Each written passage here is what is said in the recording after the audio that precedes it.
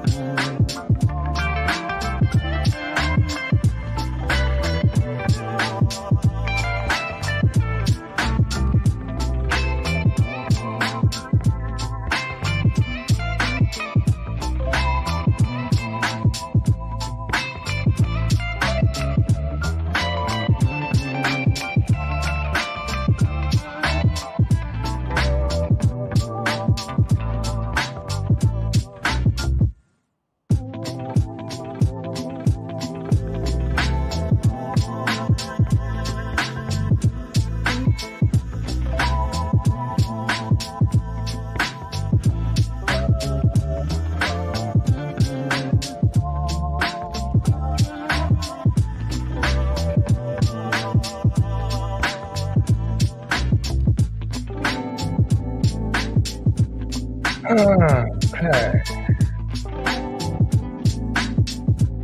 About to get the show started.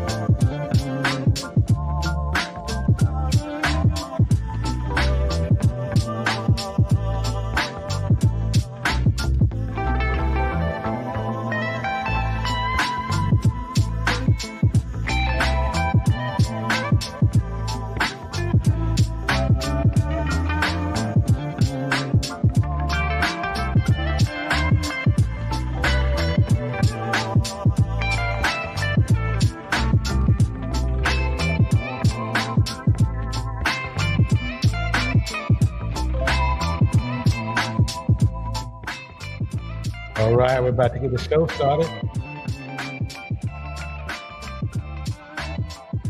All right, let's get these shout outs going. Siobhan is in the house. Melinda is in the house. Patsy is in the house. Tomas is in the house. We're about to do this. Mel is in the house. Maya is in the house.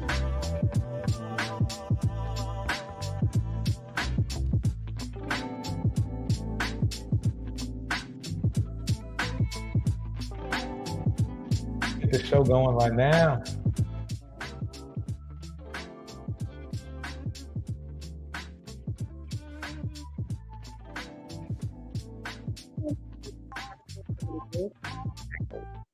Young men are single. Most young women are not. Let's get into this article. More than 60% of young men are single, nearly twice the rate of unattached young women, signaling a larger breakdown in the social, romantic, and sexual life of the American male. Men in their 20s are more likely than women in their 20s to be romantically uninvolved, sexually dormant, friendless, and lonely. They stand at the vanguard of an epidemic of declining marriage, sexuality, and relationships that afflicts all of young America. Like I've been saying, the mom to wife pipeline is drying up. We're in a crisis of connection, said Neil B. Way, a psychology professor and founder of the Project for Advancement of Our Common Humanity. Disconnection from ourselves and disconnection from each other, and it's getting worse. In the worst case scenario, the young American man's social disconnect can have tragic consequences. Young men unalive themselves at 4 times the rate of young women. Younger men are largely responsible for the rise of mass shootings, a trend some researchers link to their growing social isolation.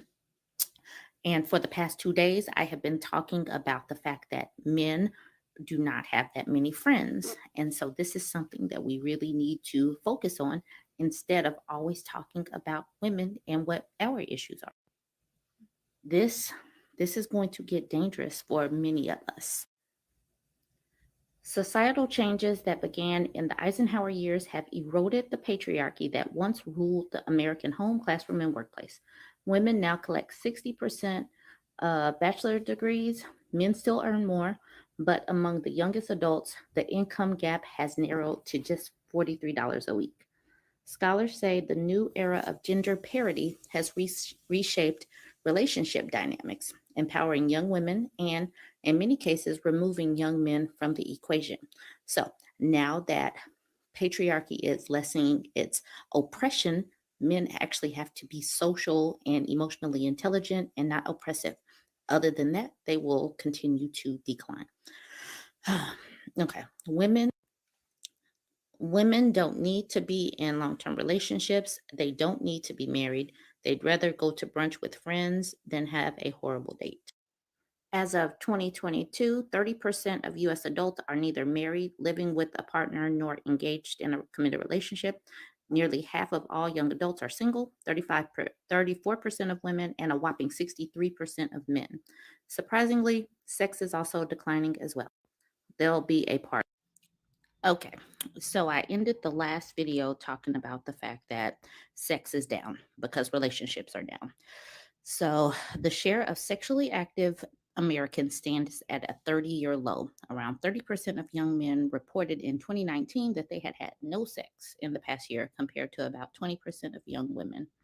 Only half of single men are actively seeking relationships or even casual dates. All right, Quita is in the house. Quita is in the house.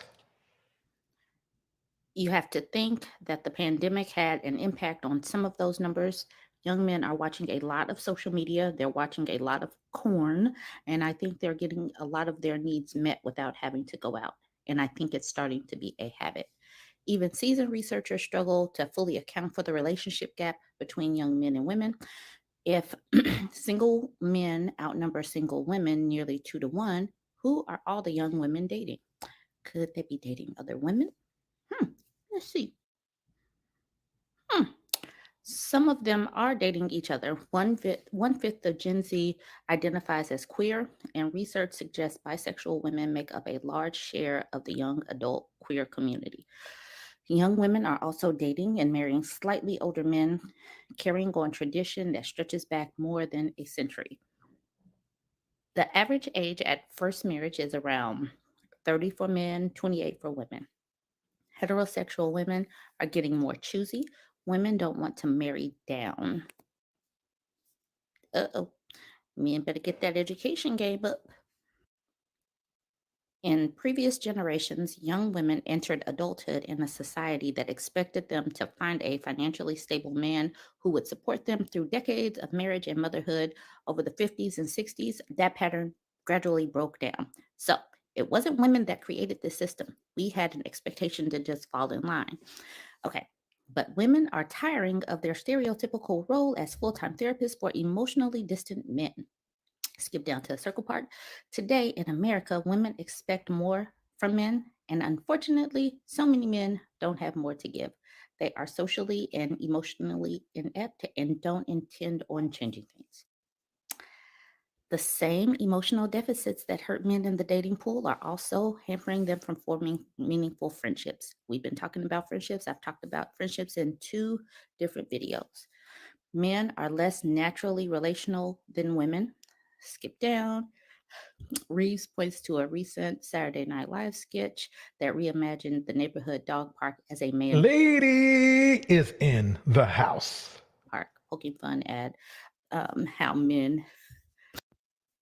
Poking fun at the reliance of men on women to do the emotional lifting for them.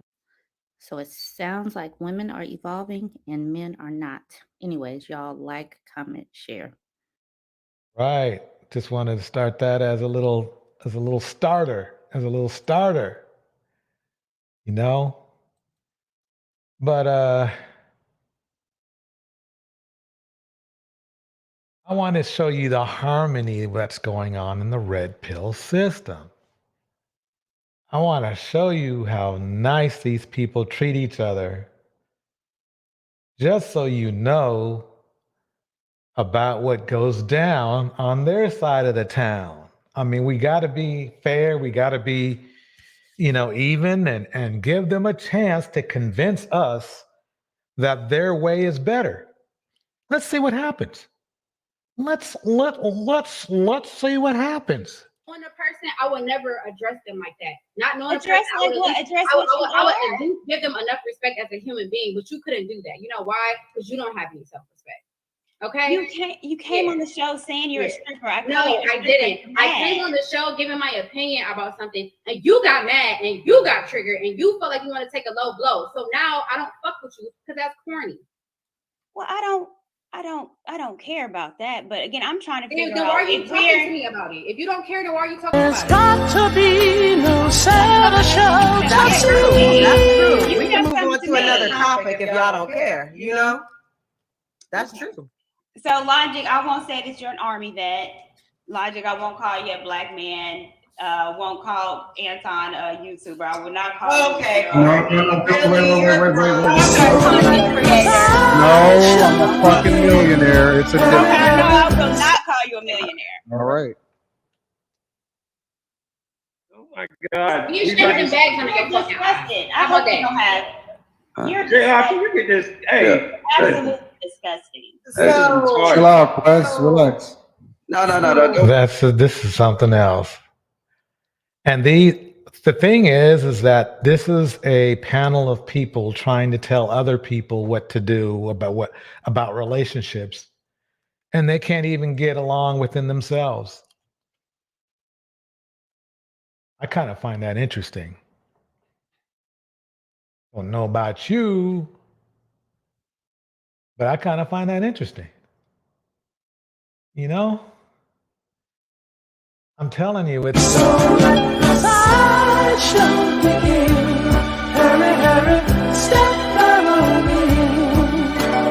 oh yeah, the sideshow. The LaPeef show should be renamed The Sideshow Begins. Hurry, hurry, step right on in. There. Relax, man, because you know she'll need to be involved in this, man. Come on. Hey, go. Hey, Cordy, ask your question to everybody else, man.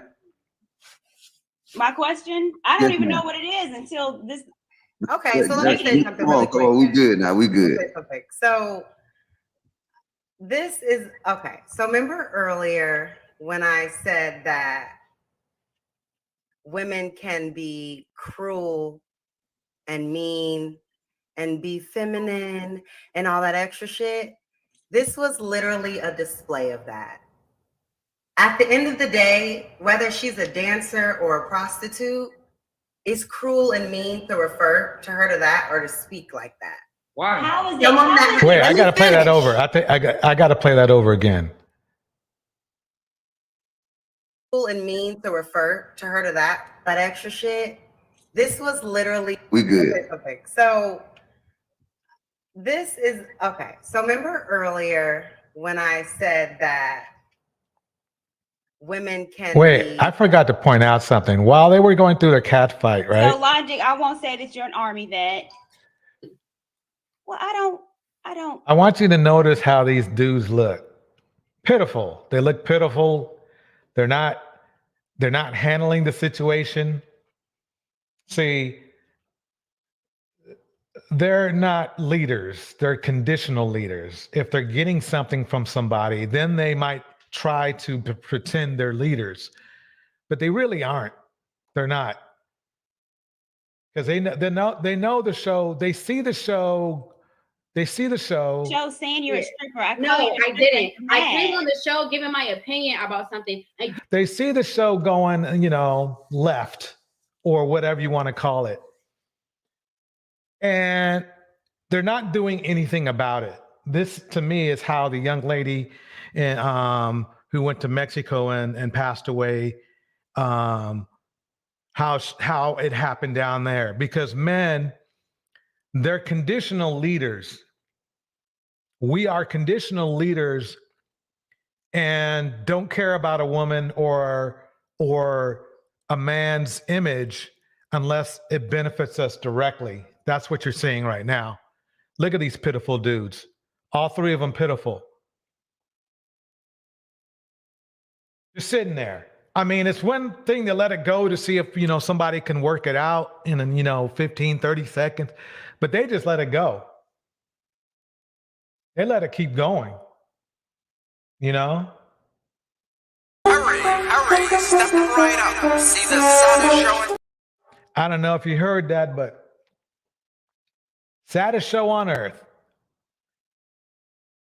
These people are supposed to be telling you how to improve a relationship, or that's what they seem to be.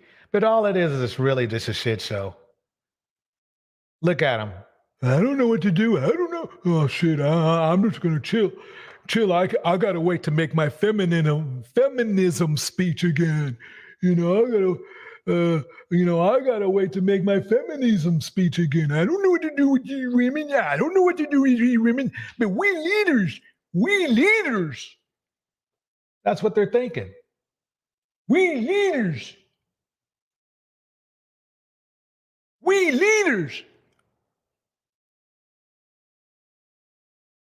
That's really weird. Look, showing no form of leadership, but they want us to talk crap about women and relationships and whatnot. Look at this. You got mad and you got triggered and you felt like you want to take a low blow. So now I don't fuck with you because that's corny. Well, I don't care about that. But again, I'm trying to figure then out. why are you talking to me about it? If you don't care, then why are you talking about it? I was answering the question. You kept. That's true. That's true. You We can move kept on coming to to another me. topic if y'all don't care. That's true. So Logic, I won't say that you're an army vet. Logic, I won't call you a black man. Won't call Anton a YouTuber. I will not call Okay. you. I'm sorry, content creator. No. See, only when his name was called did he want to try to control the room. And she's being passive aggressive and petty. Straight up. And she wants to tell people, what you should or shouldn't do. This is why she is single today. Her ex might not tell her that because I don't know him, but I'm sure she behaved this way when she was with him. And that's the funny thing. Chantel does the same thing. They actually haven't changed it at all. They want to act like, oh yeah, I realize I made mistakes in the past and all this kind of stuff.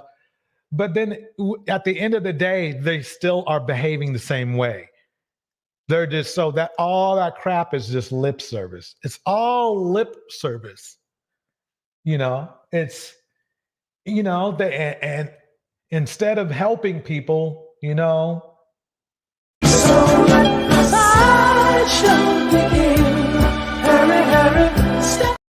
that's all it is. It's a sideshow.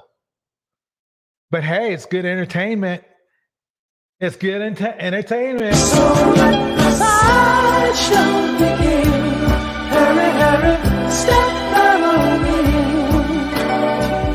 Fucking millionaire. It's a I know I will not call you.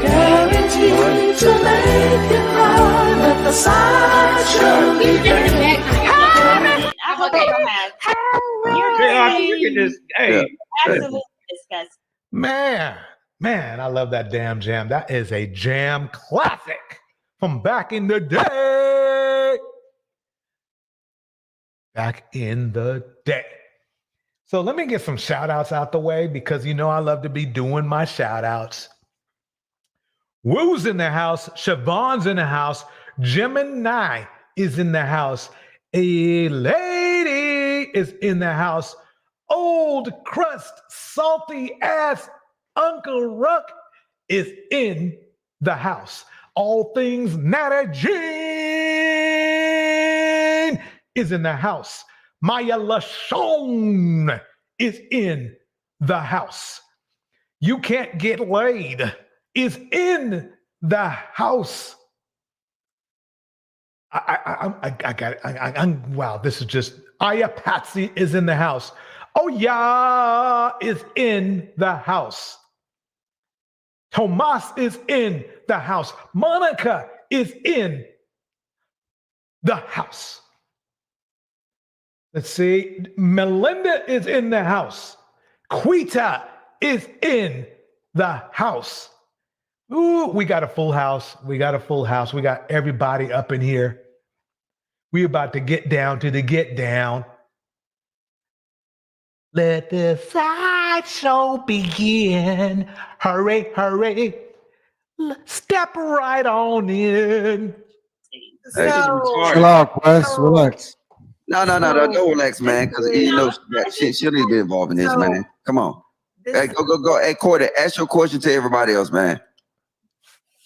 My question? I don't Yes, even ma'am. know what it is until this. Okay, so let me say something. Come on, come on. We good now. We good. Okay. So this is okay. So remember earlier when I said that women can be cruel and mean and be feminine and all that extra shit? This was literally a display of that. At the end of the day, whether she's a dancer or a prostitute, is literally a display of women can be cruel and mean and be feminine and all that extra shit. This was literally a display of that. At the end of the day, whether can be cruel and mean and be feminine and all that extra shit, this was literally a display of that.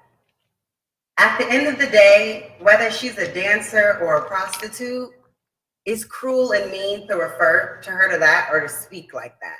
Why? How is it? Let me finish. So weird. Let me finish. I didn't interrupt. Y'all just went back. Let me finish. So now I can't finish. I thought we were doing the feminine thing. Like, wait for people to finish. So it's unnecessary. It doesn't make sense. And if you're a person that so highly esteemed and my relationship with God and all this extra shit, you wouldn't do that. You wouldn't talk about it. Boom. That's why Courtney is a fraud. Straight up. High and mighty, but has a forked tongue. Has a forked tongue. Evil. I mean, it's Tiff. You're right. It is hypocrisy.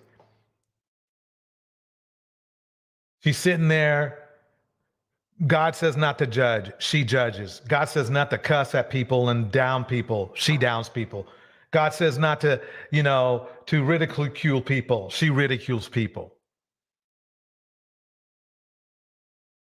I mean, what gives? You know what gives? You know what I think this is? You know what I think this is?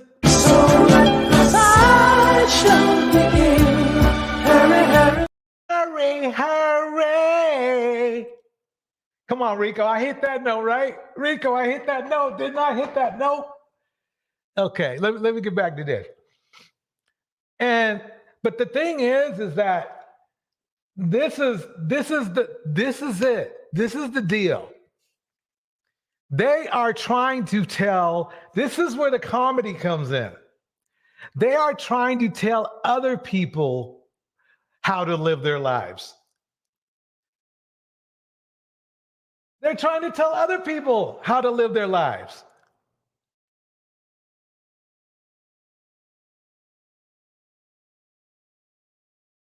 A woman like that. You just wouldn't. Oh my God. So wouldn't do that. You wouldn't talk about a person that so highly esteemed and my relationship with God and all this extra shit. You wouldn't do that. You wouldn't talk about another woman like that. You just wouldn't. Oh my God. So I just and look, and some dude on there, some weak dude, just criticized her for a perfectly, what Kayla said, a perfectly logical message. And dude had the nerve to go, "Oh my God, what?" See, and my relationship with God and all this extra shit. You wouldn't do that. You wouldn't talk about another woman like that. You just wouldn't. Oh my God. So I just don't understand. See, that's how you know that they're not leaders. There was nothing wrong with what she said. What was wrong with what she said is they're perfectly happy tearing someone down. Exactly. Understand how that is even hard for anyone to see, because it's clear as fucking day. I don't feel the need, regardless if I know she's a prostitute. She tells it. I don't feel the need to speak about her like that on a stage or.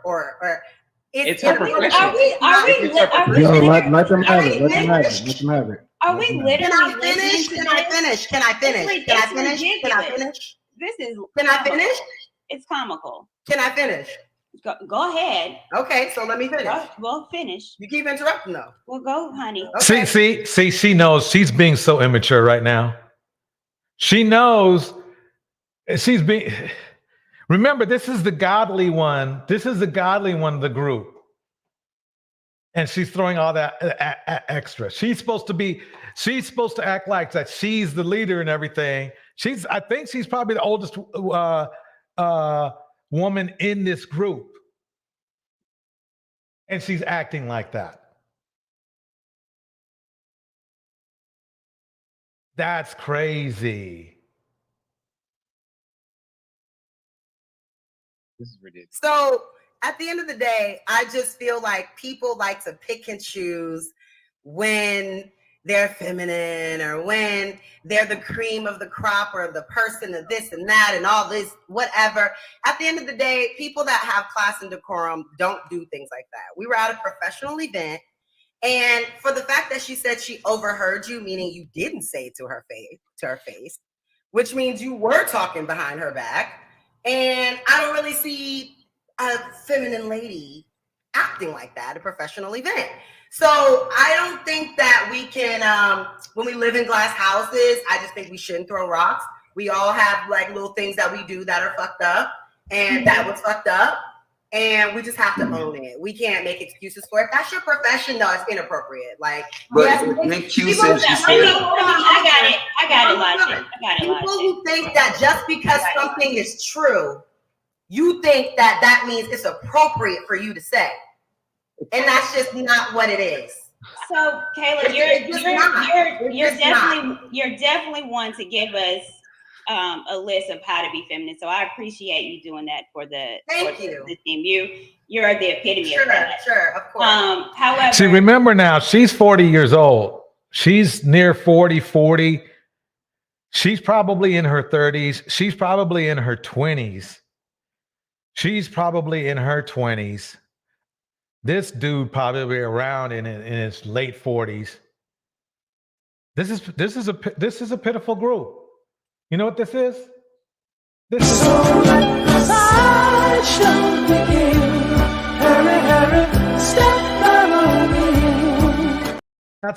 this is a sideshow. And it's amazing they want to that, believe it or not, this whole group criticizes other people. That's what's amazing. You know something? I'm gonna drop the link. I think we need to have a talk. We need to have a talk. Andrea has been on multiple of panels talking about her sexual escapades. It's no secret. It's no secret at all. We were on a show that she talked about everything that she's done with multiple men. So when I say that if I call you your occupation, and if you're ashamed. Okay, first of all, I studied this video. I actually did some, and I looked for Andrea's. She has one video out. That's it.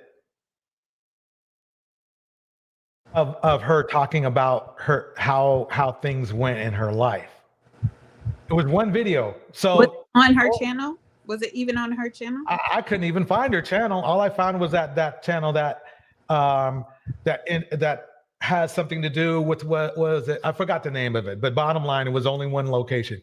So she's not all over the internet talking about whatever Courtney is lying she's talking about.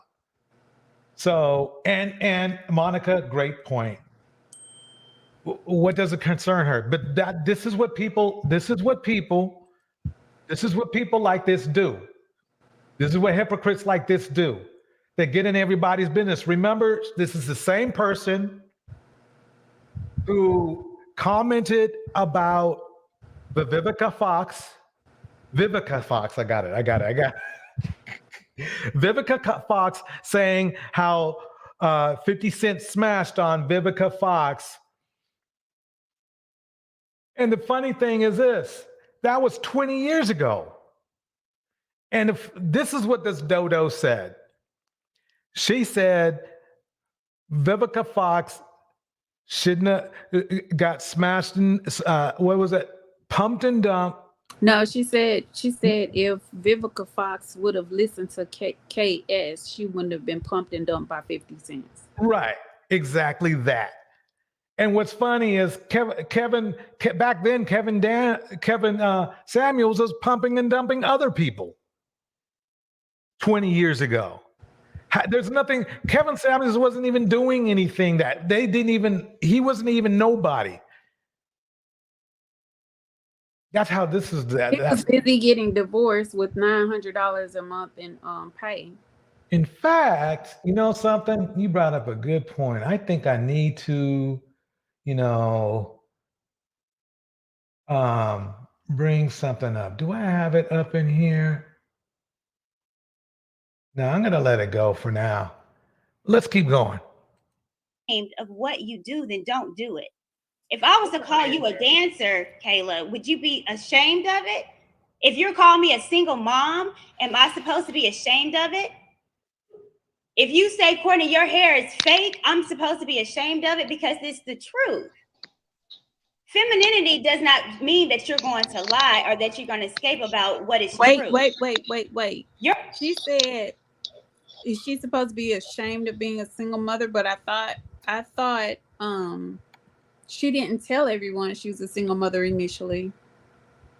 That's right. She kind of let people kind of find out. And it has nothing to do with shame. It has everything to do with respect.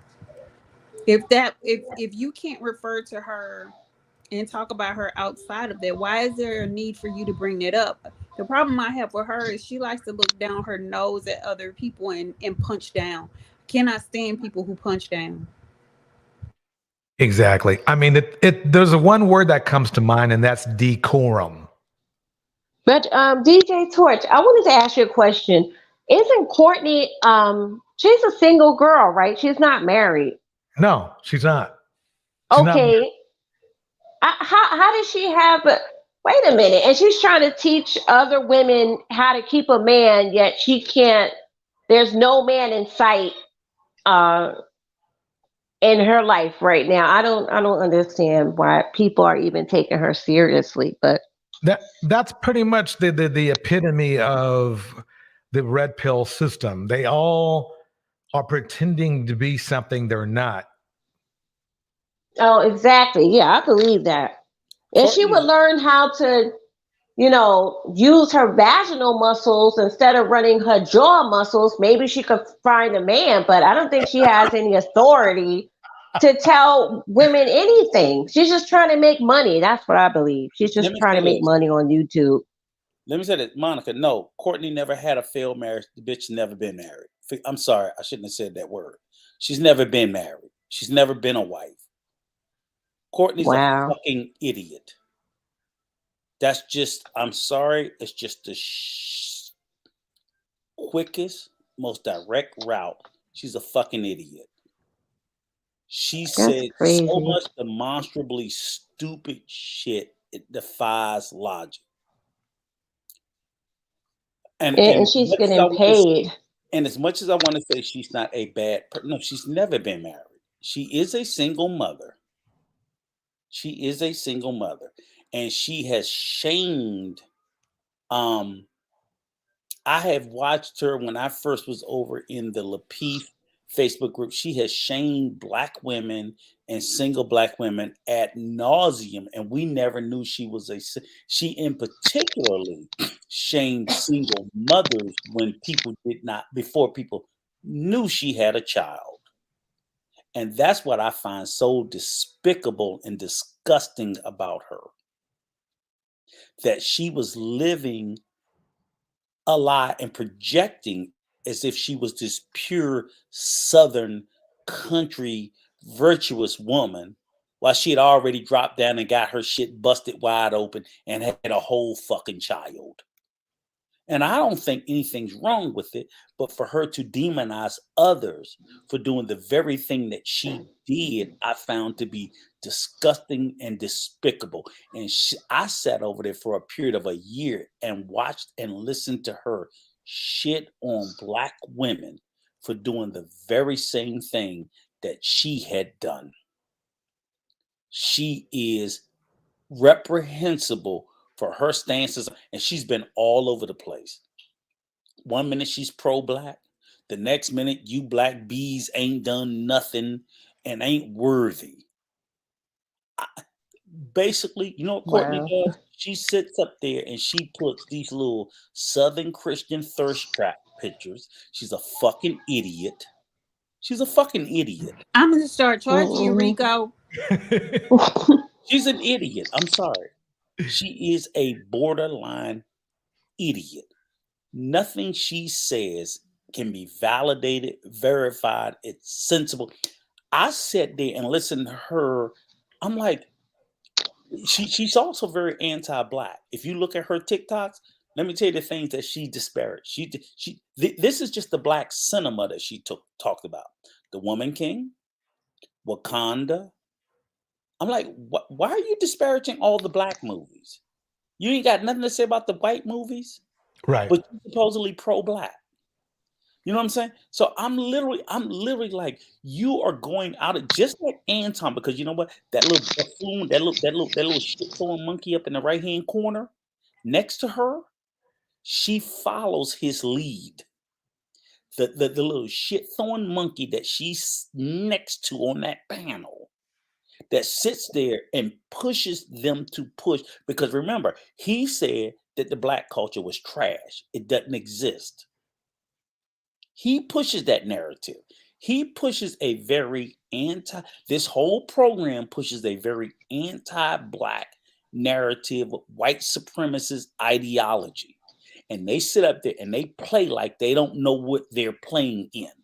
They're playing in the mud. They're playing in the shit. And then they want to go, oh, I didn't know. I didn't know. Yes, you do. These people are supposed to be college educated and intelligent. And if they are, I don't give them any excuse for this. What she's saying, she knows is trash.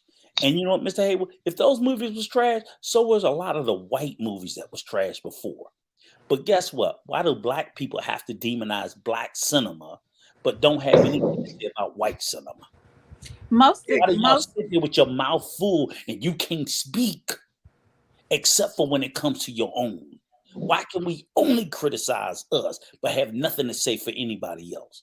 Miss me with that bullshit. I'm sick of the self-hate.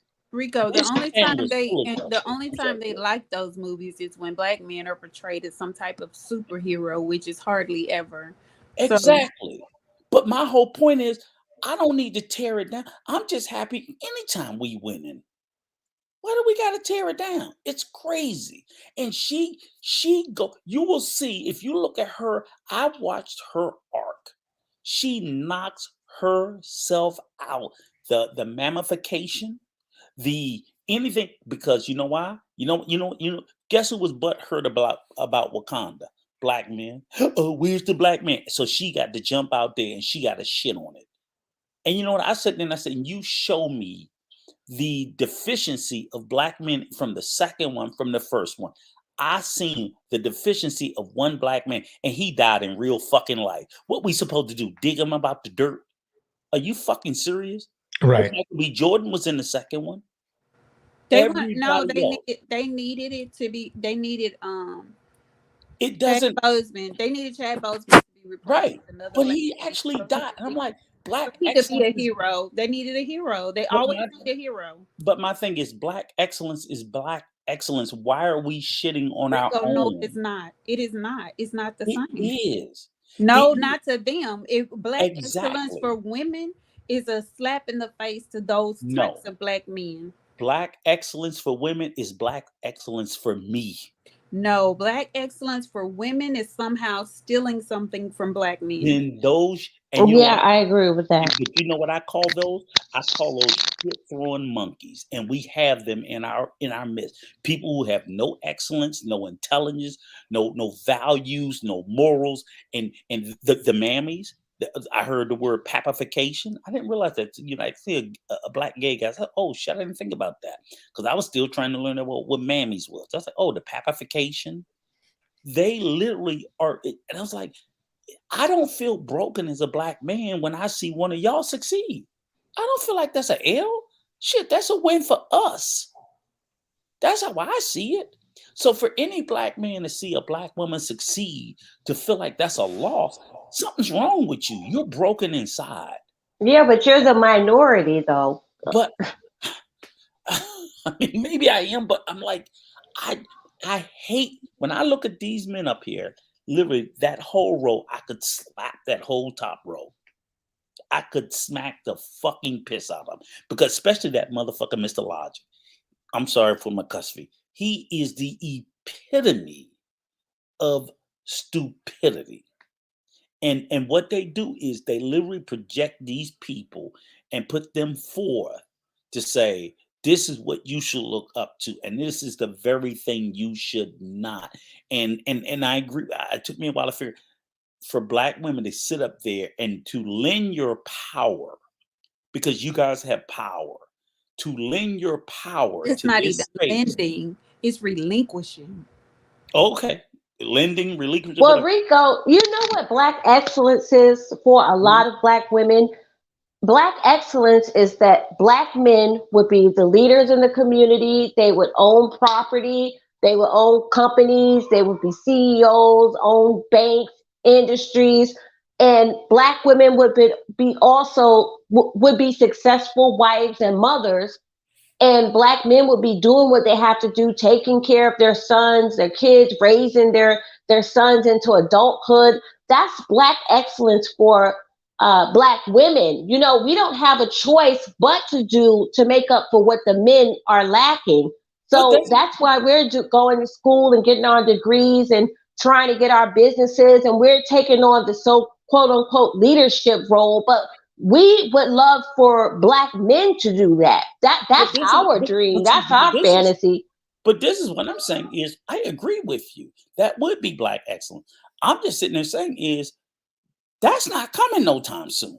So I'm saying, sisters, don't sit back and wait for that. Do what y'all No, do. but wait. I just want to say this, Rico. Now that you talk, I just want to say that a lot of black women would like to see black men make comments like, that building downtown. One day I want to own that building. Mm-hmm. Instead of saying, oh, well, I can't wait to get my passport so I can go to some third world country and nest in another man's community and not even give a crap about my own community. We want to see black men think higher. I'm already married, so but I'm just speaking for a lot of black women. Yeah, well, not me, because I'm not concerned what these men do.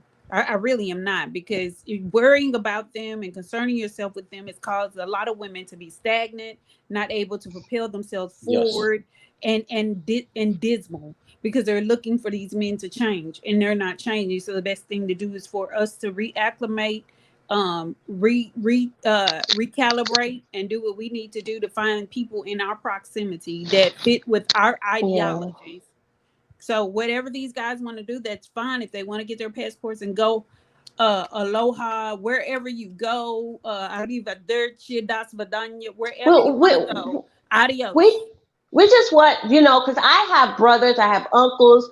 We want them to think higher. We're not black. They think that black women are trying to keep them from, getting their Mississippi nut or whatever or we're trying to hold them back from stuff, and that's not the truth. We want to see them do greater, because we have sons, we have uncles, we have brothers, we just don't want to. Here's the truth. I would say this to all my beautiful black sisters. Fuck what they want. Get what you need. Okay? Because here's the problem is, as a black man, I know among the black male community, there are some of us that are good, myself, DJ, other people that I know, that we know what we need to be doing. But I also know that my tribe of black men, there's a lot of motherfuckers as a black man that I want to leave behind. Y'all need to want to leave them behind too. DJ, Just excel, and whoever are with us will excel with us, and all those motherfuckers we leave behind, they wasn't meant to be. Because what will happen is, I think that the black male population will be reborn anew. Y'all set the standards for what you want and you deserve. Rico. And they will either rise to it or motherfuck them. Go ahead. I'm sorry. I believe that.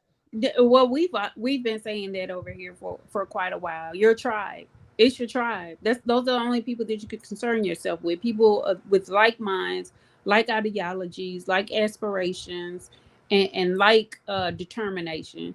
Everyone else that's not a part of my tribe, I'm not worried about them. They're on their own. Fuck them. Fuck them. Let them go to the incarceration system. Let them go to jail. Let them go to the grave. I, as a black man, I don't give a fuck about them. And this is a conversation that I have with my own birth-born children. You either gonna fucking make the grade or motherfuck you. Mother had you, mother made you, motherfuck. Okay, you. Rico. I'm sorry. But Rico, I want to ask. I just want to ask everybody this: do you not feel? And I know a lot of women are going to get mad at me, but do you not feel as though that the mental condition of the black man today, as we know it, is a result of lack of fatherhood? Because when when a boy, if you raised by a single mother, when a boy is a child, it's very, very, you have to be very careful so that boy cannot be attached to its mother. Like, you have to teach that boy how to be a man at some point. And I believe the ideal age is either 11 or 13. You have to separate him from his mother so that he will not be, a punk and be scared of the world, and so that he could be detached from his mother. That's why they in a lot of cultures, they teach the boys, they take the boys out at 11 or 13. They take them out and they take them on like a trip to go hunting. It's called walkabout. Yeah. Yes. Yeah, and they take them to go hunting, and they teach them for maybe 3 or 4 days, and they teach them how to hunt and to detach themselves from their mothers, to teach them to be men. Ladies, let's again that this is another misnomer where they're sitting there and they're flipping it back again. And this is the one thing I'm going to say this to you, ladies. Okay, I'm going to be a little harsh now. All of these male talking points where they flip back to blame on you, I'm going to try to say it without cursing. You motherfuckers keep taking that shit. Stop.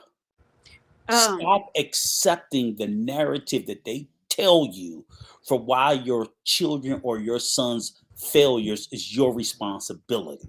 So you don't think a man provides structure? That's One not more what again. he's saying. One more That's not again. what he's saying at all. What he's saying is stop internalizing it as and a woman. stop accepting Oh, okay. it.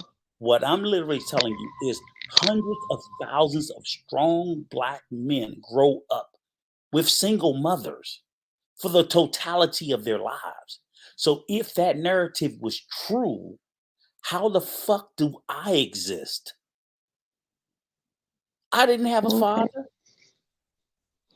I didn't have a father. And at some point, these guys have to stop blaming, have to blaming their circumstances that they grew up in. At some point, you take responsibility for your own life.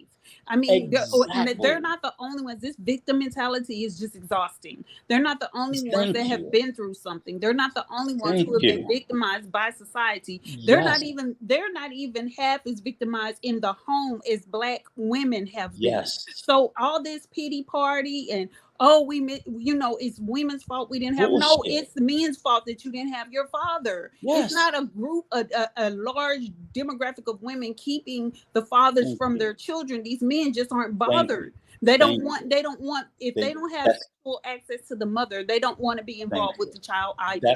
That's just the truth of the matter. And I'll say this: I'm a great man. I would probably be greater if I had a father, but I'm a great motherfucker without one. I'm sorry. And I didn't have one because he was dead. I don't care. I'm great. It ain't, I'm not this utter bullshit. Because at a certain point, a boy becomes a man with or without a father in his life because he must. So this narrative that y'all allow them to push on y'all, because no, y'all ain't pushed the deadbeat daddy off. That motherfucker didn't want to be. I'm sorry, I'm gonna try to stop cursing. He didn't want to be there. He did not. Your fault. And it's sickening. It's actually sickening that we're incessantly sacrificial lambs, that we always lay down on the railroad track and let the train run over us backwards and forwards so that we can make these men feel better about their circumstances, all while we deny what we've been through as women. We continuously have to suppress our struggles. We continuously have to build these men up, pat them on the head, rub their head with oil while they're not even doing half the stuff that you're doing. Stop. They've been coddled by society. They've been coddled by us. Every time I see a woman get on the news and cry about her son after he's broke into whatever, has a long criminal history, and she wants everybody to cry with, no ma'am. Society is relieved because they're being victimized. Like, people are tired of this. And the problem that Black women have with our image is that we're always standing behind them. Stop standing behind them. Start denouncing their behavior in mass. Guess who don't never care about to hear that? The judge that they standing before. You don't never hear them. But judge, I didn't have no data for that judge. Looking like, boy, if you don't get your ass on out of here. Right, they say everybody had it hard and they keep it moving. Look, your struggles are no different than anybody else's. They don't want to hear it. It has nothing. Granted, we know, it's not to say that fatherlessness doesn't have an effect, but it is no excuse for what they do. Because at the end of the day, you have people in two households. So in other words, you can have two parents and still, if you're well below the poverty line, your outcome is going to be the same with a daddy in there. You got a mother and a father. Exactly. Y'all making $12,000 a year income, mother and father. Your outcome is going to be the same as someone with a single mother. So he had a daddy. Why is he still committing crime? Because he's still poor. Poor people commit crimes. And then you have some middle class boys that are committing crimes, like the young man we just saw. This guy is playing basketball. I think he had a scholarship. Alabama. And he had mother and father in the home. I don't know which one shot, but you decided to get your raggedy behind in the car with someone who you knew was a thug. So and he had parental guidance. So these Black men can miss me with this. They're keeping us away from our kids. They need to hand us over our kids. Now, if Black women got together and said, okay, just drop these kids off for one day. Let's see how these Negroes will react. I mean, like it's a holiday for Black women. And just every Black woman at the same time, get the kids to their dad. Let's see how that works out. shit, 30 days later, all of them be back home. I promise you that. Well, And- Rico, Not even you tell 30 me. days. Mhm. Rico, you tell me what is the collective problem of why Black men have this psychosis of not, turning the other cheek when it comes to responsibility. What is the issue with being responsible and productive? What is the psychological issue? You tell me, being a Black man. I mean, as a Black man, I don't have a definitive answer, so I am not here for the answers. I'm just telling you that the excuse that they're giving you is not the reason. That's all. That's all I know. So what is what is the reason? You said the excuse they're giving us is not the reason, so it has to be something else. So what do you think it is? Hello?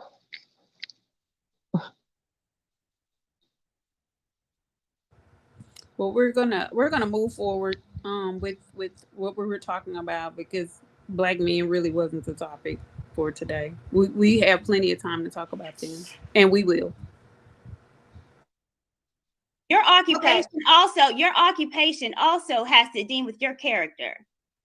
And if you don't respect yourself as your occupation, then I'm not going to go back and forth with you, because I know for sure you're not going to respect me. And that's been exhibited on this panel right now. As soon as I got up here, I got made fun of. Girl, you talking about respecting somebody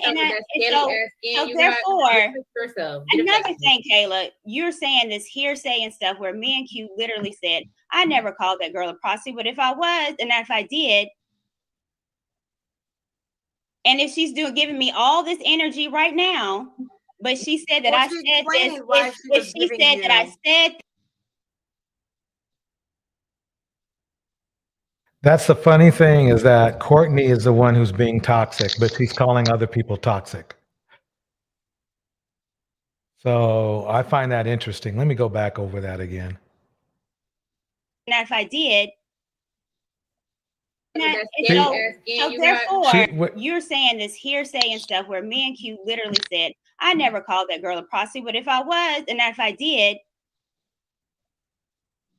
and if she's giving me all this energy right now, but she said that I said this, if she said that I said this in Atlanta, giving you that energy. That's the same of if I walked up to Courtney and said, you're a loser, you lost your dude because you acted funky.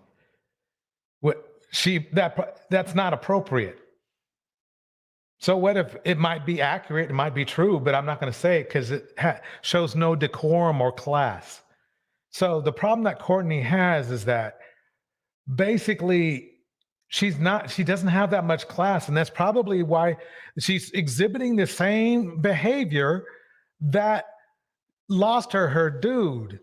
That she admits that she was not very cool to her dude. And what's funny, instead of fixing herself and maybe even getting her dude back, she continues to get worse. She continues to get worse.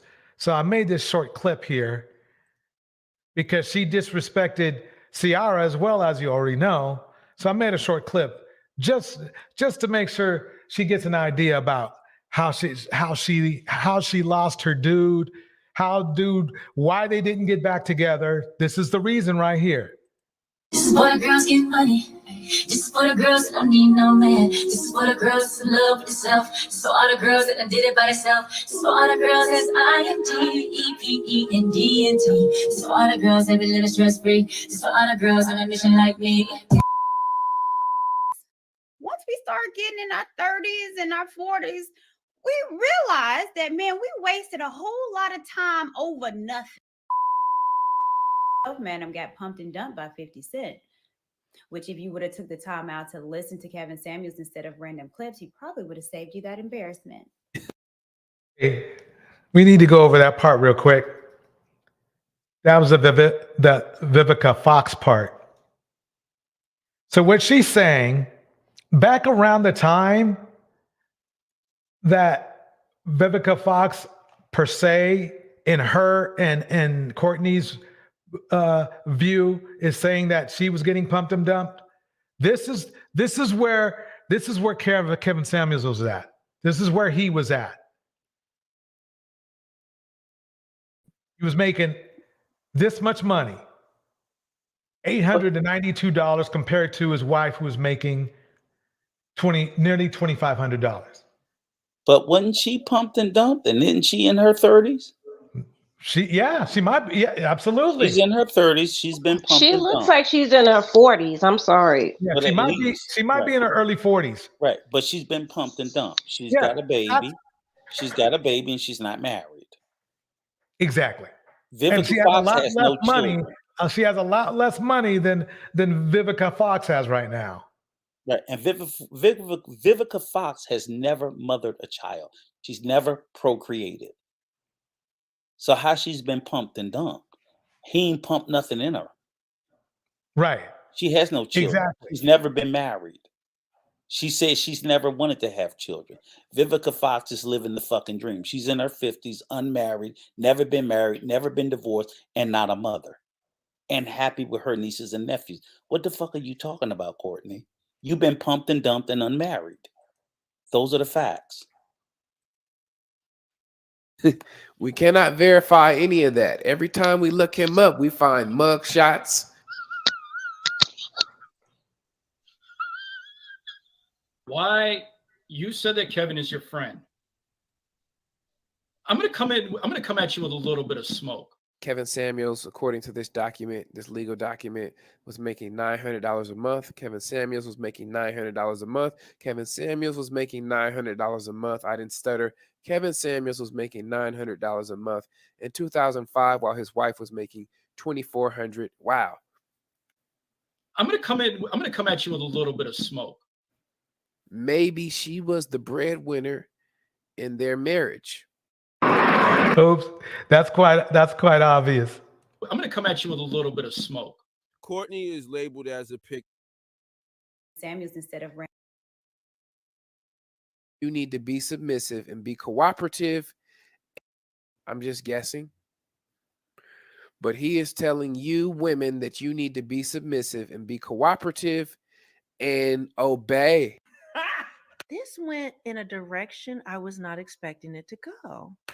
Got him. Got him. Madam got pumped and dumped by 50 Cent, which if you would have took the time out to listen to Kevin Samuels instead of random clips, he probably would have saved you that embarrassment. Meanwhile, it looks like she was making all the money. You said that Kevin is your friend. I'm gonna come at you with a little bit of smoke. Courtney is labeled as a pick-me. All right. She's a single parent mother. She had a relationship and she has admitted to being a home wrecker. Madam got pumped and dumped by 50 Cent, which if you would have took the time out to listen to Kevin Samuels instead of random clips, he probably would have saved you that embarrassment. So she decided to give her ex-boyfriend a call. When we got into this thing with the best intentions, really. I never... Oh, I'm sorry. Did I break your concentration? I didn't mean to do that. Please, continue. You were saying something about best intentions? What's the matter? Oh, you were finished. Oh, well, allow me to retort.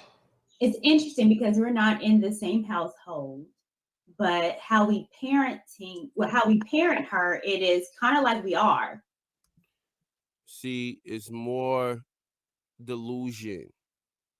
It ain't kind of like you are. You're not in the same household. Ain't no kinda. See, it's still delusion. It's a lot of delusion going on here. This is a classic case of fake it till you make it. A classic case of fake it till you make it. Because what I've been seeing is, I feel like I've been seeing men using that as an opportunity because they've been hurt and somebody done went to them, and they've been using it as a way to come out and lash out and poke fun at Black women and use it as a way to feel like they somebody or they something. Or so for all you niggas that's doing that on TikTok or wherever the fuck y'all at, eat a dick. This is for the girls getting money. This is for the girls that don't need no man. This is for the girls that's in love with themselves. This is for all the girls that did it by themselves. This is for all the girls that's IMDEPENDNT. This is for all the girls that be living stress free. This is for all the girls on a mission like me. Got him. Got him.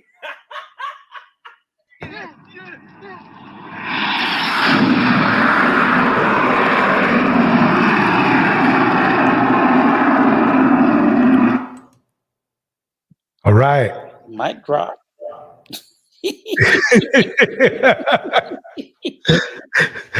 No, you the mic dropper, Rico. You the mic dropper. Wow, that's deep.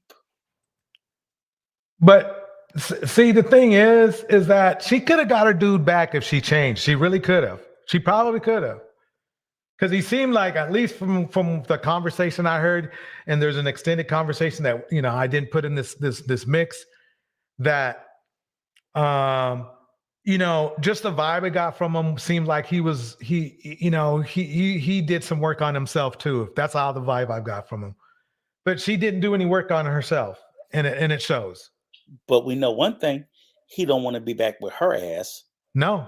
And I guarantee you, if he were to ever have a YouTube channel, he'd have a totally different story. Yep. Totally. So he's doing her a favor just by saying, go ahead, do your little YouTube bullshit. I really don't care.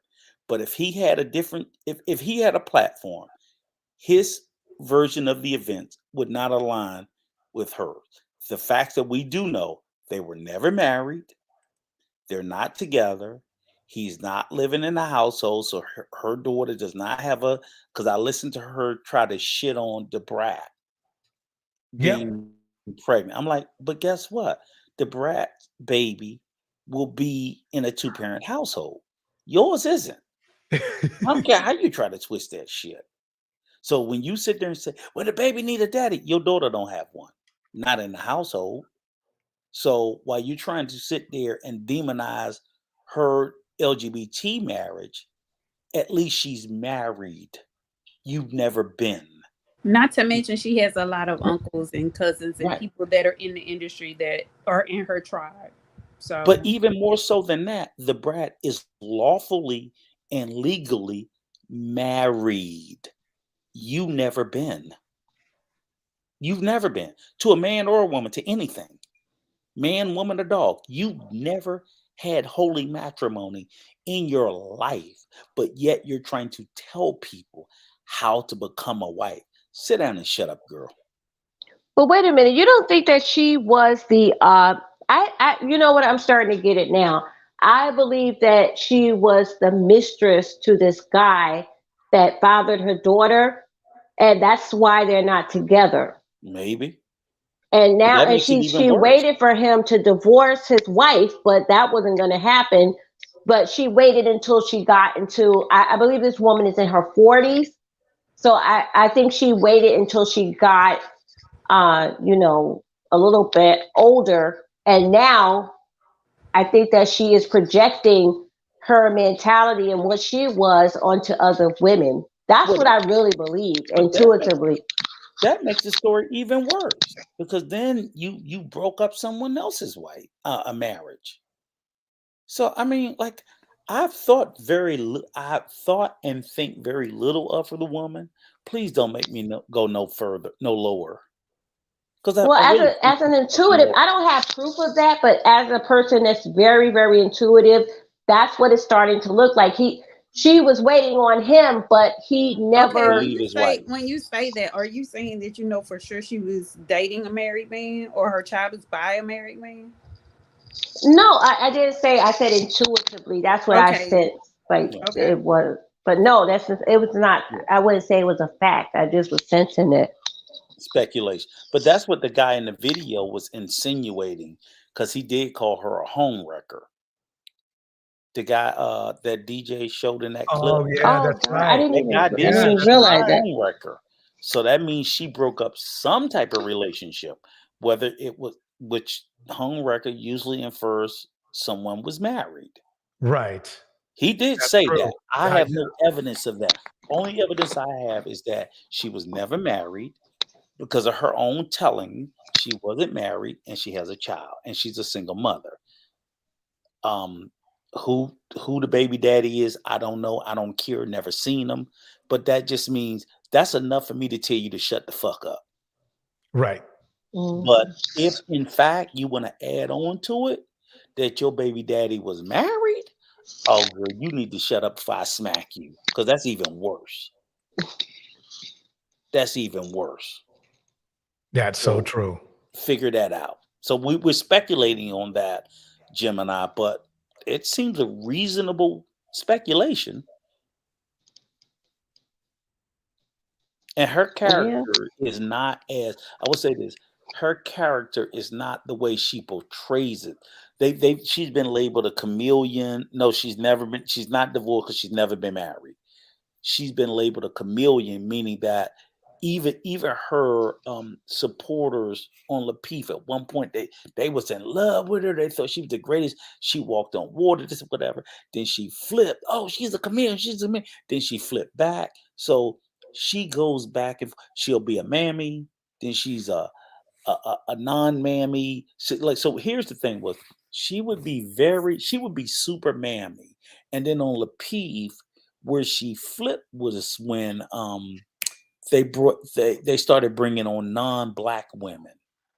So in particular, if DJ knows, there's a particular point in time on Lapeef where they brought this Lebanese girl, Amira, who's very racist. She had a whole YouTube channel called some kind of lion, but she's very, very, very racist. Wow. And, no, I'm not making it up. She's still on the Lapeef show. And Courtney knew about how racist she was. I'm not making this stuff up, guys. You guys go look through the history, you'll see it. And they had a big show where, because Courtney and Kay and a couple of the black women knew about this racist girl before they brought her on. So when they brought her on, they tried to challenge her. When they tried to challenge her, guess who jumped on Courtney and the other black woman? The Manosphere? They are the black men. Mm-hmm. The black men jumped on the black women in defense of the Lebanese woman and ran them up. That was why she left the first time. Well, she left they the program always before run and into came back. They always run into these types of things, and then they run right back to them, which is indicative of their home life and their reality, because nobody wants to get abused and then run back to their abusers on the internet. Like, don't you have enough going on in real life that you wouldn't do this on the internet? You would think, but she did. She left Lapeef, and then she left Lapeef literally over the racist woman Amira. I'm gonna find the exact stream. It was a big Hadou, and they shut up. Courtney, we're not doing that. They just. I was like, oh my god, because she was like, you said all this about black people. You said black people and Asian people is the most racist people. How do you say that? So she was trying to put her feet to the fire. Shit. I don't know how you can't hold any other demographic of women's feet to the fire in the presence of black men. It's not going to work. Not these types of black men. I don't know what she was thinking. She tried. She didn't know she didn't have the complexion for protection. Yes, and that was the whole point. You guys see it, you will die. Like, what the fuck? I was like, I can't believe this, and everybody was kind of upset. So shortly, like a couple of weeks later, she left. She was gone, but for whatever reason, she was gone. She was like, I was like, oh well, she finally got her nigga wake up call. We always say that you finally got your nigga wake up call. And well, you know what? Like, I can't even call it a wake up call if you keep going back to it. You're obviously not waking up. So what had happened was, it was like, and I kept telling them, I said, don't y'all see these black men are bringing non-black women onto a black show? And that's where Anton went into black culture is trash. It's not a black show, because he literally came out and said, this ain't a black show. I'm like, and the girl Kay was like, how's it not a black show when 90% of your panelists are black? 99% of your subscribers are black, and he tried to say, "Oh no, you got to look at the analytics." I'm like, nigga, we know ain't nobody but black people watching this shit. Stop And you know what's playing so funny? When you just sit back and watch one of the non-black just decimate them right in front of their face. You just sit back and laugh because it's inevitable. They always do it. They always make you understand who you are. Like that Helga chick. She figured it out that she was being used, and somebody said she was married to a white man, right? Mm-hmm. And so I mean, look at this. Your plantation, it's just the same thing as plantation. Your plantation book. She made you guys dance around.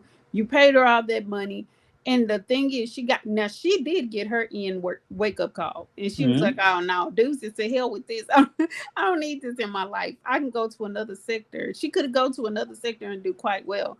And that's the thing that these men don't understand is that nobody but us are beholden to our own sectors. You know what I'm saying? At any time, any other demographic can walk away and be accepted where they are and have peace. The only people beholden to this demographic is us. Yes, and that's the exact thing. And with the narrative, like I couldn't believe. I was like, when that interaction happened, I was like, oh, that is so disappointing. It was a few brothers that came up there. Like one dude came up there and threatened to kick Anton's ass, like, shitting on the black community. And all the rest of them just sit there. He right. Because he literally said there's nothing good about black. It was like, look, brother, we're not saying that we don't have problems. But you can't say the black culture, holy writ law, trash.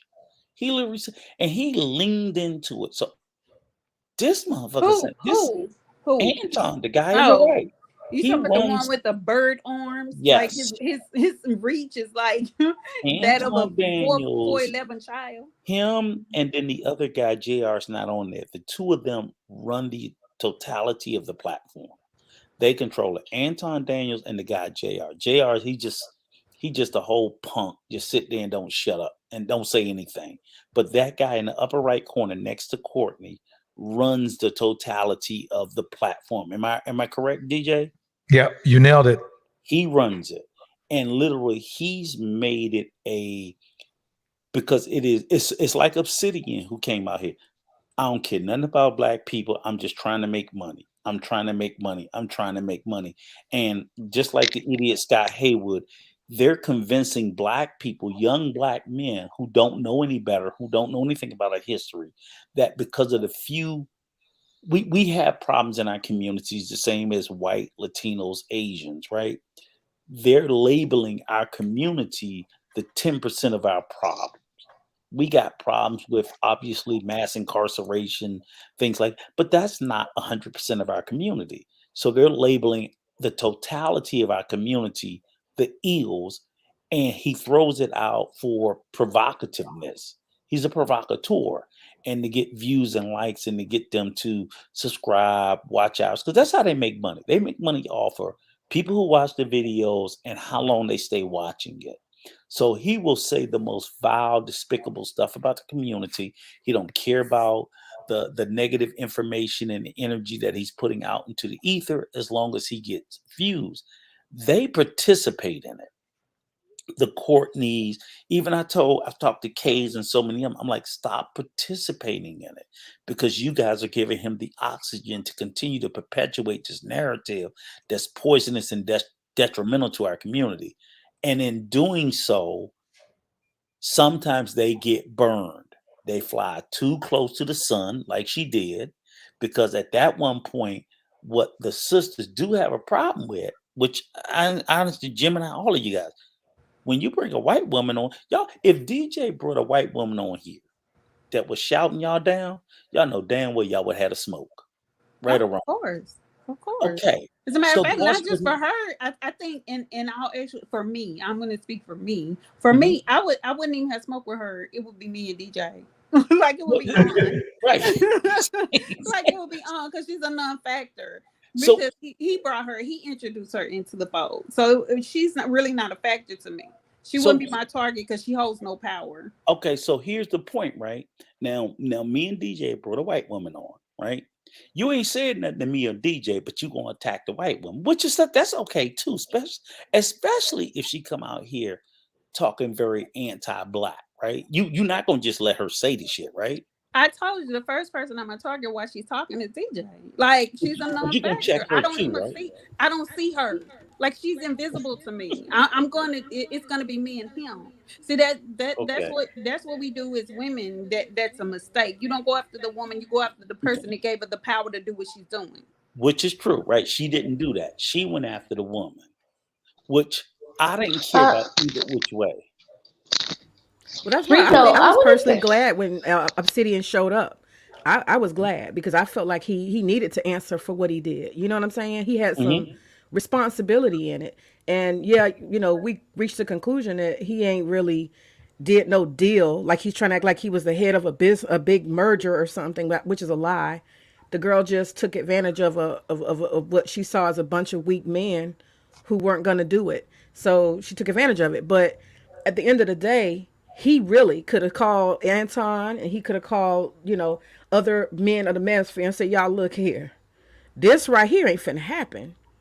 And they could have all stuck by that and they could have said that and been consistent. And I'm not saying they could have stopped her, but they could have at least done that. You know, Well, but they didn't. she didn't have any power without them. She didn't have an opening without their support. And that's the thing about it. Like he got on here and initially said, "Oh, I was too busy writing a book, writing a failed book, writing 2 failed books." Dude, you don't have any money. What are you talking about? Those books weren't doing you any good, so you could have taken over and made more money. Yeah. They gave her the opening. I think it's May. It's 1000% what you said. She took it from them because what they did, Obsidian and Kevin sat there and they saw the white other. I don't know why they saw that pasty, and that was enough. Ooh, a white woman walked in, and they just got weak. They got And weak he goes, in the and knees she and the goes. back. We're gonna move forward, but she goes against every ideal of the woman that they talk about them wanting, except for her age. That's the only thing that applies. The fact that she's not a single mother and she's young. Everything else is out the window. That girl is a 2 at best. Go ahead, DJ. Let's move forward. Hey, what's up, you guys? And welcome back to my channel. If you're old, welcome. If you are new, I'm your girl, Lucky Marie, and this is my channel, She's So Lucky. We are back with another video in which it kind of got a little bit sticky on cruise season. You know how we do it on Wednesdays. Let's get into the video. Don't like me, that's fine. But, you know, watch your mouth. Okay, y'all, get in here because this tea is hot. Now, on Wednesday, cruise season had a really good topic that was titled, Why Hasn't He Proposed? The conversation, I could tell you, but let's just go ahead and break it down. It went a little something like this. What situation is more ideal? Would you rather come into it with the man having everything already laid out, or do you think it would be a more ideal situation if y'all built it together and formed that bond and built the situation together? And most women said they want to come in with a pre-made package already. Ideally, we would like to, but that's not the reality in today's day, right? However, what I deem is enough for me is enough for me. Right? This is where ideal set they set and shape expectations. Fine. To me, it's like this. If it's enough for you, it's enough for you, but don't think it's going to be enough for anybody else. Right? I can come to you with my 1993 Honda, right? My 1-bedroom condo, right? And that's good for me. But like I said, the question, are women ready? Are y'all ready to be wives? Fix your face, Pete Taylor. Fix your face. What I take for me, what I deem for me as good enough, you're going to be like, hell no, dog. I feel like what Ricky said is getting lost in translation. When he's saying that, hey, because essentially what he's saying is a man coming in, being able to provide necessities is not enough for most women. Most women want to come in to a life of excess. Those are two different things. And there's a wide range of space in between there. Just like she just went right to the futon on the floor, mattress on the floor. Go back a little bit where the definition of excess in him talking about it's not enough being for lost in translation. Most women want to come in to a life of excess. Those are two different. So he's using excess as if someone wanting to have more than just what's necessary to sustain life. Like, I mean, you could eat noodles and drink water, and that's all that it would take to sustain life. So I'm confused by what he's saying, because he's misusing the word excess. You're correct. He is. Especially in saying what all women want that. I don't think all women want a life of excess. No, he just thinks it's excess because he's broke. He's actually telling on himself. It says more than what's permitted, more than what's desirable. So if I desire this, then it's not more than what's desirable. If I can attain this, it's not more than what's desirable. You see what I'm saying? So if you want to get your nails done or your hair did, forget about that. That's just enough to survive. Yeah, that's what he's saying. He's saying exactly that. It's hypocrisy, because look at him. And they want women to settle for this, but they will go out and get their hair cut by someone else. If he has more than one pair of shoes, one pair sneakers, and a couple of pair of slacks and a couple of shirts, he has excess according to his definition of having excess, right? Exactly. Range of space in between there. Just like she just went right to the futon on the floor, mattress on the floor, no furniture. No, that's not necessarily the case. The man may the thing is this: he's trying to compare it to somebody who's on the futon on the floor, but most women aren't. That's the problem he has. Most women, he's talking about like a woman in poverty, but he doesn't want those women. Women who are not in poverty are not sleeping on futons. They're just not. That's why they're not in poverty. They don't have to sleep on a futon on the floor. But according to them, that's in excess. But except they don't compare it to that when it comes to themselves. Right. Facts. Exactly. That's the biggest thing. It's like they only look at excess outside of themselves. They don't look at their excesses. So I always tell people, it's like you spend too much time of your life. What a good friend of mine said, it's like you go around in life with you walk through life with a bunch of windows but no mirrors. So you're always looking outside. You never look within. So I tell people, don't look for the red flags in other people's if you can't find the red flags within yourself. So you can see excess in women, but you can't see excess within you. There's never any self-reflection or introspection when it comes to these guys. None. That's the problem. If you can find the excess and the problems and the red flags within yourself, you will be far more when you see it in others. But you're judgmental in others because you don't believe you have it. That's the problem. Well, thank God I'm married. I feel sorry for these girls today. Like, it's out here dating. Have an 800 square foot apartment, 1 bedroom, sure, but shit, it's just me and you. Why do we need 2 bedrooms? But again, and just like Rick said, he got a 93 Honda. So he's into that struggle love. That's what I call it. That's less than struggle love. I mean, that's far less than struggle love.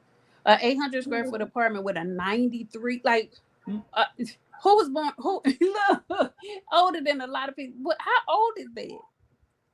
Like, that's how many years? Exactly 40 years old. Yeah. Wait, but see, are you kidding me?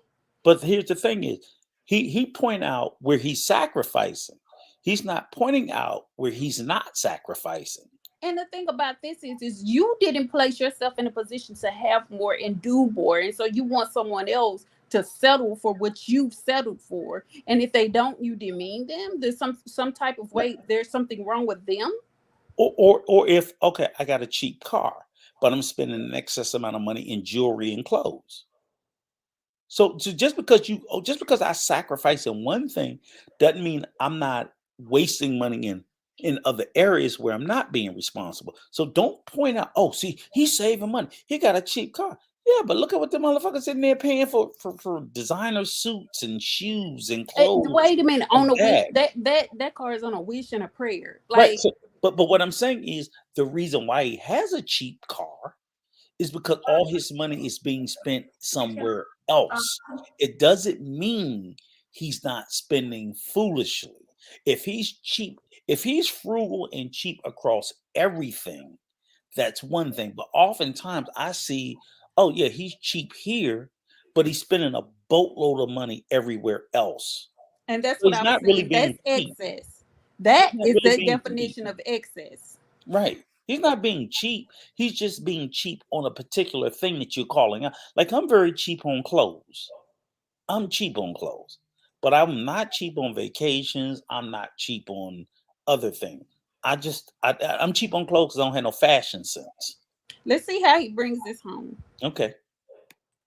Check the 93 Honda had 2-seaters. 4 seats in the car. Oh, wait. Let me finish. They don't even sell alternators for 93 Hondas no more. Okay, it don't. We can find it. Mine running good. I don't need no So you see how alternator. she shut him This, down. right?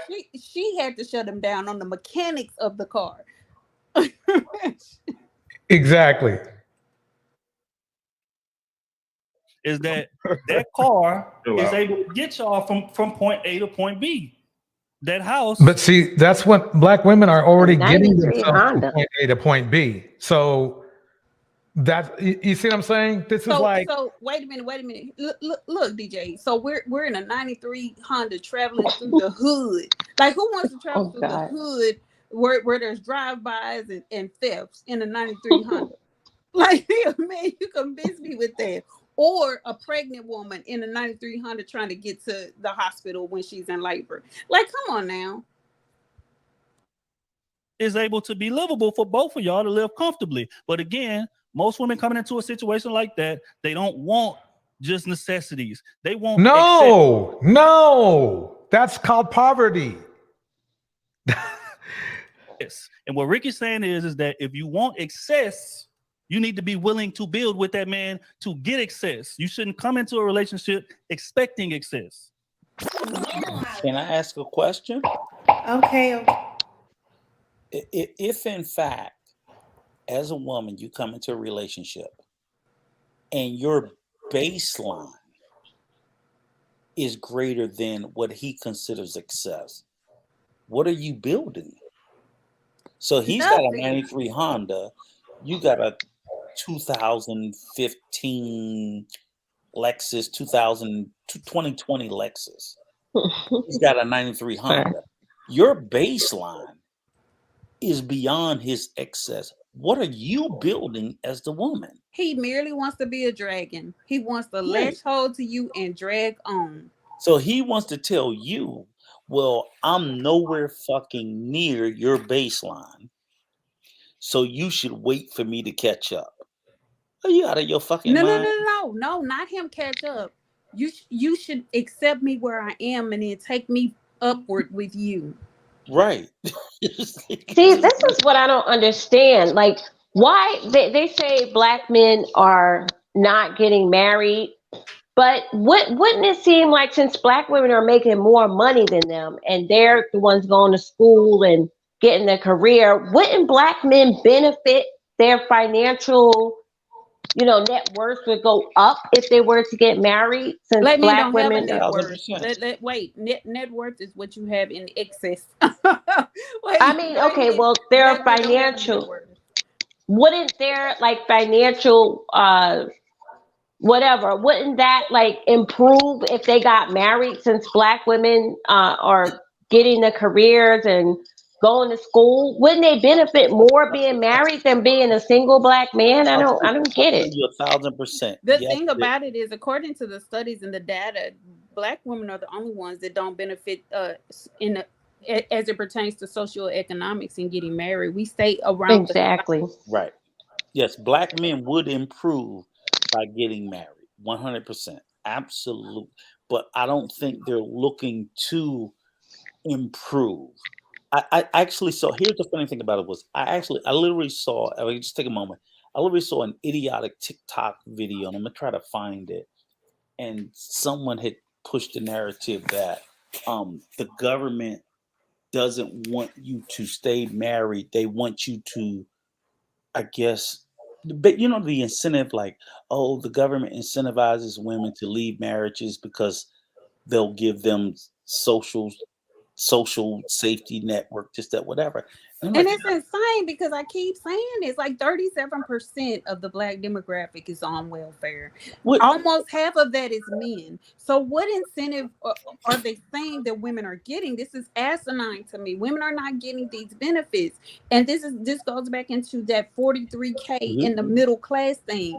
If 43K is a middle class, and that's predominantly what people are making, it prohibits them from getting certain benefits.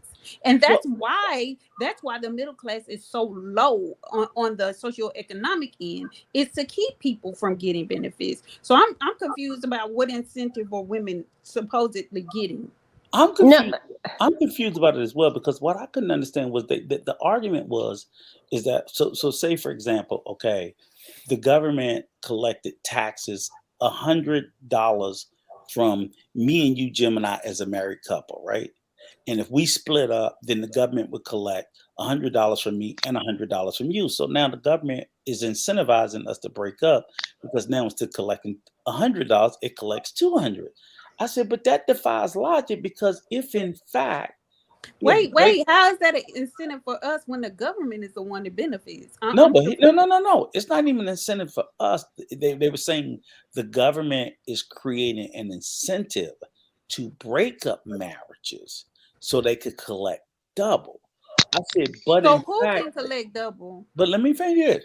I said, but that's not actually true, because if in fact you say that when the government is incentivizing you to leave me because it's going to offer you benefits to leave me, right? So we're happily married, but the government is going to say, Gemini, leave Rico because we're going to give you all this free money if you leave him. I'm like, how is the government making more money? Because now, instead of collecting $100 from me and you together, they say they're going to collect $100 from me and $100 from you, but now you qualify for $300 worth of government benefits. Right. I see. So now the government's at a net negative. It's cheaper for the government, for me and you to stay together, and the government collects $100 from us together and never has to give you shit because you don't qualify for nothing. Do you understand?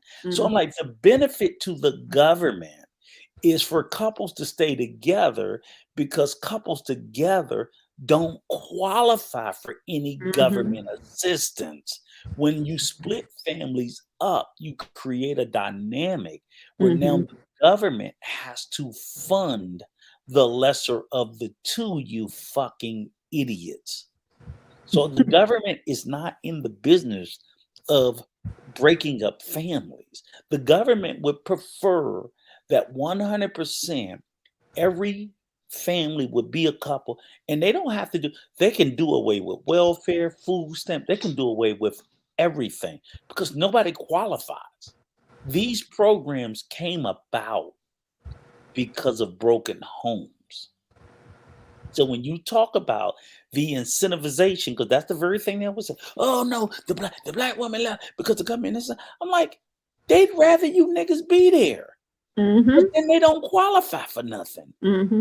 And we don't have to pay them nothing. And Not only that, if you value family like you say you do, and you really believe that two-parent household keeps children from being destructive and criminal, that's another incentive for them to have two-parent households, because then they wouldn't have to pay for your entire existence in prison. Right. But do you actually literally realize that if in fact every home was a two-parent home, husband and wife, with a father and a mother and kids, there's no Section 8, there's no fucking welfare. Everybody's married. Just imagine everybody's married. We ain't got to do no Section 8. We ain't got to do no welfare. We ain't got to do no food stamps, because all these homes got a father in it. All these homes got a father in it. None of these homes qualify for nothing. They all got jobs. None of them qualify for no government aid. So the government does not have to put out any money for any of that. And we still tax all you motherfuckers. You know what? I take that back. I said that black men would benefit more if they married black women, if they got married with black women. But, you know, in reality, they would benefit more. Any women, any race of women, a black man would benefit if they were to marry, being the, you know, the condition that they are, you know, their credit would go up. Yes. You know, I think marriage is like, it really helps you fight. Well, I was a student when I met my husband. My husband is a physical therapist. So he, you know, he has A1 credit. So, but I'm just saying that it could, it really would only benefit them if they were willing to do the work, and these men are willing to do the work. So it's not a benefit to them at all, because it won't be a benefit to the woman, and it will end like most of them end in divorce.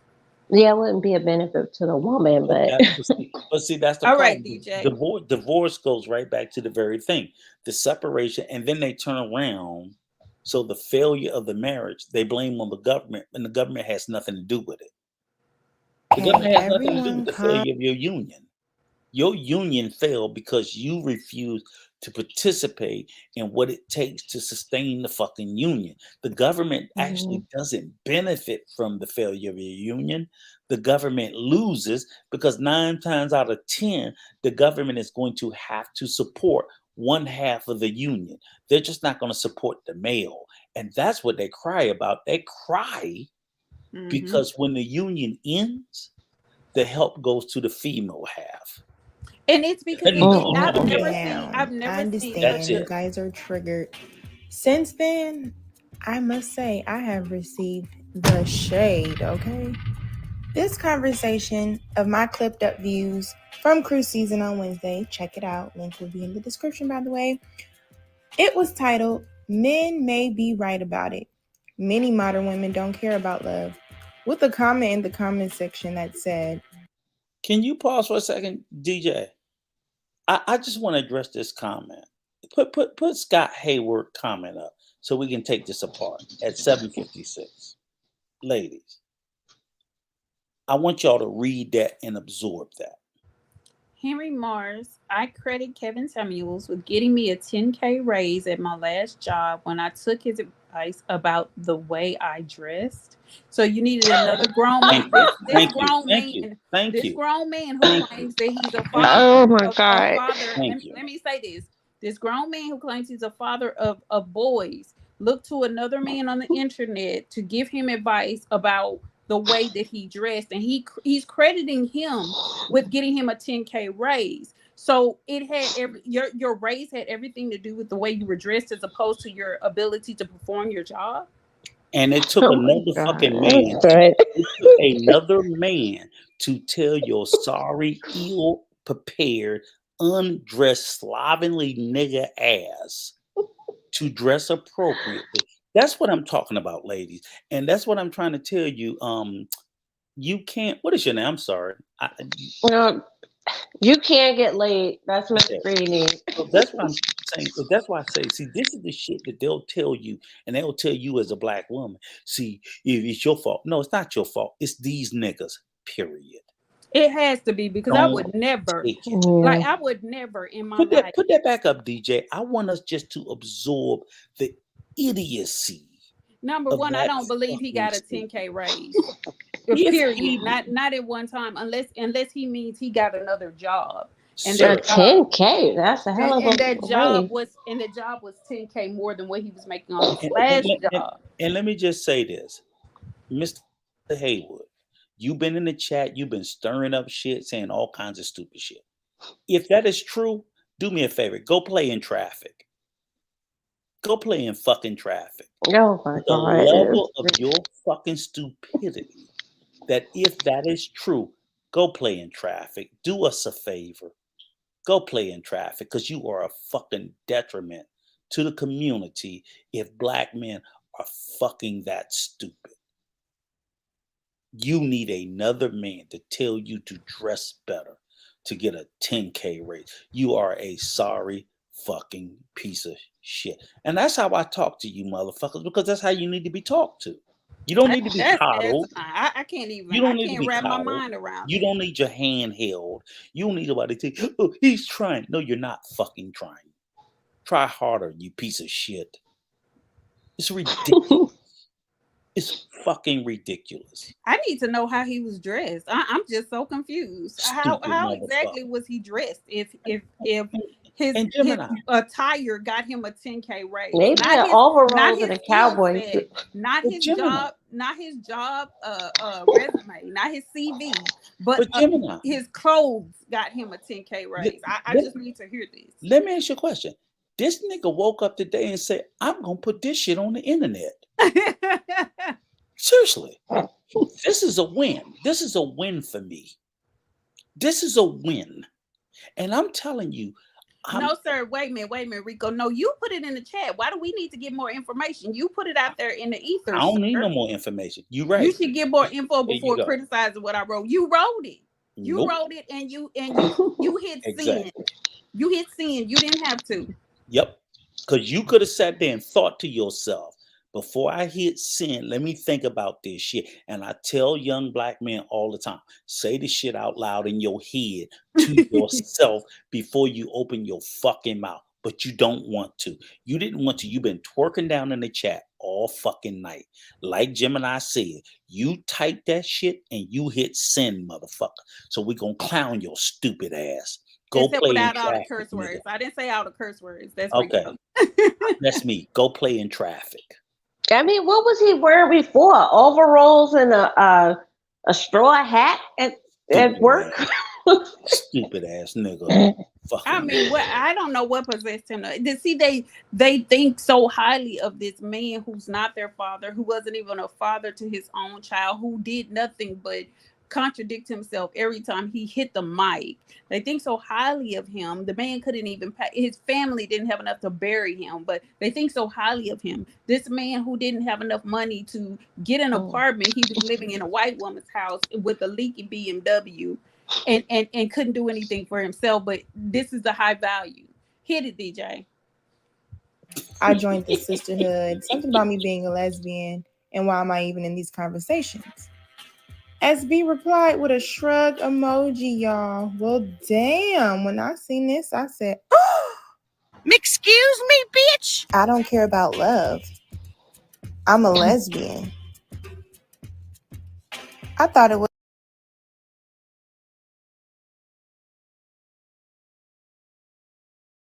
Her face.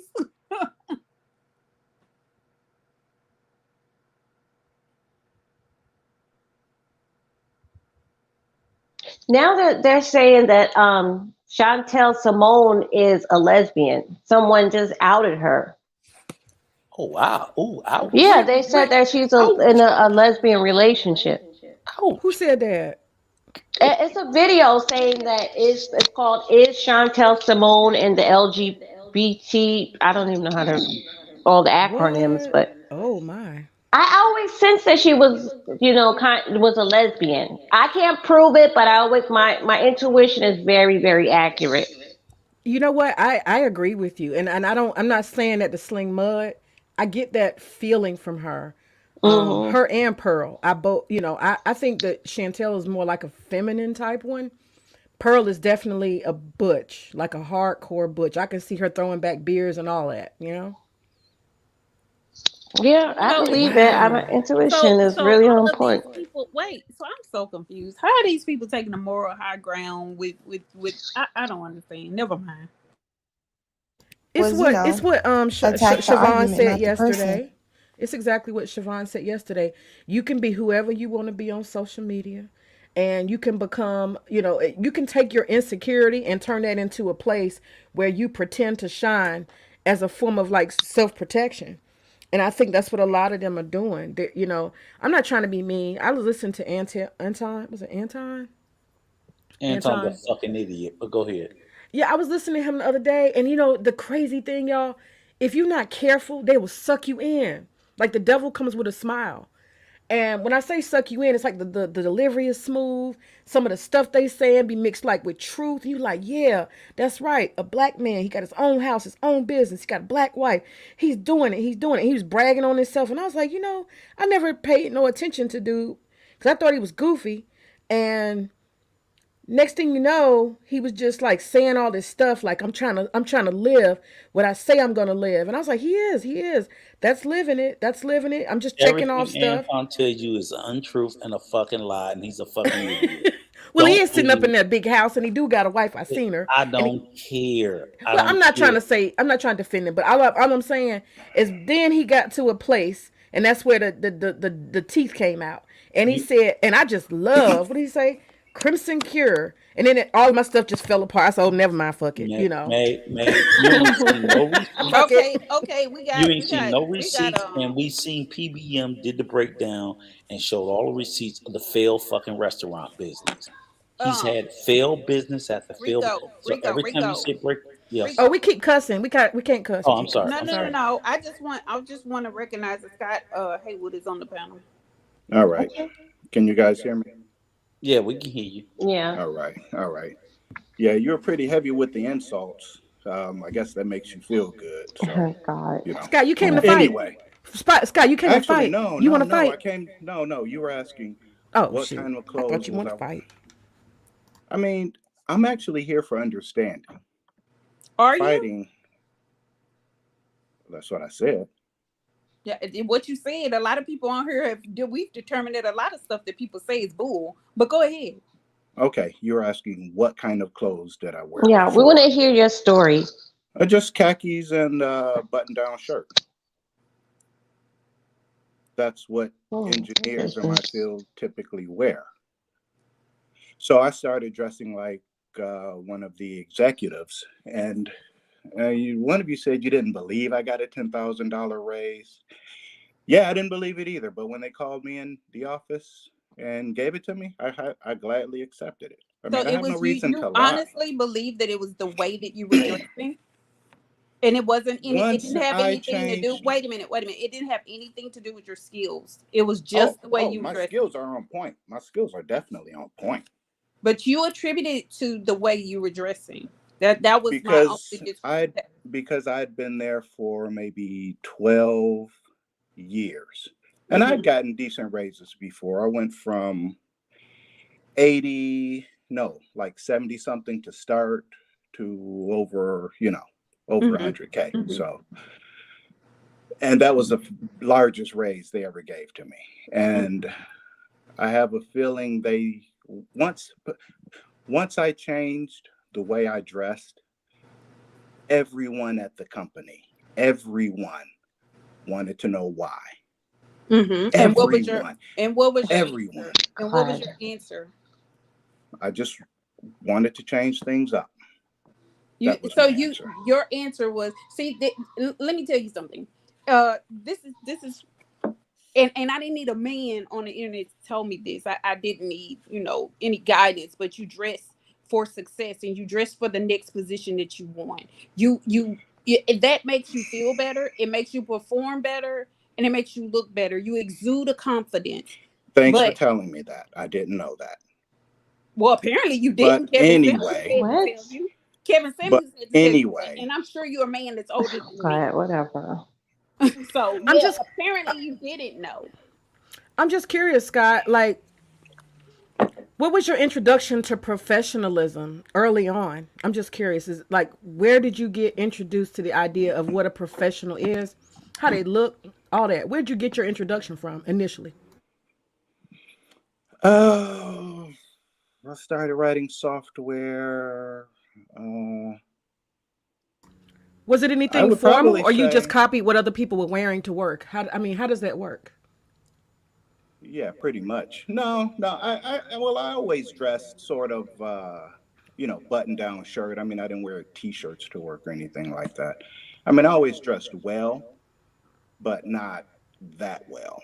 That's what I'm saying. Where did you get your foundation for what professionals do and how professional moves? Speaking to what Gemini said, when you were looking for a position or you are trying to accelerate yourself, you take on a whole different air, you take on a new skill set, et cetera, et cetera. Yep. I'm asking, where did you get your foundation for professionalism? Where did it come from? When did that happen? What context? I would say my supervisors. Can I ask a question? So was it your supervisor or was it Kevin that made you? Because my question is, you said, if you want to ask me, let me finish. You said go ahead, Kevin go ahead. specifically. So my Yes. question is like, what changed your dress, and then what if you didn't know how to dress to get a $10,000 raise? What was your influence before? Like literally, like you were around a bunch of bums that didn't know how to dress, and all of a sudden you saw Kevin on the YouTube. That's the thing that's defining. No, my that life. would Like, no. Let me finish. No, that wasn't. You're in a space. You've been going to work every day. You ain't seen nobody well dressed. You ain't seen nobody well dressed in your neighborhood. You ain't hanging around nobody well dressed. But you turned on TV and you saw Kevin, and Kevin told you how to dress, and you changed your style of dress, and you got a $10,000 raise. That what defies logic. Why would it? Well, because that information should have came from somewhere else, and if it didn't, what the fuck is wrong with you? Wait, let me tell you something. Let me explain something before you go. Let me explain something. I joined the military at 17 years old. When I joined, they told me what I was going to come back doing. They also told me how my uniform would look after I had been in for a while. Nothing ever deviated because I was representing my name. So if you have pride in yourself, if you understand the world and society and business, you exude that and you do what you need to do to achieve the next step. That's something that's ingrained in you from childhood to adulthood. And you see things on the outside. So I'm it just blows my mind that a grown man over however old is attributing his raise only to the way that he dressed by someone on the internet that he's never ever met. And he thinks that that's somehow something that we should just accept and not have a question and be baffled about. But y'all know what? I think Kevin Samuels, he gave the average man hopes because they watched him dress up, they watched him do cosplay, and so a lot of them wanted to dress up and do cosplay. And so, wait a minute. Wait, if he was in the tech industry, right? You were around, like, I know you certainly were around a lot of professionals, right? Yes. Being that you were in the tech industry, you said you were a software writer, and it didn't dawn on you as an African-American man. I assume you're Black, right? Hello? Yes. Yes. Okay. As an African-American man, that a lot of the, Black men are locked out of the tech industry, and it's overrun by non-Black men. That wouldn't give you an incentive to do your best, not only dress professionally, but perform at your best. You have to be twice as good as other people as an African-American man. And now you're saying that from looking at a Kevin Samuels video, that somehow just like it gave you the incentive to go further. Like, I'm not buying it. I think you're trolling. Exactly. That's incredible. So let him. He told you to wear. Let him speak. Let him speak. Go ahead, Scott. What's the question? Seriously, I just heard a lot of ranting. I said, why now? From you watching Kevin Samuels, internet influencer, I guess, instead of all those years of you being in the tech industry, where African American men are locked out of the tech industry, and it's hard for them to get advance further than non-Black men. Why now, from you looking at a YouTube video, what gave you an incentive that gave you, you're saying Kevin Samuels gave you the incentive to go further, to dress better, do your best, and, to dress better. You're saying that this one man who was a faker, he wasn't even a chemical engineer.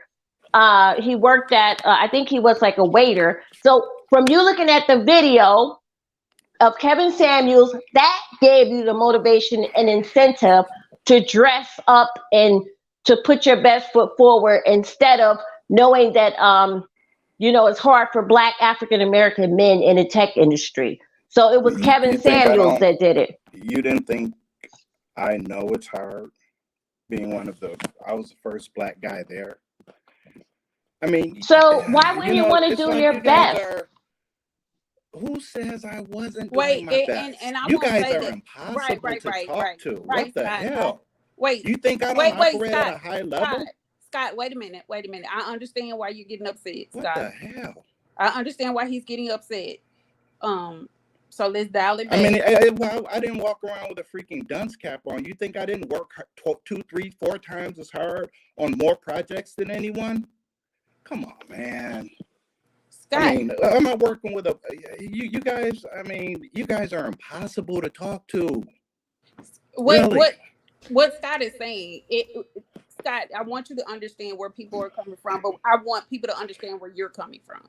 What he's saying is he worked hard in the industry that he was in, and he doesn't feel like he got the recognition that he should have got in the time frame that he should have got it. Is that what you're saying, Scott? Somewhat, although he sounds like he's saying he got a cheat code. He sounds like he's saying he got a cheat code. Kevin Samuels gave him the cheat code. Put this suit on. No, that wasn't the cheat code. Well, I won't say a cheat code, but it made some difference. You saying a suit, the clothing is the difference that made the difference. That's what you're saying, right? You giving him credit for that, right? Yes. Because if you didn't take any new skills, you didn't come and do some big project that was over the top or bring some new thing or innovation. You're saying the clothes. I had already been doing that. I know, but the point is, your point is that you're giving Kevin Samuels credit because you're saying that his tip, which is to dress above tier, was the difference that made the difference in your success. That's what you said. It wasn't work ethic or something else. So I don't know. Yeah, I think my work ethic was on point. It was already on point, but you're saying the clothes is what made the difference, right? Seemed to. Okay, but that's the only thing I asked you was where did you get your idea of professionalism from? That's all I asked because, it's kind of like I don't know. It sounds like you've been in your industry in your same company for a long time. You sound like I'm not gonna say you're stagnant, but you've been flying at the same level for a while. Because when you take professional development or if you're in networking groups or if you go to, like, what do you call them? Conventions and stuff like that in your industry, you're naturally going to dress up. You're naturally going to do all of that. So I don't know. Go ahead. You haven't been around too many software engineers. You are correct. I haven't. So you don't know how they typically dress. I do. I've been around software engineers. Well, let's say if you're a software engineer at one of the maybe big 3, you probably would dress a certain way, but I was at small companies. Right. Most software engineers dress anywhere from wearing the khakis as you described to wearing flip-flops and t-shirt and some shorts. Yes. So I didn't wear flip-flops or cargo shorts or any of that other mess. No, I actually dressed well to begin with. I asked, did you get a promotion with that raise or was it just a raise? No, that wasn't the way the company was structured. It was like the owner and So explain the Kevin Samuels effect. Explain the Kevin Samuels effect. Wait, Rico. I want to hear the dynamics of this company because you said it was one guy. No, I said it was one guy at the top, the owner of the company. It was I don't know, maybe 100 or so employees, 150 employees. Okay. So anyway, what was the guy about to say? Explain the Kevin Samuels effect. What? Explain. I don't know. All I know is you gave him credit for it. You put in the chat, Kevin Samuels was the reason for you getting a $10,000 raise. Now you need to explain to us how going from fucking khakis in IT, which I'm well aware of because I'm in the legal industry, how all of a sudden listening to Kevin Samuels and the way you dress got you a $10,000 raise because it smacks of utter bullshit. Well, to be honest, I don't give a damn Explain what it, you sir. think. I mean, You I don't have to credited explain him shit to for you. it. I put it Explain out it. there. Or do I you put it just out there. believe it? Do you just feel in your bones that Kevin Samuels was the reason, even though he had nothing to fucking do with it? Well, the response that I got when I changed my way of dress leads Was me you to showing believe. anybody Kevin Samuels? What do you mean? Did any of the people that gave you that raise see Kevin Samuels? Did they know you was watching Kevin Samuels? They had That's a nothing. So Kevin Samuels didn't you. have shit to You do with it. That shit sound like all in your head. you're a slow adult. I don't know where you're coming up with No, these sir. It's theories all of in your yours. fucking head because you are so infatuated with Kevin Samuels. Am Is what I'm trying to tell you. Am You might have, even if in the real world you got a $10,000 raise, you're giving credit to someone who had nothing to do with it because Okay. of your infatuation with that person. Okay. Does it make you feel good to say No, that? it doesn't make me feel good. I'm just telling you, it's ridiculous for a grown ass man to say that a fucking YouTube influencer Well, who that's no the one thing. on your Hold job on. knows Listen. anything about is responsible for you to get a $10,000 pay raise, sir. You have to say to yourself how ridiculous that sounds.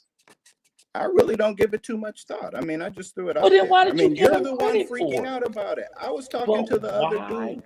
Scott, Why does it matter to you? Scott, let me tell you something. Because Scott, you let me tell was you something real twerking in quick. the chat. Okay, I'll listen to you. Scott, I'm gonna tell you something real You're quick. one of the smart ones. What do you got? What do you got? I want to tell you something real quick. Tell I have a family-owned business, right? Right. I'm gonna be honest with you. I don't give a damn what they wear. They're gonna get paid the same money. Mhm. Okay.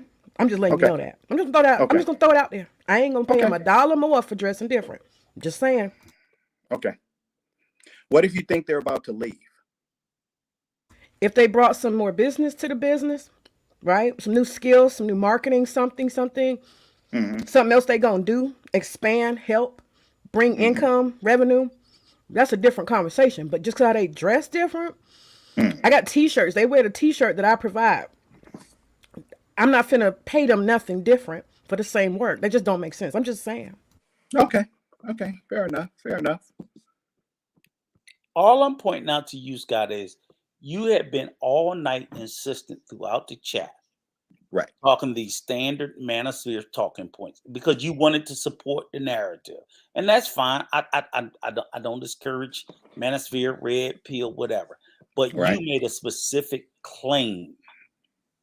We pulled up that claim which brought you to the chat. And that Yes. DJ, can you pull that stat? Because I want him to see what he wrote. I didn't know write what I it. wrote. Okay, I didn't write it. Nobody And on you this flipped panel out. wrote. You credited Kevin Samuels specifically, and we said you come up here and you substantiate that claim, and you can't do it. So either you need to say, "Hey, well, maybe I was being hyperbolic. I was, and I'll accept that. Oh, hey, I got caught up in the moment. It was utter bullshit," or either substantiate the claim. One or the other. Or maybe I just like to argue. Okay, thank you. Could be. So you were Could just be. being hyperbolic, and that's maybe a fine. But you guys know what? Everybody wants to put Kevin Samuels on a pedestal. It's kind of like it's like what I call the red pill dance. And it's just kind of like something they automatically do. They want to have a connection to that man. He did something for me. He didn't die in vain. It's part of the Saint Kevin thing, right? Yes. There we go. Saint Kevin. Yes. And he wasn't a saint, is all we're trying to say. He was a man. He was a man with flaws and all, just like all the rest of them. Just like He everybody wasn't else. a saint. He wasn't perfect. Matter of fact, he was fucked up in a lot of ways, and he lied about a lot of shit. I know that hurts y'all to hear it. It doesn't A lot hurt of me. shit he made up. Whole cloth. He did. We ain't here. And you know what? Nobody on this panel brought him up but you. So you brought him up. We ain't Actually, gonna let the other dude I was talking to brought him up. Okay, well, whoever. So, We didn't bring him up because we Right. know him to be the fraud that he is. Well, okay. Go ahead, DJ. Show him the evidence. Show him the black and I've white. seen this plenty of times. I've seen this before. Okay. So he was a derelict father in supporting his child. The that's facts what it are the says. facts, sir. The facts are the facts. Don't argue with me. Argue with the court. Argue with the court of law. See the woman? You see the woman? The mother. And you see the father. Right. Argue with the math. I don't have to argue. Hold on. I don't have to argue on his behalf. But Kevin also preached that the man pay 100%. Does that look like he was paying 100%? Probably not. No, he wasn't. No. But he did promote that. He promote the man pay 100% of everything. Yes. He wasn't for his child. But this is a child support order. So he wasn't paying 100%. Yeah. That's all I'm saying. I mean, quite honestly, Woody, I don't know why you're giving this guy credit, because it seems like from what you're explaining to us, you're twice the man this man was. So what's going on here? That's my question. I'm saying it as nicely as I can. I mean, maybe I just like to argue, but I mean, you see my point, right? Oh yeah, I see your point. But Scott, you did get a raise, yeah? Oh yeah, I did get the raise. You know what happened? You started changing how you dressed, maybe. But really what happened is you may have changed your attitude. Maybe when you dressed differently, you felt different. No, I have a great attitude. No, I didn't say it was bad. I'm saying you might have had more enthusiasm, more like, some people look better. They feel better when they look better. I mean, it could just be that simple. And you might have had more pep in your step, more energy. Something about you may have seemed different, got you more attention. I'm saying if you got a raise. Maybe so. Yeah, maybe. Everyone at the company wanted to know why. They're gonna know. They're gonna know what. I mean, you made a change, and they noticed it because it's visual. But basically that's it. It wasn't Kevin. He might have sparked something in you, but it wasn't because of him. Because you have to. Did you go out and buy outfits, or did you already have the outfits? I went out and bought a whole new wardrobe. You probably just had a different energy about yourself. You've been somewhere for 12 years. You probably just had an energy shift about yourself, and you can give yourself credit for that. That was in you before anybody. So I'll stay humble. I don't really. Yeah, that's you. That's you by yourself. So do you believe in everything that Kevin says about black women? No, I don't believe. No. You have a daughter, right? Yep. Okay. With what you see on the screen here, would you want your daughter dating this guy? Come on, man. You really have to ask a question. Mm-hmm. Yeah. No. Okay. I'm just. I mean, gotta make sure. Okay. Listen. Just because someone comes from let's say the red pill direction, so to speak, doesn't mean they're down with everything. The red manosphere is not a monolith. You just have to understand that younger men might listen to you, and they might end up dating your daughter, and you might not know it. Just know that you may not want them. You may not want them in front of your daughter. You see what I'm saying? That's how I make my decisions. Am I in a space that has gentlemen that I want to be around, or I want my family to be around? Mm-hmm. I mean, this is Kevin right here, right on the screen. Yeah, damn shame. Yeah. Well, let me move on to the next vid. You know what? I will say this. Let me just say this to you real quick, Scott. I think whatever success you have, brother, that's yours. That's yours. I know. You can't give it to somebody else. You can't give it to me. You can't give it to Kevin. I mean, I listen to people who have influenced me, but still, unless I make the change, nothing they say matters. So I tell everybody, the two things I always say, we're all broken. The only people that are responsible for fixing us is the only person that's responsible for fixing a broken man is the broken man himself, and maybe the person that broke him. But until you're prepared to fix yourself, so for all the advice that everybody who listens to Kevin and believe Kevin gave them some good advice. They did the healing, not Kevin. Kevin didn't fix anybody. He may have given out information that people that listened to him that maybe took the positive information, but they fixed themselves. Stop giving other people credit for the healing that you do. You fix you, Scott. Nobody else. Nobody. Because unless you want to be fixed, your ass ain't going to be fixed, bro. That's all I got to say. Okay, I can agree with that.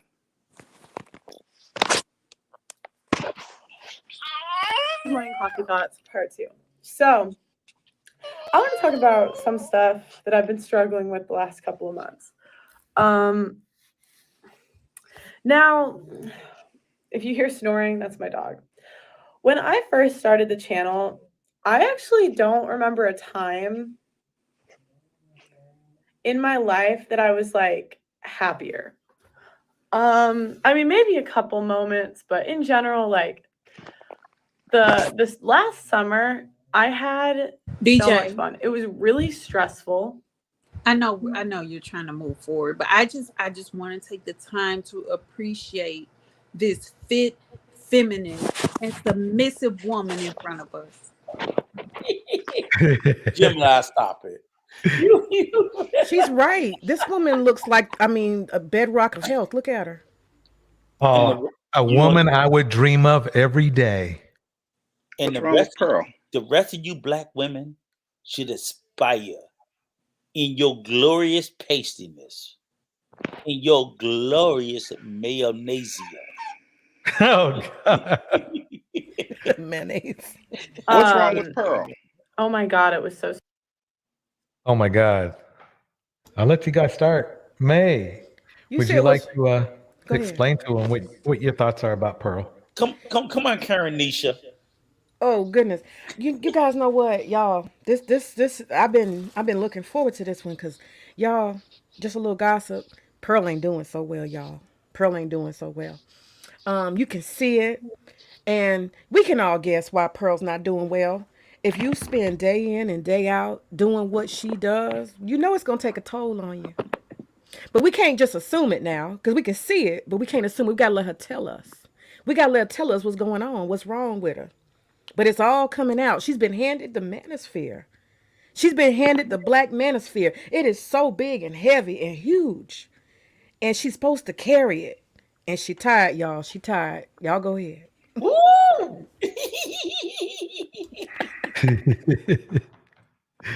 Stressful.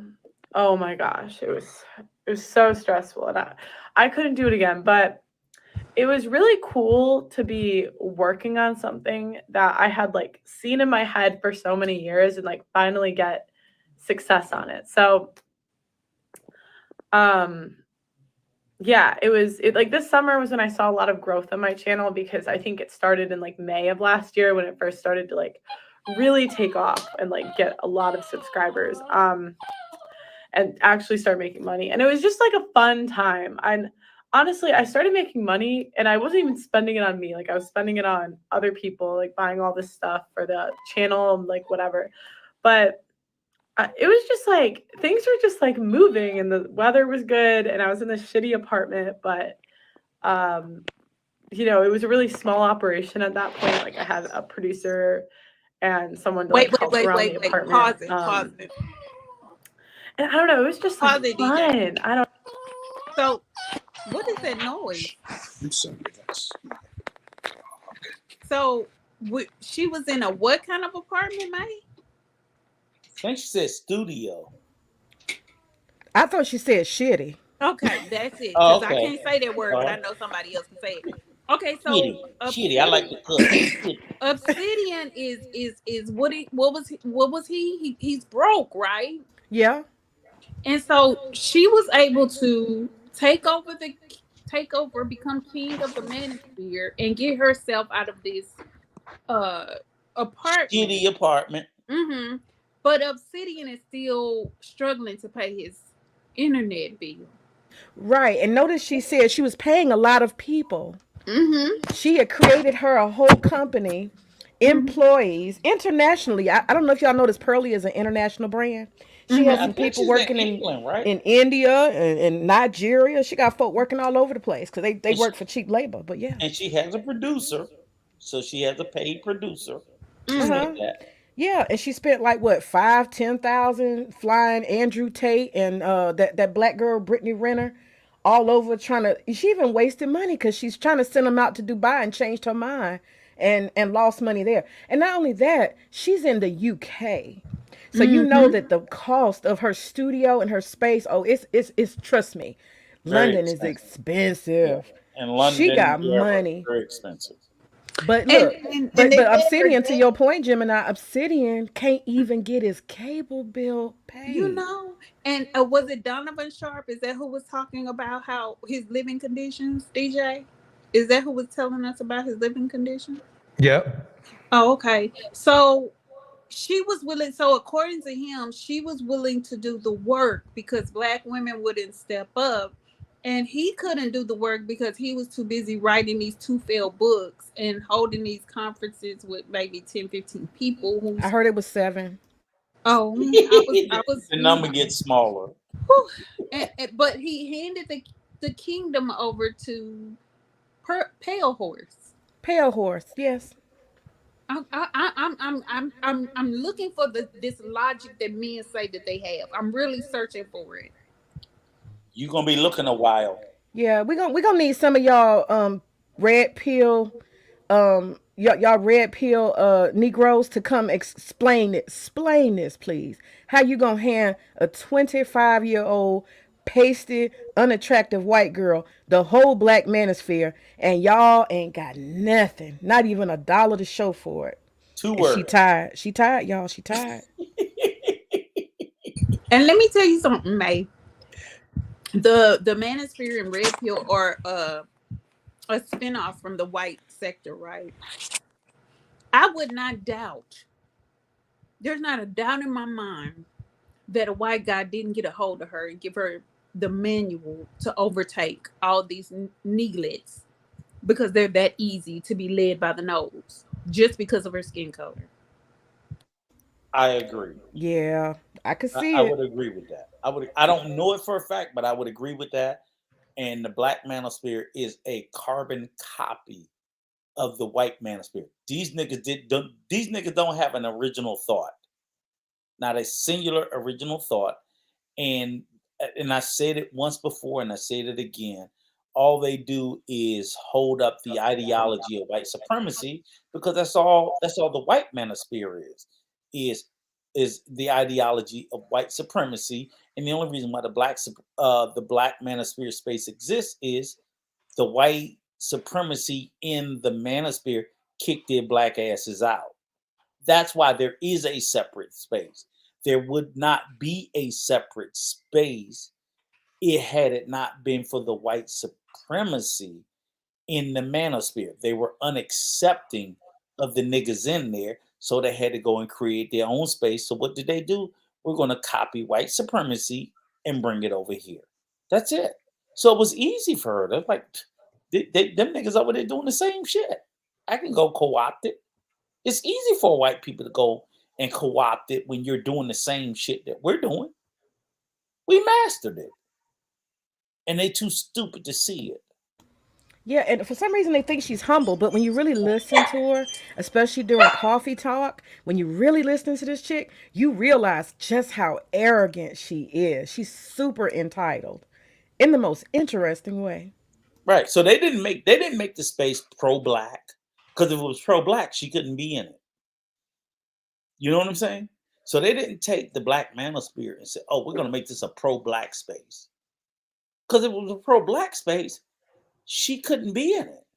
They literally made it exactly like the Manosphere, which is a white supremacist space. Wow. You would have thought they would have said, hey, we were discriminated against, so we're going to make a Manosphere that's pro-Black. They specifically made it open for others. There you go. Here's your queen. Wow. Here's your queen. Here's your queen. Because they would not let it be pro-Black. And they should have. They call it the Black Manosphere, right? What the fuck is black about it?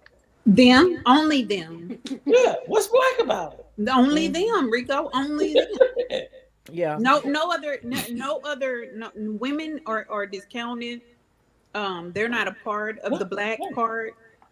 Just as you can have a crispy, crunchy black dude with 4C hair, and he's talking about a dark skinned black woman with 4C hair and calling her ugly and talking about her features when she looks just like him. Right. So how do you have a Black Manosphere space that spends 90% of its time talking about black women?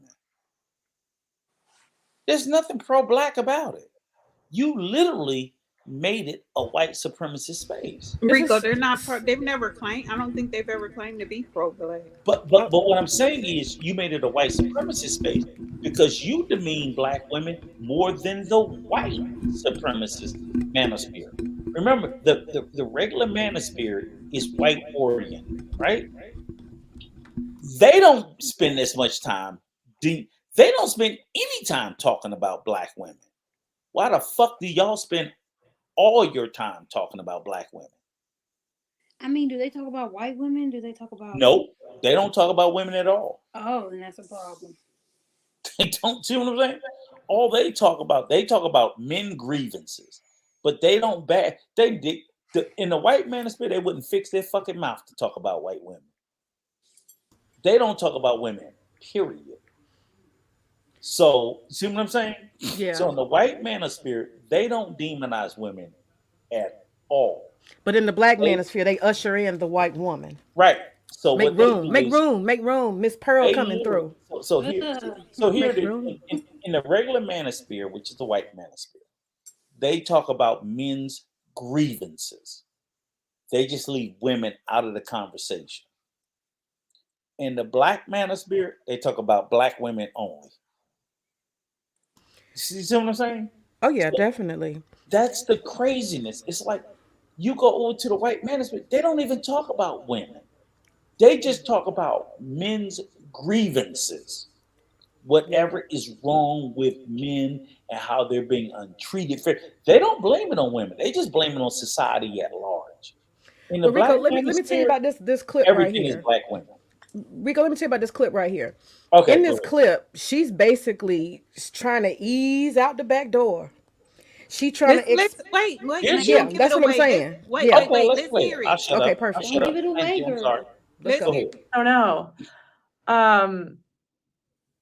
And I'd been home in May, so I didn't miss my family so much, and they came to see me in July, so it was like a mix. But in the last couple of months, it's like something switched.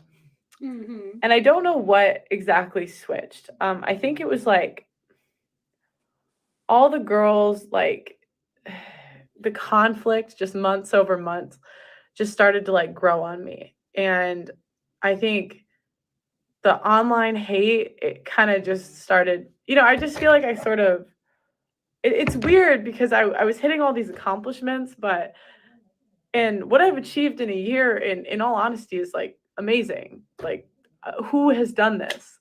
But I just started to kind of like lose my confidence a bit, and I was just like getting worn down and really tired. And so I went home. I tried to take some time off. But what I realized is that I really, really missed my family.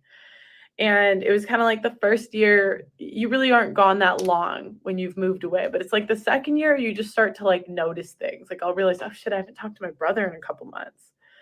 And it's kind of like when you're home, at some point, like you'll see him.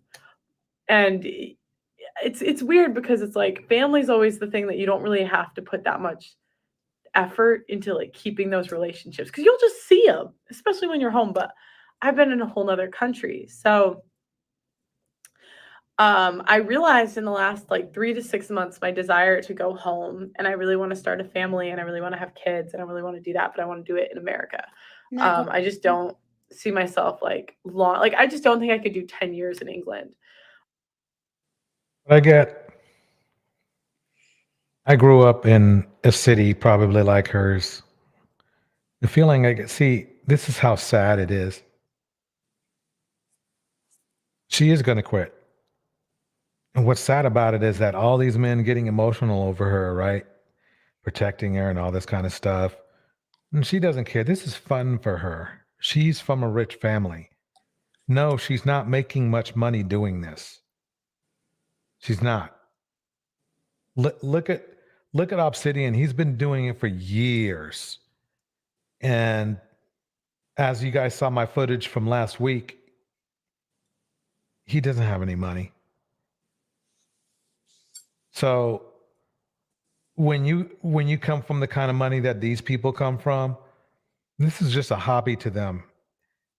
That's what's so sad about it, is that millions of black men, that's just a hobby to her. That's really sad. That's so sad. So what is her biggest supporters, in particular her team? So now I'm sitting there and I'm thinking to myself, because I know the one person that I saw that was always out there making a fucking ass clown of herself is Auntie. Yeah. Oh, Rico. Papa Rico, if she leaves, she gonna be crying like Samuel L. Jackson Right. did. Right. So my whole point is, it's like, so Auntie, now that you done made a complete ass out of yourself, because when she leaves, here's the thing. How many subs does she have, DJ? Roughly. Auntie?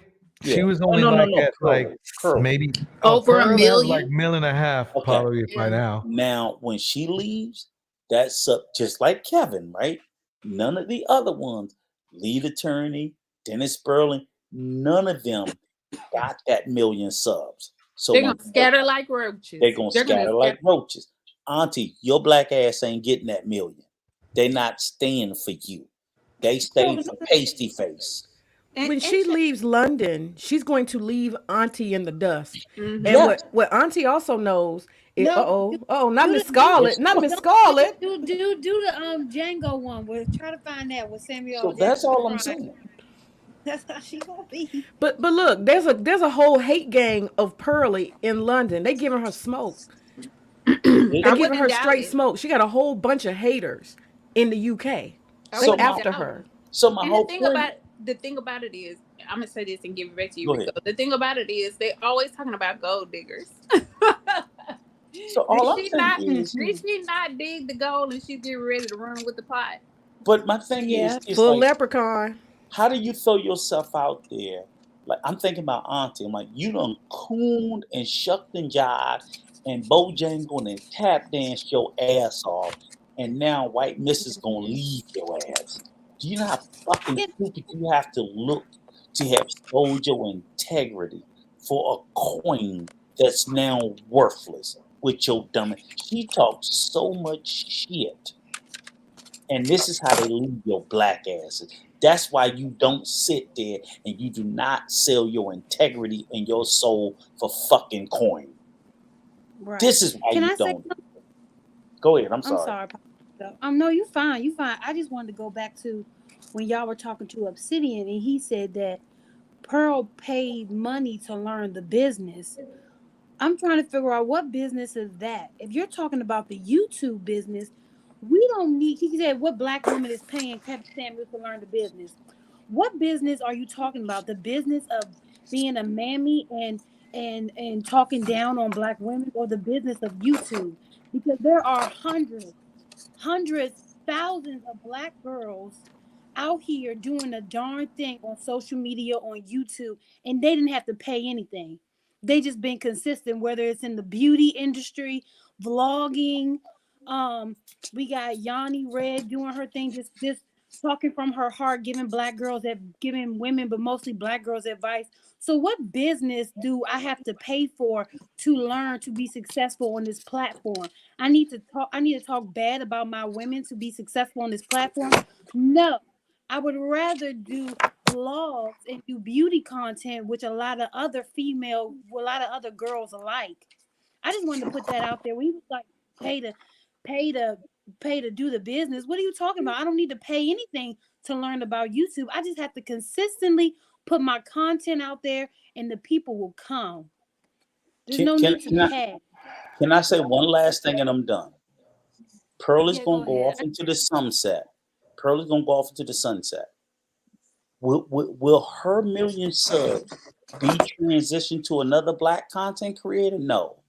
They're gonna wait for the next white or Latina or Asian content creator to come into the black space to ascend to her position. You mark my fucking words. She gonna So sell that website. she will go away, even though she will go away, watch her replacement look just like her, because black men will still exoticize anybody else other than a black woman. They won't deserve it. They won't earn it. It will have nothing to do with meritocracy. It will be because of black men that they will do this shit again. And I say to black women in the sound of my voice, motherfuck them and motherfuck whoever it is that they choose to elevate. Ignore them, demean them, do not embrace that shit or internalize it. It's their shit. I'm just telling you the truth because that's how she got there. Absolutely. Let's watch a little bit more of this clip and see how she try to back out the door some more. She creeping. And I kind of experienced the life of like flying back and forth constantly, and it was just hard. Like, I just really missed. I want to make a quick comment. Anybody, there are so many people who would love to do what she's doing. This is how spoiled she is. Being home, in all honesty. And when I go home, I just feel like I'm like another level of happy. But the problem is I bought all this equipment and I have all these people here. And the people I have here are literally Being a narcissist. phenomenal. Like, my producer, I genuinely think is the best in the whole space. You can't tell me any podcast that I think has a better set than us. She says all the time. And I just got a new assistant and she's phenomenal. And I've made these really good base here. I have a base of people that we can call on for the show. So even though we're kind of in a recruiting, like, Honestly, if she did everything properly, it wouldn't be as stressful or eventful for her. She would be easy, but she didn't make the right decisions. She's just acting like she did. hellhole case right now. At least I know that I have like a base of people and I don't have to like start over. So it's kind of like you want to. What did she say? At least I know that I have a base of people that we can call on for the show. So even though we're kind of in a recruiting like hellhole case right now, at least I know. You have a case going on? I think that I have like a base of people and I don't have to like start over. So it's kind of like you want to Stage JP. Good seeing you. Myla Sean. Good seeing you. move the business in a way, because I'm really sick of flying back and forth, and I get a lot of really good podcast opportunities. But like, for example, last time I was home, I was invited to go on Tim Pool, but it was just like, I felt like life was just like wearing on me. And I was just like, I got to wait till the next time I'm in the US because it's just too much. And, you know, in the US, you're just able to like, we really haven't had a ton of big guests on our show, really. Like, we maybe had like 4 or 5 content creators in the UK, but like most of the interviews I've done, I've interviewed people in the US. So I realized this, but now I'm in this limbo where it's like, okay, in order to go to the US, I've figured out which employees would want to go, and the majority would. I have to figure out their visas. I have to figure out what equipment we can take back, what we'd have to sell. I'd have to find a new place there. Like, there's just so much that I would have to do. And I'm going to do it because I want to go. Violin for you, Pearl. Oh, I'm just saying, I'm playing the world's smallest violin for you, Pearl. I know, I hear that. Plan, but girl, it just makes it a lot more difficult. It's not like you can like tomorrow go and leave, you know? Welcome to the real world, kid.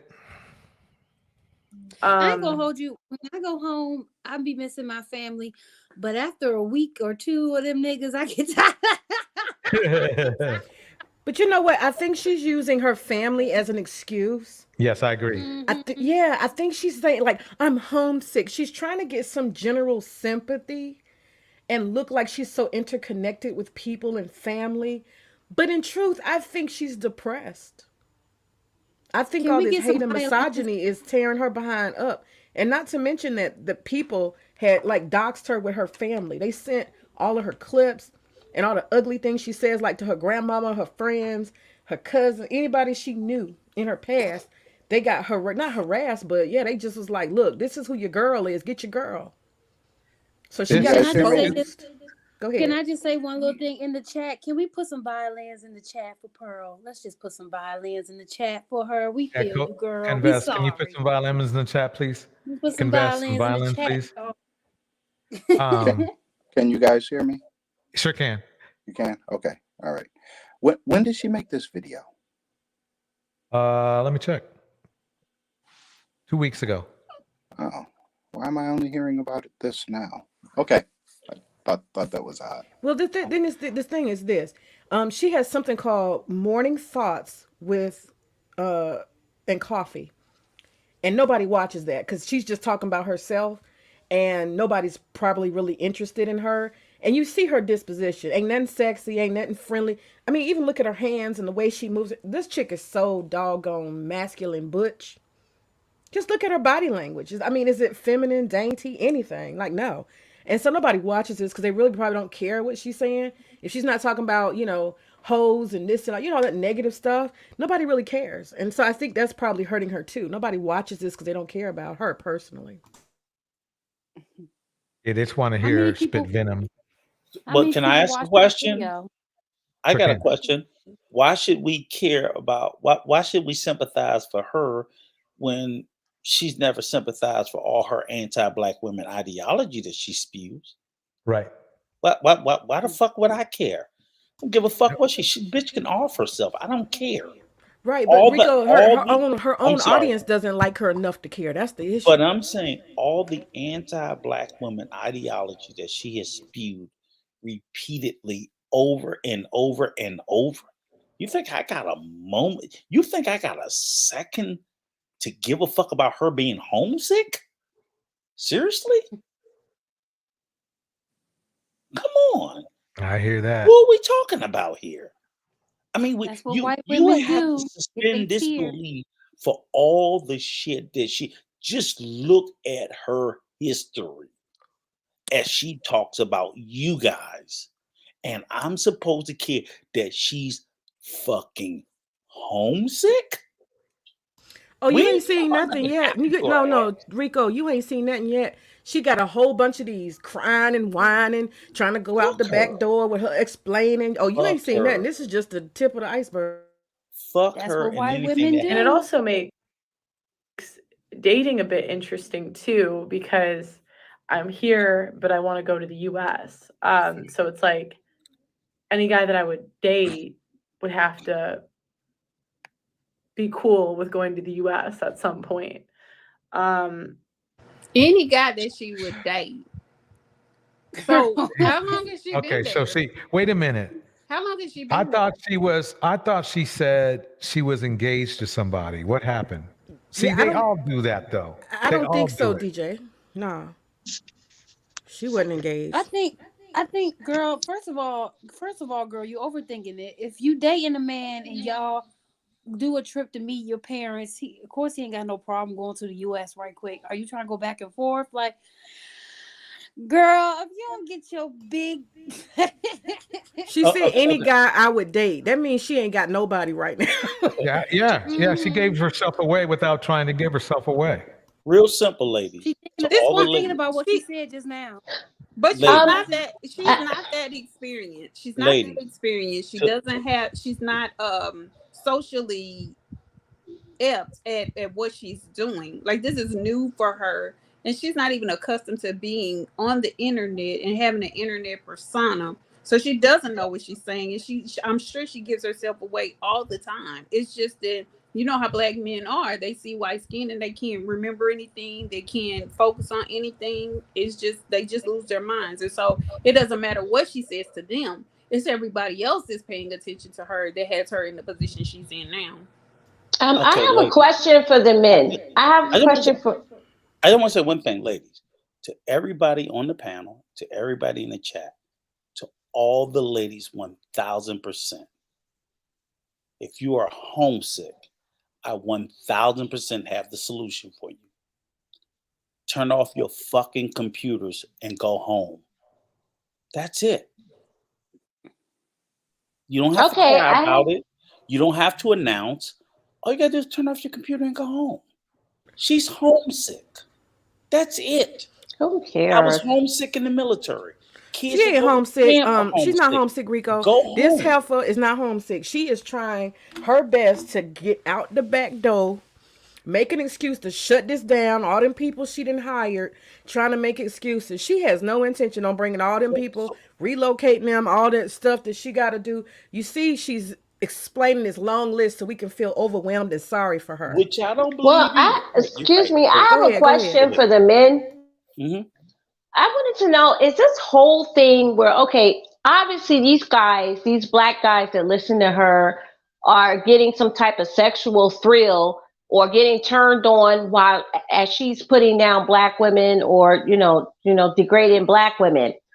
Is there some type of sexual play going on here, like where these guys are like kind of sadist masochists?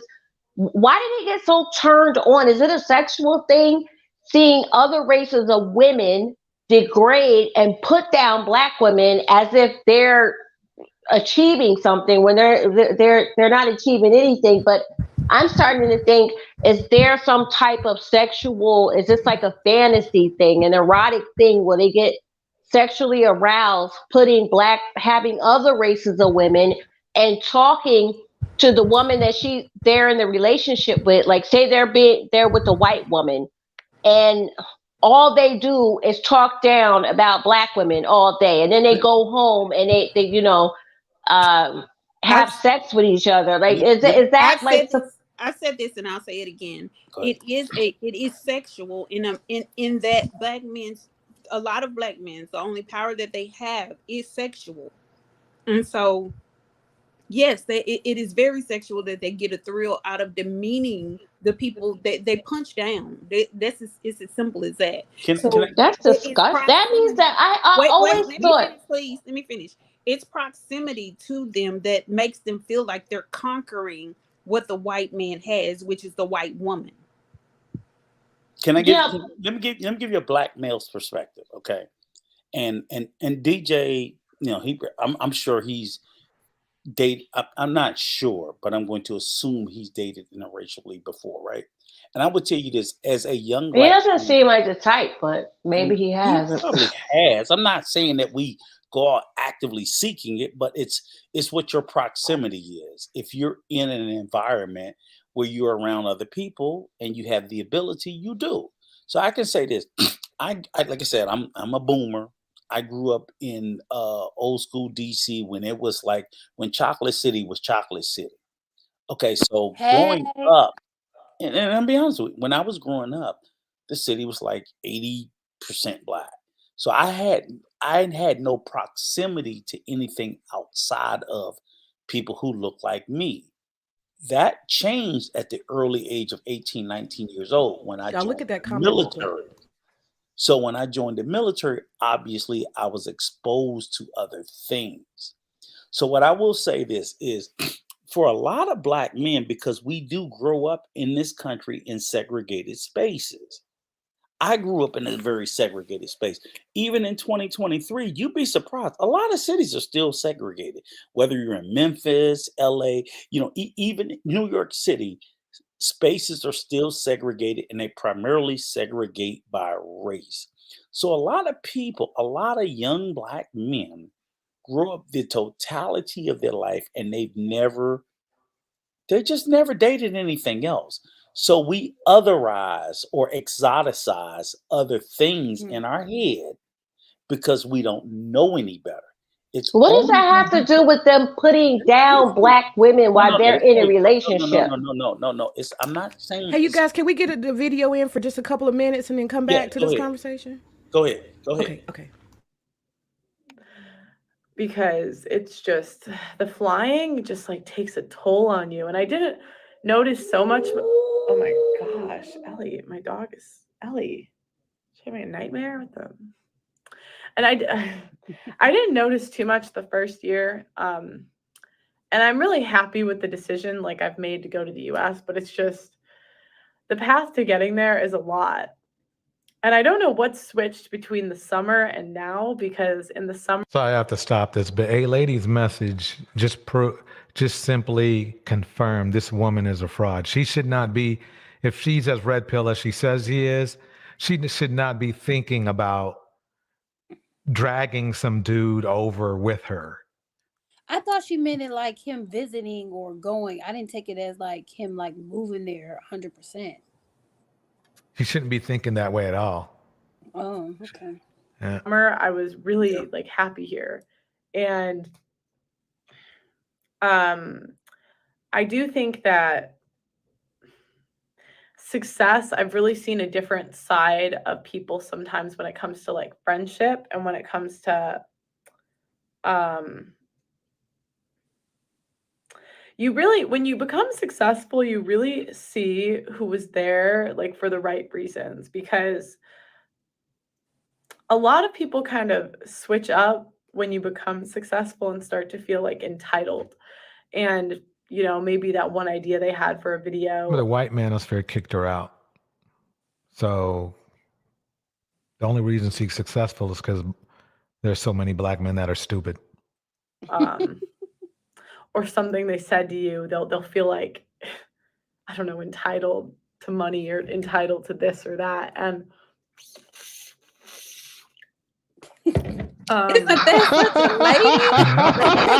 I don't try to come on here and like, because sometimes so ladylike. I don't mean to like complain too much or anything, but thirsty ass. I don't know. I'm just like telling you guys what's going on. And if you don't want to listen, it's okay. Like I don't want but to. So even but that, we're I'm here. like, I feel like I have to give a disclaimer that I have a really good life and I'm really happy overall as a person. But I just really like, I want to go home so bad, but I feel like I'm like stuck here.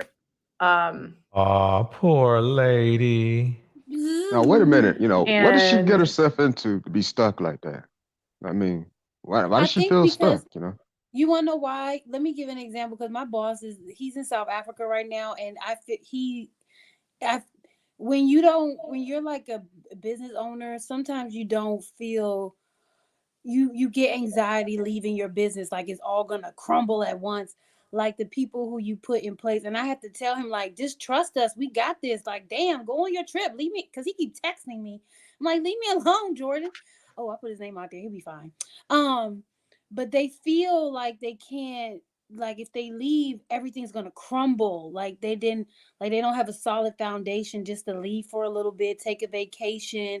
I don't That's think that's her. I don't think that's what she's alluding to. I think she's talking about escaping. Period. Like leaving all of this and moving Life on before the manosphere. Yeah. See, I'm gonna over leave here- this all behind and not look back. Oh, I'm over here giving her benefit of the doubt. No, you My gotta God, do I'm code. You gotta sorry. do code with her. Do code with her. What is her code? Find the girl's code, because she ain't gonna tell you the direct truth. Find her code. Yeah, she don't want to leave that money behind. That's what the issue is. Her dad I don't is know. rich, And then on top so- of that, you just start to get these crazy people. Like, you guys already know, if you saw my last coffee thought about these crazy women.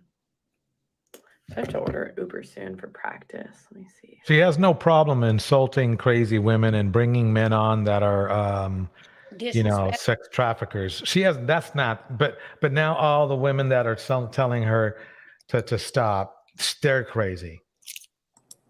That's sociopathic. DJ, I'm so behavior. sorry, but she is really hard on the eyes. I have to cover the screen.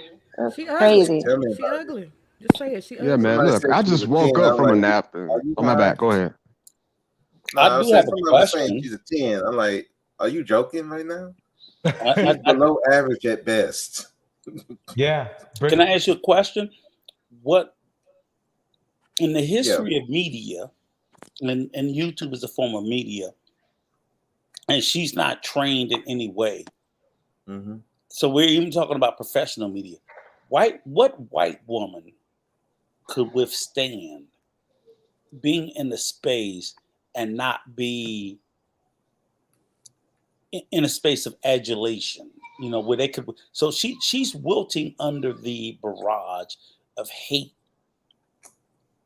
What white woman could withstand it? You correct.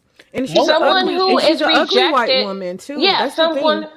Go ahead. who is rejected by her own men. Yep. But I'm saying most of them can't withstand it. They're literally in a space of protection. You ladies said it yourself.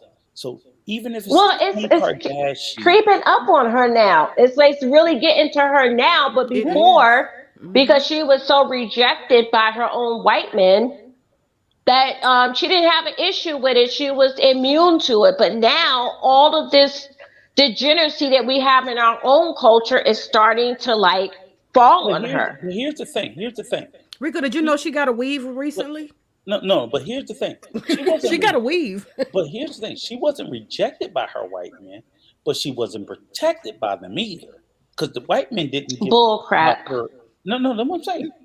No, they said she said they wouldn't date her when she was in school. Yeah, exactly. I know what type white men like, and she's not it. No. Wait, I'm not wait. Let me say this, Rico. Protection. If you're not protected, you're being rejected. It's the same thing. Oh well, okay. Well, I agree with that because the white guys didn't like her in high school. She was for fun, not for. What I'm saying is, Pearly to the white community was persona non grata. They're like, who the fuck are you talking about? Black men elevated her. Because black men will take any white woman, and you know this. I agree. That's what I'm saying. I agree with you. Now, all of a sudden, you act like you don't know that. No. But what I'm saying is, she's starting to get heat from certain segments of the black community that maybe she wasn't getting before. Because initially, when she first came into the space, she was getting all this black validation. That's why she was so bold to speak like she was speaking. That's why she was so bold to speak down on black women, because black men was telling her it was okay to speak like that. Now that she got such a big platform, now she's starting to get black women on Twitter like going at her ass, like, how dare you? She didn't expect that was coming, and she expected black men to protect her from it. But what I would tell any non-black woman, we can't protect you from sisters, because when they come for your ass, they coming for your ass. And guess what? They will tear right through a black man's ass to get to you. So you better watch your fucking mouth. I tell any non-black woman, you better watch your fucking mouth. Absolutely. Talking sideways about sisters, because a black man can't protect your ass from the fucking anger of a justified sister. Well, you know what? In the next video, Rico, in the next video after this one, she actually has a black woman she called, no, is it a black woman? A black woman she calls a stalker, and she proceeds to try to call the police and talks about a lawsuit, and she turns into a Karen. That's the video after this one. She goes off like she's really entitled, and it comes through. So these videos, it's about 5 of them total. And no black man can protect her from that, because that sister coming for her motherfucking ass and gonna get it. And I'm with it. That's all I'm saying. And especially if she was expecting the guys of the black manosphere to protect her. Yep. And some of those dudes that she have around her to protect her. Yep. Dude couldn't even who was that? That guy that she have on her show, Kings or whatever his name. He couldn't even defend himself on her show. From the white girl threatening to kick his ass. Right. And the black girl was threatening, was going after him. Oh, wow. Is she expecting those guys to come after her? Yeah. That protect her? The white girl told me, you better watch your fucking mouth or we'll kill your ass. These dudes ain't even protecting themselves. Nope. I've seen him switch so many times. It's like, I'm like, he flip-flops. Hell, even Kevin, if he was alive, couldn't even protect her. He couldn't even protect himself against Nicki Minaj. Nicki Minaj would tell him a new asshole, and he couldn't even stand up to that.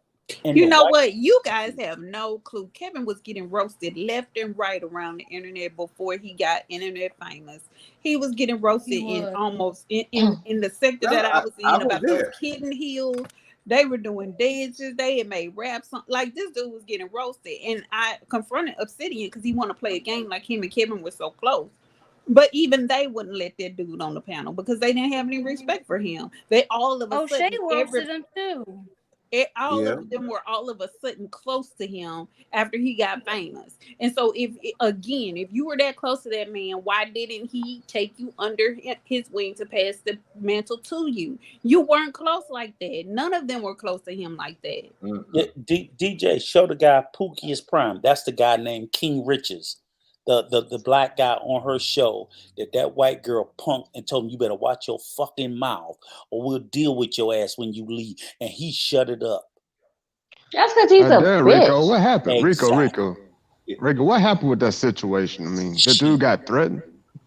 That white girl told him, I'll deal with your motherfucking ass. That nigga shut the fuck up. Yo, who does that? That's a bitch. Why would a grown man be scared of a woman? Whatever. You probably. Because I just want to mention one thing that may have run. I just want to mention this real quick. One of the things that may have spooked Pearl as well. Don't forget that Andrew Tate was on her show 2 days before he got caught, and that the Interpol and all these different agencies and stuff were after. And he was promoting a lot of his rhetoric on her show. She was probably also afraid that she's going to be targeted with all that international attention by feminists, and all kind of people will be looking into her. So I don't know if y'all noticed this, but all them live shows, that's what she's saying in this video. If we were to get to the end of it, she talks about how she's so tired. She can't do 4 live shows anymore. It's just taking so much out of her.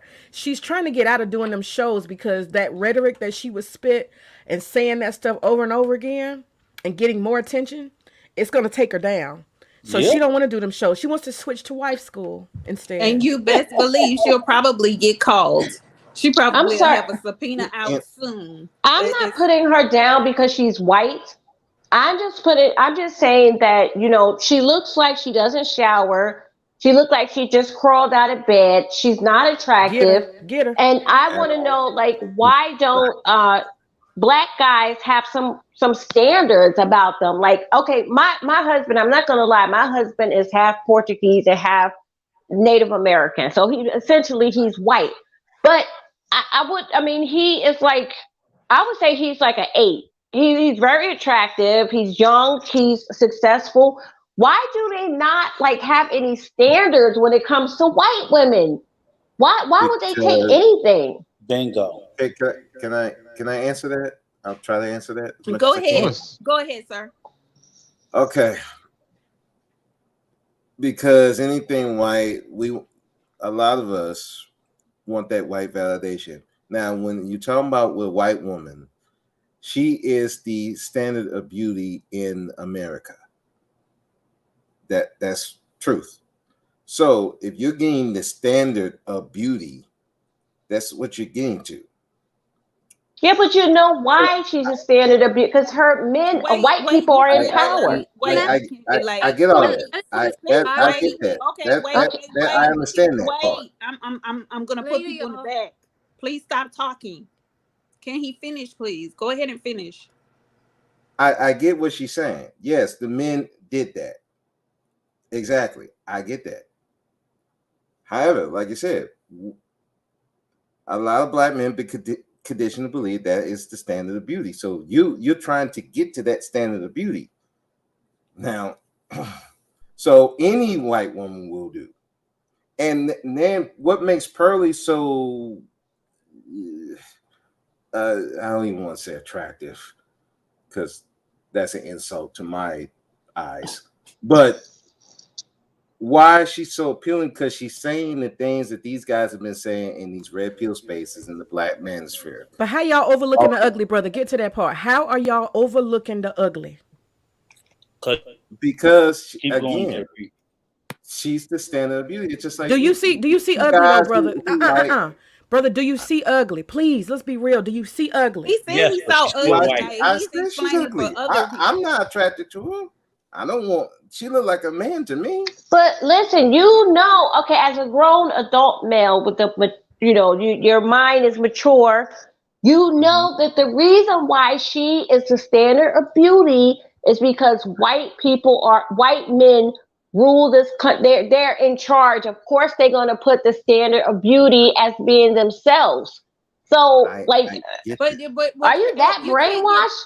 You can't. I'm not brain. That's exactly it. You can't get laid. That's exactly it. You're thinking logically. You can't think logically because it's not logical at all. No. Can I say one thing, because I was trying to say it earlier? Go ahead, Rico. And just hear me out for a second. We're not talking about what I want you ladies to understand is that when you do what you're saying is 1000% spot on. And there is a segment of Black men who see that and who can discern. I can look at Pearlie and say, okay, she's white and unattractive. Okay. So even if in my mind, I know also that the standard of beauty is whiteness, I'm still going to look for a good looking white woman, not somebody that looks like her ass. Exactly. Right? That's what I'm saying. Right. I can say that. But the vast majority of Black men, because I've been conditioned or associated to be around enough white women to say, hey, look, all white women are not beautiful. A lot of Black men, when I sit there and say we come up in segregated spaces, their first vision of whiteness is beautiful, no matter how marginal, unattractive, or downright fucking ugly it is, because we've been so segregated. Segregation plays a large part. I would say 50% of the Black male population has never been conditioned to anything, 60, maybe 70% outside of Blackness. So the very first thing they see that's non-Black looks appealing to them, even if it's unappealing. It takes they don't have the wherewithal to say, I need to judge that look, oh, this is white, but this ain't good white. They just think in their mind that any white is good white. And you don't think that porn has anything to do with it? You can't get laid. Please stop talking over people. Let them finish their thoughts. Let me just finish one thing. Remember how you guys will specifically say why the guy don't want to be with the big Black woman. But what'd he do? First time he leave out the goddamn hood, he with a 300-pound white woman. She white. He don't even see the fat. He just see white. So it's like, why you demonize a big Black woman? And you literally, that is the trope.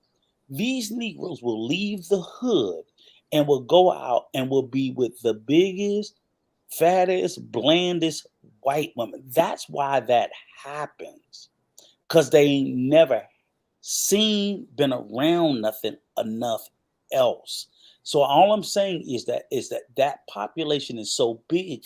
That's what's uplifting Pearlie. Her subs are not Black men of discernment. Her subs are Black men of no discernment. Okay, Rico. Never been with a white woman. Okay, Rico, cut yourself off. So cut yourself off. We go ahead. You can't get laid. No, that's just basically what I wanted to. You don't think that porn and TV? Well, first it was TV, and then the porn industry.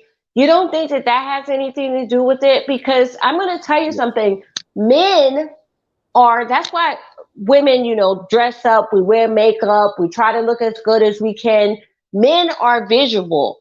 A man will, get turned on looking at a porno, like a pornography, just to see two people having sex. Whereas a woman gets turned on knowing how, that man feels about the woman while he's having sex with her. We're two different. So the more that a man is stimulated visually, that's going to be his obsession. You don't think TV and porn has anything to do with than being brainwashed to the standard of beauty. I do. Go ahead. Anybody? And that's all I wanted to say about it. I just wanted to ask that question. No, Okay. I'm just Rico, let bro speak. Let bro speak, answer, and then you answer. Okay. Go ahead, bro. Speak. Yeah, well, let's look at People's Magazine. They voted Jennifer Aniston the most beautiful woman in the world multiple times. They probably would never do that with Beyonce. Reason being, because they got to hold up that standard of beauty. And so if you seeing that every day with the beauty pageants, and like you said, porn, all these media where they're showing white women all the time, yes, that's going to affect how you view white women. So like Rico was saying, when you get outside, most guys don't be around white women like that.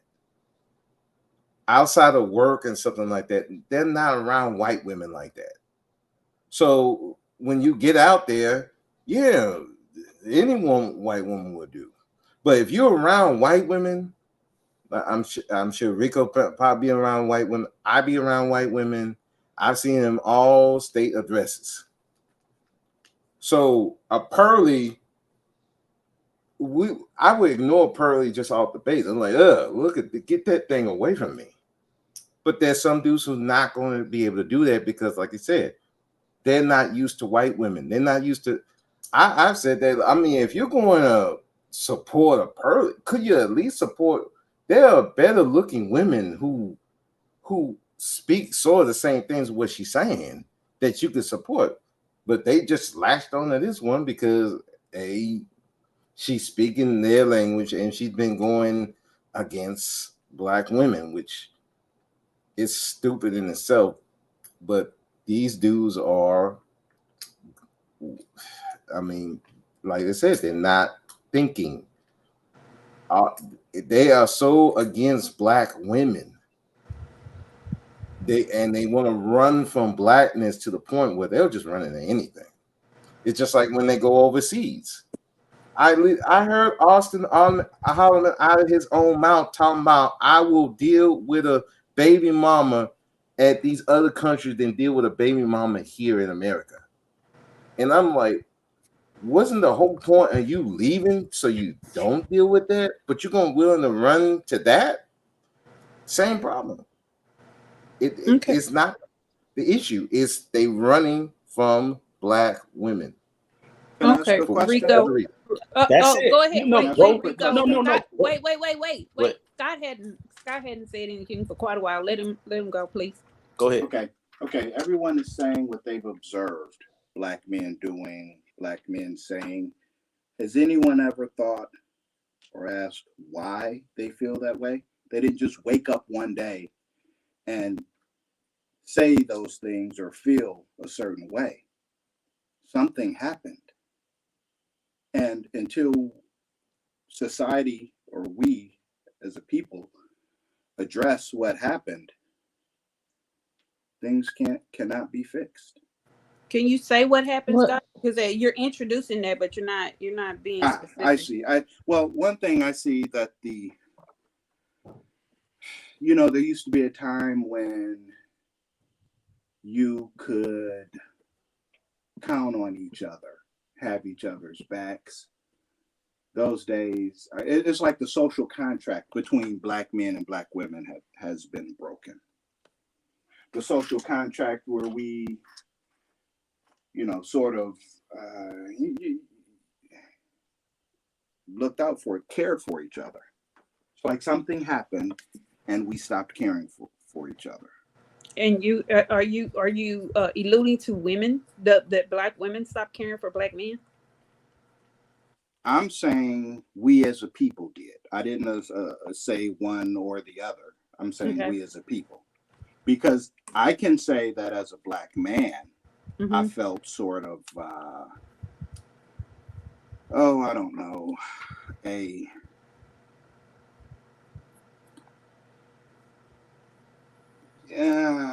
don't know how to describe it. Okay, we'll come back to you. Go ahead, Rico. Okay, I'm just gonna go back to bro speak. He knocked it out the park. I can't even add anything to it. Exactly as he said. And that's that's all I was trying to say. He said it succinctly in a shorter point. Was like, there's a percentage of Black men who have been experienced and exposed to white and other ethnic women, and they come in different flavors, views, and so on and so forth. And the larger portion of us who've been segregated have never been around, and once they walk out the door, hell, it could be a white drag queen. They gonna lose their fucking mind. So that's just that, because they don't know anything else. So that's just that. Speaking to what Scott said, I will say this. The narrative around why Black men are upset, the only thing I would say to Black men, if you're upset, the problem is that what you don't believe, what you've grown so tired of within the frustration exists in every other community of women. So even when you say, I'm tired of Black women and their argument and attitude, when you go to the Latinas, when you go to Asians, when you go to white women, you will find yourself there. And the same problems exist. And it's even That's worse. the problem. Gemini, I wanted to say something. My last thing, I wanted to say something about that. Go ahead. Yeah, okay. I think the problem is that Black men just gave up in terms of trying to be leaders and trying to rule. I think the pressure was put on them too hard by other groups of men, particularly like men of no color.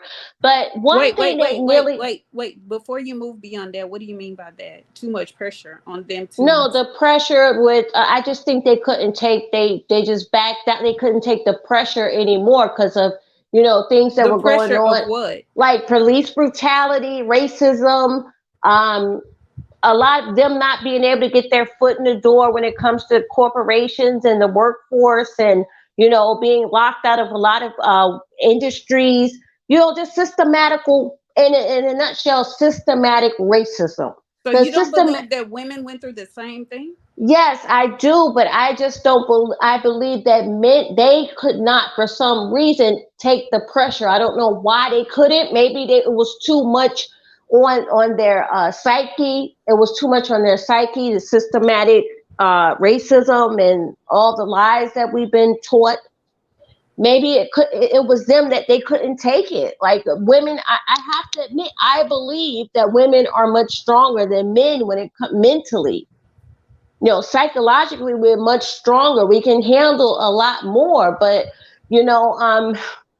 I believe, and you're going to get mad at me when I say this, but this system is like us as Black women. It will be like a prison system, like that we have to go through. Us as Black women, we would be the ones in general population, and Black men will be the ones in solitary confinement when it comes to like how the system puts pressure on it. I mean, I try to use an analogy, but I don't know if people... Yeah, because it's kind of contradictory, because in one breath you say we're going through the same things, and the reason that they're not excelling or able to accomplish anything in the system is because they're weaker than us. But at the same time, you're saying that it's harder for them when you make that analogy by saying that we would be in general population and they would be in solitary. So okay, well, yeah, it looks like a contradiction, but I'm talking about mentally, on a mental state. Like we're able to, I was just saying that we're able to handle more than they can. That's what I believe. think, and I'm not mad at you, but I do think that a lot of Black women have this mindset, and therefore, because of that, they coddle these men and they make excuses for them, and they try to aid them, and it's not been helpful to them. And all they've done is been that reverse that, and now they're angry, and because Black women are no longer doing that in mass, they've become disgruntled, and they can't understand why the pacifier is being snatched and we're no longer giving it to them. Yeah, I'll try to define this. Hold on one second. I believe you can't get laid means Black men have been or are mentally weaker than Black women. and it's 100% true. Yeah, that's what I was trying to say. It's that simple, and that's why Can they're you having a explain harder that? time. Because I agree with it, but I want an explanation to make sure I'm in agreement. Well, I mean, it could have something to do with women have to carry another life. We have to be strong for the life that we carry. And so therefore we have more chromosomes and more, I mean, we're meant to be more, we're nurturers. If you're a nurturer, you have to be more, I believe it only makes sense that you have to be more psychologically strong to nurture the person. I mean, we don't have brawn. What we lack in brawn, we make up in mental and psychological strength. I think it has to do with a couple things. Number one, I mean, I cannot tell you why, but I can't tell you why Black men gave up, but I can tell you why I believe Black men gave up. First of all, Black men, we have at least the equal opportunity as far as education and jobs, and yet. Oh, come on. Let me finish. Black men have at least the equal amount of opportunity for education and jobs, but Black women are surpassing us. That's because we gave up. That's because we don't take advantage of education in schools. So basically, that's one part. The second part is this: Black women have taken more abuse than probably any other group in America. And just like they say, when they say there's those sayings, hardened by battle. Well, there's a mental aspect to that as well. So I think as older guys, we already know that because our mothers probably had to really put out more stress than they wanted to. But for the most part, it's quite simple. I mean, it's quite simple that Black women have put out are the toughest of all women in America. Let's put it that way. And not meaning being masculine or anything. What I mean is just being tough. You can be tough and still be feminine, but the Manosphere will want to try to talk you into thinking differently than that. That's what I'm thinking. I guess because you can't get laid left. I guess she didn't like what I said, but I was actually agreeing with her. May I add something? Yes, Melinda, please. Hey there. I think Melinda, you can't get late was onto something. Let me remind you to just take your time. Oh, thank you so much. Okay. Hey everybody. I want to go back a little bit. I think it was Scott saying that Black women broke the social contract. This is what, y'all. I think that Black men thought that they had a different social contract among white men, and they basically kind of, I would say, even sold out the Black community a bit, and they're not getting those dividends that they thought would come with that. As far as opportunity, yes, I believe that there's definitely racism that's in this system. It's born in it, right? People are not going to hold back their own people. That's what, you're supposed to progress your own people who look like you. So what white people are doing, we already assume that they're racist and they're going to do that anyway. So, we expect a certain type of equality. It'll look like, it will look like it on the surface that we're getting it, but we do know that there's institutional racism. Okay. The thing is, Black men not being exposed to white women. We're over here in the West, so we all went to school. I mean, I don't know who's old enough to have been segregated, but it's because Black women were in the same system as Black men, and Black women weren't socialized to look at white men that way. See, again, it's our socialization too in the community. Black men were not, I guess, raised to be loyal because the families probably felt like he's been held back enough and we don't want to stifle the Black man. But they wanted Black women race loyal. So it's not white women's beauty, it's just whiteness and what it represents. And because Black men are men, I guess I think, what was it, some actor said, the white man's, it's Quincy Jones, the white man's money you can't get in his woman. So it's kind of like black men have thought that getting the white man's woman was some type of accomplishment, and then he feels that he should be on some type of level of par with him because of that. So instead of, bringing his own woman to the party, that's more of a threat. Okay, so it's that. And also, I think that we've been raised with the kind of a lot of excuses for black men. I think that, again, black men have the same, some of the same opportunities, but I think that we just haven't held them to the standard. And now that black women are moving up, I think black men feel like, again, black women having options is a big threat to them because it's so hypocritical, but that's it. But I think we need to quit with that narrative that we keep telling ourselves in the community that what's been held from the black man. Black men have lots of opportunities, but it's what they do with them. They don't bring their community up or their own women up when they have them. And this is still patriarchal. Wealth and stuff still transferred from men. So for black women, don't pity them. They've dug this, and so they're just not getting the dividends. And white men don't have to elevate their women in their beauty. They don't need to do that, but they won't denigrate them. But see, you also don't see white women going around saying the white man is the finest man, and I love me a white man. Black women do that kind of stuff. You see what I mean? It's cultural, but again, it's just that they just don't denigrate them. We've just been really cultured in a really negative way that hadn't benefited black men or black women. Thank you, Melinda.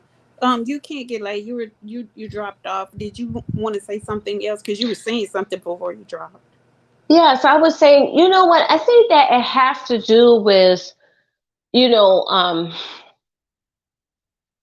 really has to do with what we see. Neely Fuller, he made the comment. This white woman, she stood up in the audience and she asked Neely Fuller, what can I do as a white woman to help the Black community? And Neely Fuller made the comment, said, well, you can give money, you can donate, you can help us build, but whatever you do, if you want to help, do not have sex with Black men.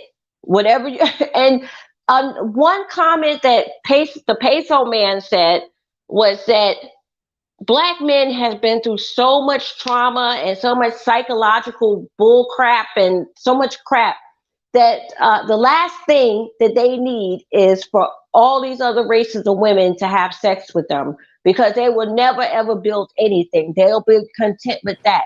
That's why I really like watching his channel, because he is one of the realer African American men, and I know he is not like, you could just, he loves Black women and he's not brainwashed, but him and Neely Fuller made a lot of sense. The last thing that you can do with a human being that has so much psychological and psychic trauma and have been so brainwashed to believe, to be formatted to believe in white supremacy and what's white is right. The last thing you should do is have sex with him, give him sexual pleasure, because that's going to mess his head up even more. So that's all I wanted to say. I wouldn't even say sexual pleasure. Just being nice to him would mess him up even more than having sex. No, how is that possible? Just being, it's a lot of because again, like you said, Black men went through a lot of trauma. The biggest, how you get somebody who's been through trauma, who's been told you lesser and all this stuff, just tell you, hey, you're nice, you're okay just where you are. Here, come with us. That's how a lot of these Black men get caught up. Well, you know what? I think that it's hard for me to listen to some of these types of conversations, because it's always a thing where we pretend as though Black men are so weak and so fragile. Yeah, I don't like that. Yet they resent us for the coddling. They resent us for the support. And I think that part of the reason is because it's being given the wrong way. And I think the best thing that Black women can do is stand back and stand out of their way and allow them to fall on their face and do whatever it is that they're going to do.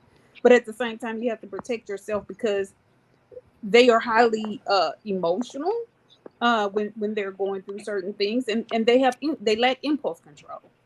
So it's not our job to continue unless you have a son.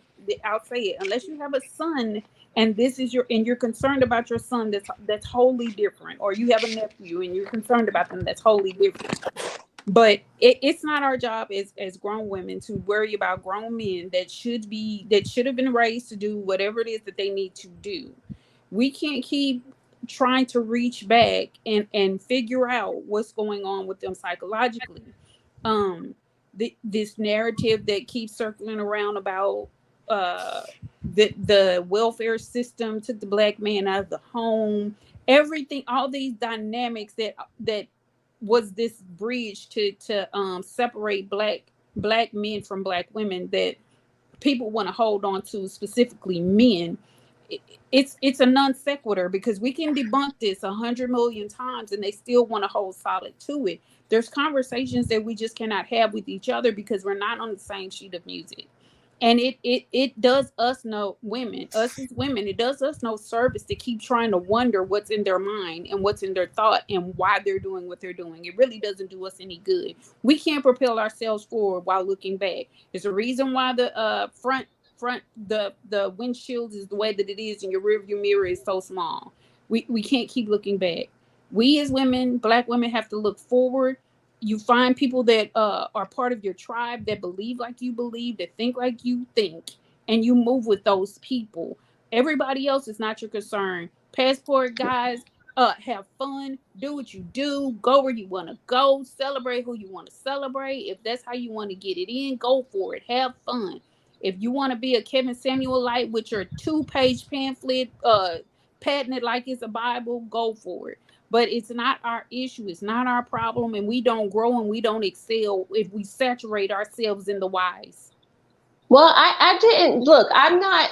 This is like I'm asking out of curiosity. I really don't care like in the way you think I do. It's like looking at a train wreck. Wait, you can't get I'm not just talking to you. I don't want you to feel like I'm specifically just talking to you and attacking you. Please don't think that. Oh, no, I didn't think that you was like, well, okay, well, I'm just saying I didn't think you were doing that, but I'm just telling you my opinion. I don't care. Like, I think I should have gone into psychology because it's entertainment to try and understand why are these group of people so messed up and try to dissect it. It's like watching a train wreck and see like how can you is there a way you could prevent it? Because my husband is white. He's half Portuguese and half Native American. And I remember when we were in college, and because he has a lot of pull in the community, and I was like being spoiled. I was feeling spoiled. And at one moment I thought that I was like white. I'm not gonna lie. So because I was, so we were having a conversation one day and I said something about a group of Black guys that was standing on the corner. And I said something really racist. Like it was straight out of I was with the KKK. And he said, he looked at me and said, what's your issue with Black guys? And I said, no, it's just like, look at those people. I mean, he needs to get a job. And, I said I'm not even going to repeat what I said. And I said it to him on a different occasion. And he said, look, if you ever make a comment or say anything racist about Black guys again, we're breaking up. I mean, I don't want to be with you anymore. I don't want you in my life like that. So after that, I've never said anything to him racist about Black guys, white women, or anything. Like, because he doesn't play that mess. But, on my own time, like, I just look at your YouTube as entertain. I'm trying to understand the pathology behind why are Black men more messed up in the head than Black women. So that's why this is just like curiosity for me. It's not like I care. I'm like crying about it. I'm so concerned. It's just that, sometimes it's just like a thing that you want to know. So that's what it is. I mean, if you can understand that, if you can understand where I'm coming from. Okay. Rico, you was going to say something.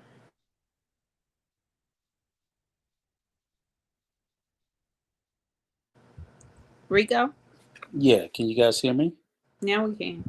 Okay, I'm sorry. Struggle streaming. The question I wanted to ask you guys is 2023 correct? So if we count back 40 years, 40, that would be what, 1983? Is my math right? Because I suck at math. Mm-hmm. Okay. Without aging myself, were most of you guys born? I was. Okay. I was born in 97. Okay. I was. Ask that question again, Rico. I'm sorry. 40 years from today was 1983. 40. Because the reason I'm asking is we were talking about trauma. And I'm sitting there saying is for Black men or women to be talking about trauma. And I'm like, okay, 40 years ago, I was 18. And I didn't experience a lot of trauma. I experienced racism, but not trauma. So I'm like, what the fuck are we talking about? If you weren't even born. Because they're taking on these ideologies of these older men on these podcasts, and they're internal. I'm telling you, it's like cultish. They're internalizing someone else's trauma that doesn't even they can't even relate to. And I talk to friends that are older than me often, and I talk about that. Even what I experienced is not what that generation experienced. It's not what the generation before experienced, nor the generation before. And especially not these Gen Zs. Like you have no clue what racism really is, because I really don't have that much of a clue. I mean, I've faced it, but not in the way the generations before me faced it. It's not even the same. Not anywhere near the same. And that's why I asked. I didn't want to make no assumption. I was like, okay, look, let's take the word trauma out of it. Okay, because trauma is something that you should have personally experienced. I didn't experience the way that my mother or my grandparents experienced it. However, that does not dismiss systemic discrimination or systemic racism that still exists today, because I can tell you that I experienced that shit last year. So even though it's not like it was 40 years ago, it still exists. So I'm not saying that. But what I'm saying is again, as I said earlier in the conversation, when I hear Black women making excuses for Black men, I'm like, stop doing that. Okay? Because some of the shit that they're hanging their hat on, and I would tell Black women, you can't hang your hat on it either. We just got to do fucking better in a lot of areas that we're not doing better in. And that's Black men and Black women. So the only reason why I asked that was because I'm like, if we're going to have the conversation, that's going to be about, okay, I just want Black women to stop blaming themselves for the failures of Black men. And Black men have got to stop complaining about Black women. We spend too much time complaining about the opposite gender. I, like you, you can't. My wife's not Black. My wife's Salvadorian. She's Hispanic. But that has nothing to do with anything. My point is when people get into the space of and my ideology that I've always been in this space is because I've been in defense of Black women, because my mama's Black, my sister's Black, my daughters are Black, my granddaughters are Black. They're all Black women whoever the whole space, as I think the other gentleman spoke earlier, was, again, I just tried to give the ideology that there is a large segment of us, because I even came from segregated spaces, and until I came out of those segregated spaces, I also had the ideology that whiter was better. I never thought there was nothing wrong with black.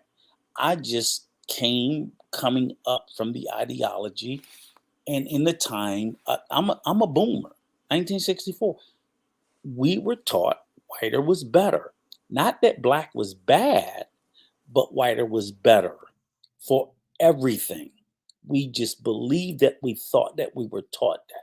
Of course, I progressed, gotten better, and I learned that that was not the case. But I know still, even my kids and my grandkids, I try to constantly teach them that no, everybody's equal.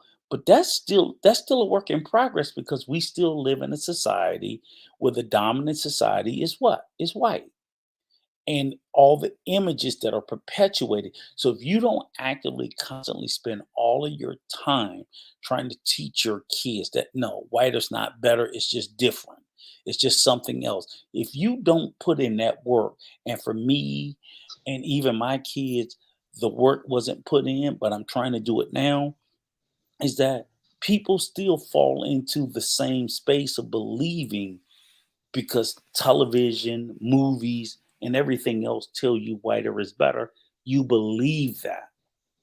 So in 2023, we have to if you don't put in the work right now, and you're not teaching your kids that white is not better, whiter is different, they're going to believe the same dumb shit. They're going to believe it, because nobody's not telling them nothing different.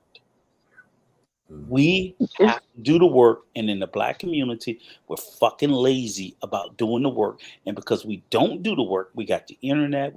I grew up in a neighborhood where we had to go to the library and you had to read a fucking book. And all our images came from television. We got the internet. They got their telephone now in front of them. And we have to continuously push the narrative that whiter's not better, it's just different. If we don't, they're going to regurgitate. That's why this woman that we see on this image in front of us, why she looks the way she looks and why she's so acceptable. It's not that people look at her and say, oh, she looks like me. No, she's acceptable. She's not threatening.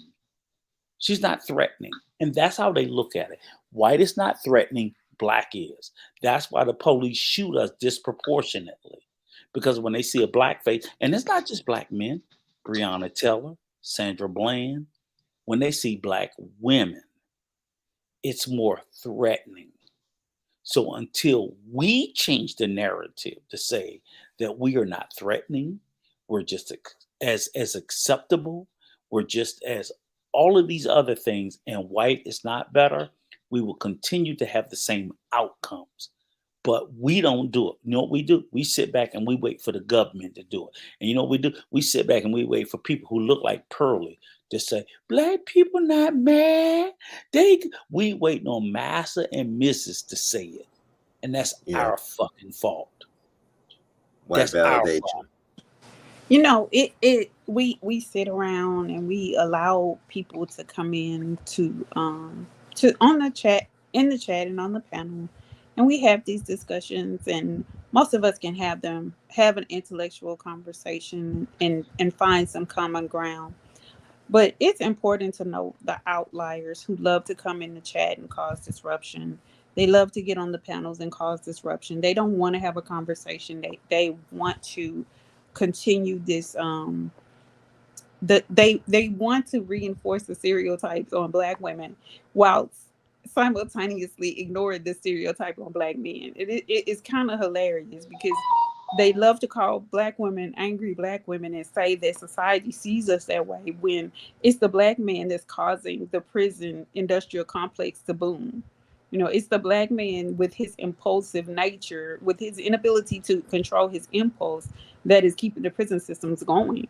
It's the black man that's on the news every night doing these things. It's black men that are killing one another every 2 hours and killing women every 4.6 hours. It's not black women.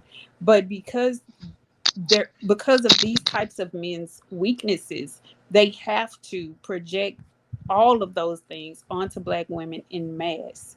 And I just encourage black women, just look at them, laugh, and keep moving, because for the most part, you're not seeing these men in society, and when you see them, you don't even pay them any attention, because they can't even be in your presence.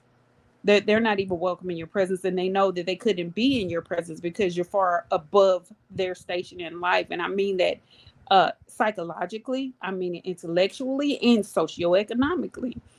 These men are caught up in this psychological conundrum that they cannot remove themselves from. And that's why they gravitate to channels that reinforce those ideologies, that reinforce this victimhood mentality. And again, black women don't have time for that. A lot of black women are too busy being mothers to their children. Black men are the one that has this much time to sit in spaces like that. And the black women that do sit in spaces like that, they're not busy. They're not busy doing the things that we're doing. So I just encourage black women to don't take what they say personally, ignore them, block them, delete them, like May is doing. She's keeping her space clean. She's keeping her mind clean. And she's just not having it. And if you feel like getting your troll on with them, get your troll on with them. But it's just, there is no time. We really don't have time to keep commiserating with one another. Because as we can see, I just want people to think about it. How long has the foundational black people been in the United States? And the population of us has never exceeded 15%. It's been 13% for over 2 decades. Jim and I just wanted to say thank you guys for letting me up, you and DJ. It's been great chopping it up with you guys. I hope you guys have a blessed night. Thank you, DJ. Thank you, Rico. Rico, you always say amazing stuff. Thank you. You guys rock it out like always, but an old ass man gotta go to bed. All right, I know the feeling. You guys have a blessed night. I love you all. Thank you. Thank you, Rico.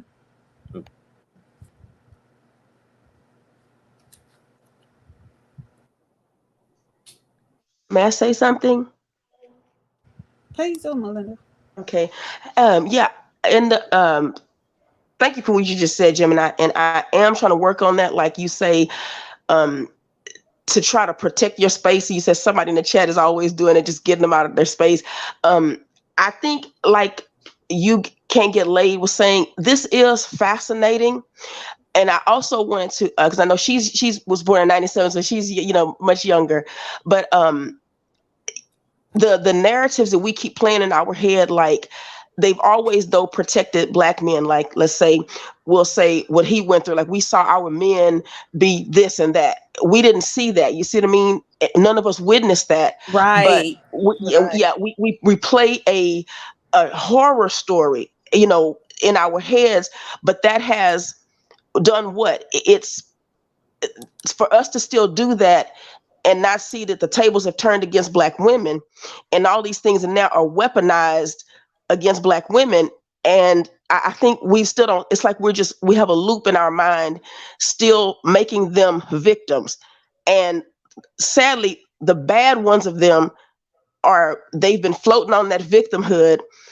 And they still, like Charles was putting something in the chat, they still are blaming black women, talking about the most disrespect that they've been is by black women.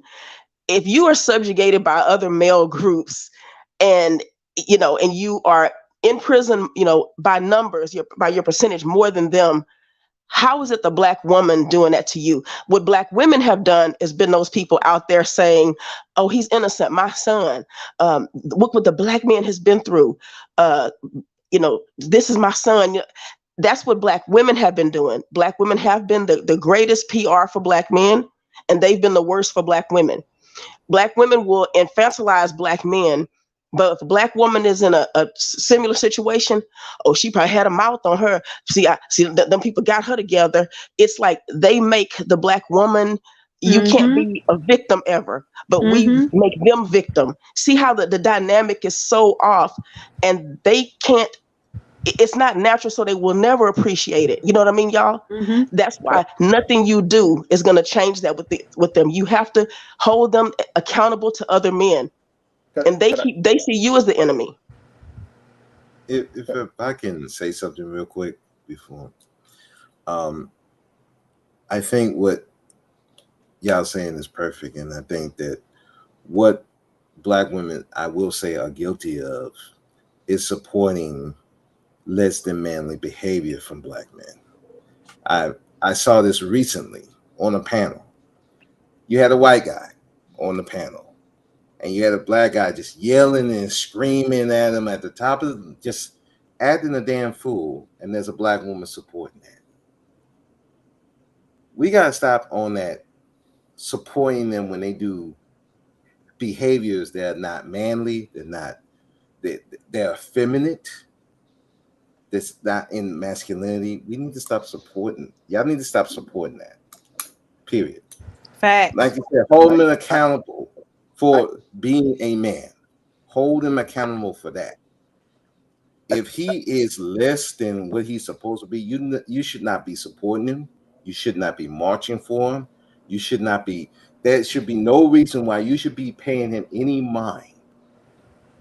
Well, other than actually, I think Black what women need to men are withdraw supposed to do. from the pavement. Period. Black women need to Right. withdraw from the pavement. Period, because Yes, it's not doing them any good to be out there marching for a group of demographic of men who wouldn't march for themselves. These men aren't marching for one another. So I don't know why Black women are beholden to marching for perfect strangers. But me as a man who hasn't done any of the foolishness that a lot of guys do, me looking at women protesting for those guys, I don't see those women as anything positive, because I'm like, why are you throwing so much effort behind dudes who really, have given up on themselves? Yes, most of them, the overwhelming majority have given up on themselves, and they're in criminality. So what's the reason for doing this? Right. So it's like, let them go. Conditioning. Why can't we let people go who don't meet the bar? If they don't meet the bar, even family members. Hey, I love you, but that's what we're taught. We're taught as Black people. We got to bring up everybody. The failures of our community. We got to help them. See, they went through something. Like the whole thing about the Black men went through all this stuff. Yes, we went through shit. Yeah, we did. In history. Yeah. But at the same time, you can't keep using that as an excuse, because again, it won't allow these men to succeed. I had a dude on a panel was talking about how he has a successful business, his wife and family are good. What was the first thing the women said? You're still conquered.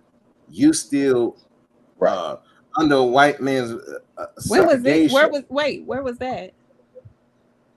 This was a long time ago. This was on what panel was that? Okay, I just want to make sure we're not talking about anything that happened over here, right? No. This wasn't over here. I want to make sure. None of this stuff happened here. This is like the second time I've been on y'all panel, so this never happened here. This was on another panel a long time ago. The point of it is, if you're going to keep letting these guys stay in that victimhood mentality, just like that when Jason Whitlock was blaming the single mothers, it's the same thing. You're making it about these men's decision is based off of Black women, and we as a people got to stop that. No, it ain't because of that woman. It's you. Those 5 men that attacked that one Black dude and beat him to death, that wasn't Black women. That was them. But they blamed it on the Black police chief. I understand that. I didn't like that shit. I hated that shit, because it's like you taking their how do you call it? You're taking their power away, and everything is about the women. I hate that. I hate when especially older men do that. It's about the women. It can't be about the. If you want these men to succeed, It can't be about what the women are doing. It has to be about what they doing. Succeed or fail, it is on you. It is not on the women. I wanted to say something. That's why I believe that black men and women of no color are one, and they think the exact same way. Black men are the biggest feminists. Like I've never seen a group of It's I called never intersectionality. Yeah. Can you I've elaborate on never that? seen a group of men give so much power to women. Like you put all the responsibility on, give so much power for women. I don't see it in the Hispanic community. I don't see it in the community of men of no color, the Asian community. Like they could care less what women think, let alone put a woman in charge. Like I've never seen this. This is just abnormal to me. So I believe. Go ahead. I'll give you an example. Let's look at China. They had their one child rule. They nearly wiped out their women population. Do you think they went back and try to repair that damage with the Chinese woman? No. What they do, they went to Africa and built up their empire. The point of it is it's not that they don't care about the women, but they don't put them on a pedestal where everything they do is about what the women doing. It's about what we doing, what our sons are doing. Because ultimately, they going, and somebody saying China is struggling. Everything you use is from China. How is that struggling? If everything you use is from China. Matter of fact, most of the drugs that we get in America come from China.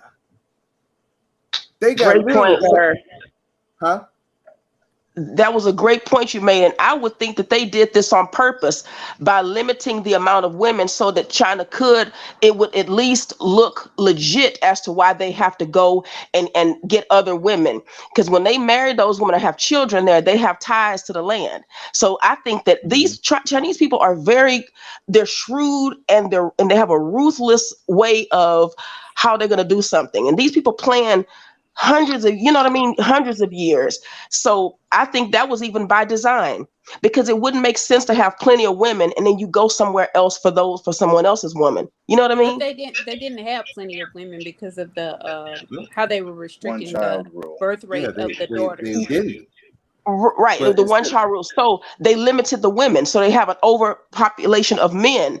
So the men now are going, it makes it look legit as to also why they go over to other countries and pairing with other women. That's what I'm saying. Yeah, and again, how is China struggling? They own they basically own America right now. They own if China were to call in their debt to America, right. we screwed. Yeah, they own like, what is it, $3 trillion or I forgot how many $trillion of our national debt. They're wealthy, but they also they're not good to their people. So I think it's 3%. I think it's 3% of our national debt. Yeah. I want to ask y'all a question. Do you think, because all of this, like black men are always saying that it's women's fault, blame the women, this, that, and everything.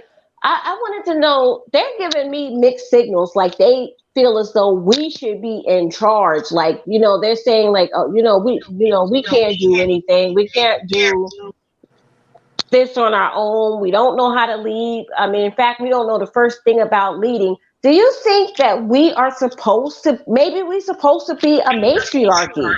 I hate to say it. All it is, wait a minute, let me go, and then I'll go around. All it is emotional manipulation and deflection. It has absolutely nothing to do with logic. It's just a way to deflect responsibility onto onto the weaker group of people. I keep saying they punch down because they can't punch up. They juxtapose themselves with black women because they think that we're lower than them, and that's the only thing that makes them feel like they're superior to anything or anybody. Yeah, I agree. A lot of what they do, and the only priority that they have is sexual. And so that's another reason why they get with white women, because it's not only is it proximity to white men, they feel like they're conquering something that white men have. So it has nothing to do with us. A lot of the things that they do and they say really and truly have absolutely nothing to do with black women. Go ahead, Woody, and then Melinda. Yeah, I was saying that. Oh man, you guys, man, it totally left my mind. Sorry, skip to something. We can come back to you, Woody. Yeah. Go ahead, Melinda. Okay. Also, I think it's. I don't even know if they know kind of how they're operating, but it's a scapegoating. So I think they kind of get that they are supposed to be in the lead, but by saying to the world, this black woman is stronger than us, it also says to other people, other men. Wait. They don't say we're stronger than them. Oh, they'll say we're masculine or we're difficult, right? Right. You gotta get the word right. Okay, you're right. You're right. Yeah, that's true. And they'll say they're more logical and stuff, and using all these other people's these messages from for other groups, but they don't want the responsibility of what this looks like. But this is also historical. You can go to old papers written about the phenomena for the black man is always blaming the black woman. And this goes way back. Black women writing stuff in the 1800s that she wanted the black man to stand up and do something and be, about something, but I believe they fight for what they want, because let me tell you, if you could go to the Supreme Court and, want to marry white women in a time where, that was like a definitely target on your back, to lose your life. That's not weakness of mind or spirit. That's purpose. And so that's why I say for black women too, stop thinking things were held back. Black men could vote before white women. So they have had some benefits in the patriarchal system, but also they've had benefits and shielding from the black community itself. Because even with the reason we take so big to when they have been punished for crime is because we don't do it in the community. So that's why they feel like, they're extra targeted, because if the community has shielded your criminality, your inappropriateness, and you should see the stuff they still write about R. Kelly. And this is black women and a heavy support. Black people have a whole different mindset, but it's been to protect black men and not hold them accountable, but it's also been to blame black women. So everything that we're doing is just what we're getting back. You know what I mean? Until it changes.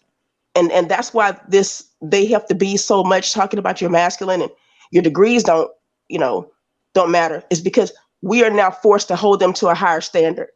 They've never been forced to, to a higher standard, but they'll do that for other races of women because they have to. And that's the thing. So black women, we have to get out of that mindset. And that's the only thing that's going to improve anything, even your safety, even your children. So that's because other people are having to defend you against what black men are saying about you. You know what I mean? It's not other people doing this. It's been black men. Right. Well, I'm not used to. I think it's just maybe because my husband is, like I said, he's non-black. I'm just not used to a man not taking leadership over. I feel sorry for like a lot of black women who are looking for black men to be their leaders, because like in my relationship, in my marriage, when I like get irate and I yell and I argue, my husband is just looking at me like, he doesn't even say anything. He doesn't respond. He doesn't get upset. He doesn't even lose his cool. Like, and I feel like a damn fool. And and when, the bills need to be paid, he pays it on time. If he just handles his responsibilities. We got into situations where the police pulled us over. I've seen him argue with the cops. The cops didn't even arrest him. He's treated cops like pieces of crap.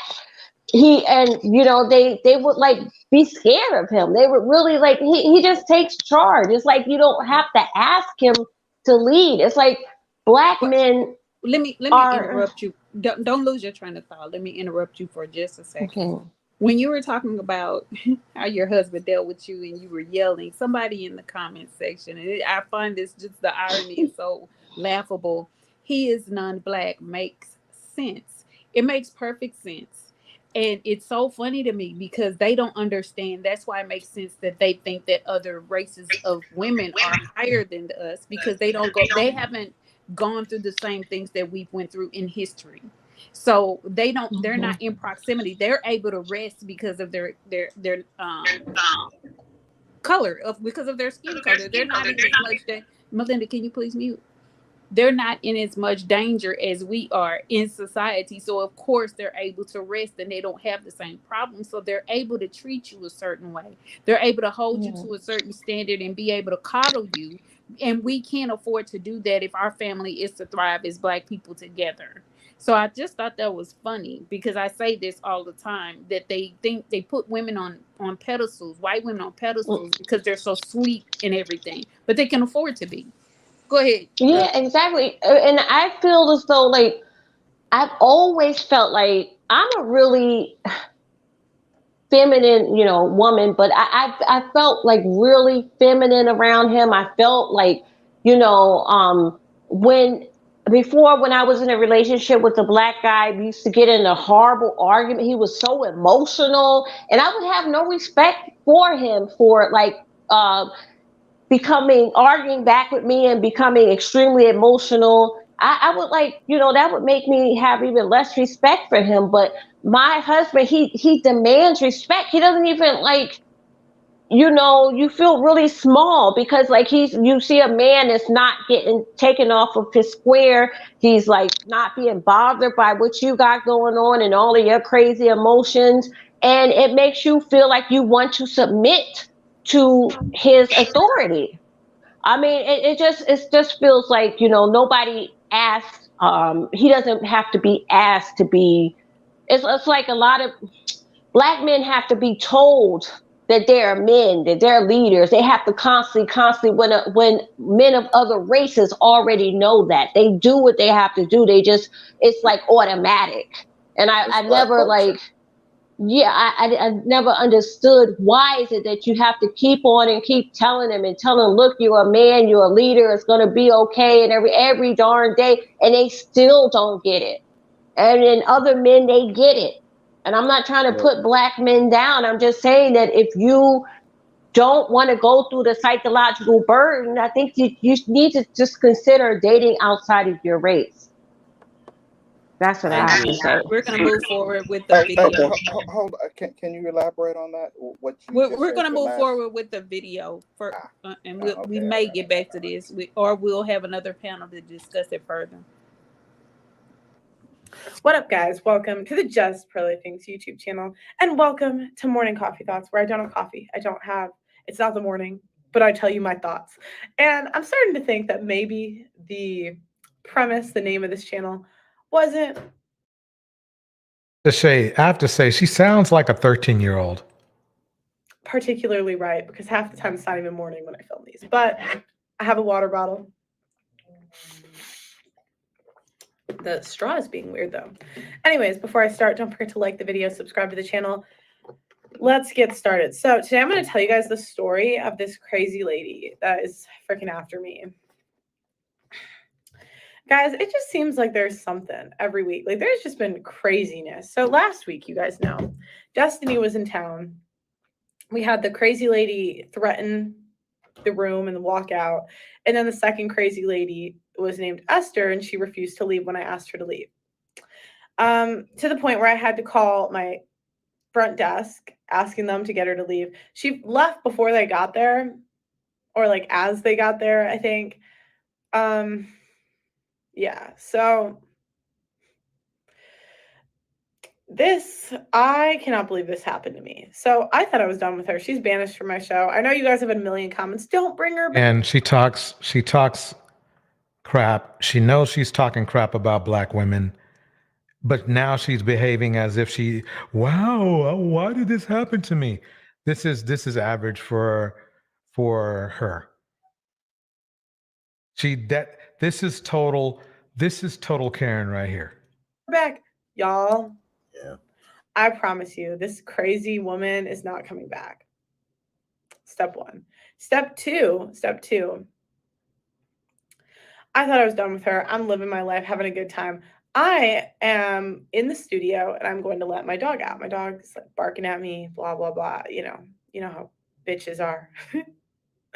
So the dog, I need to go let her out.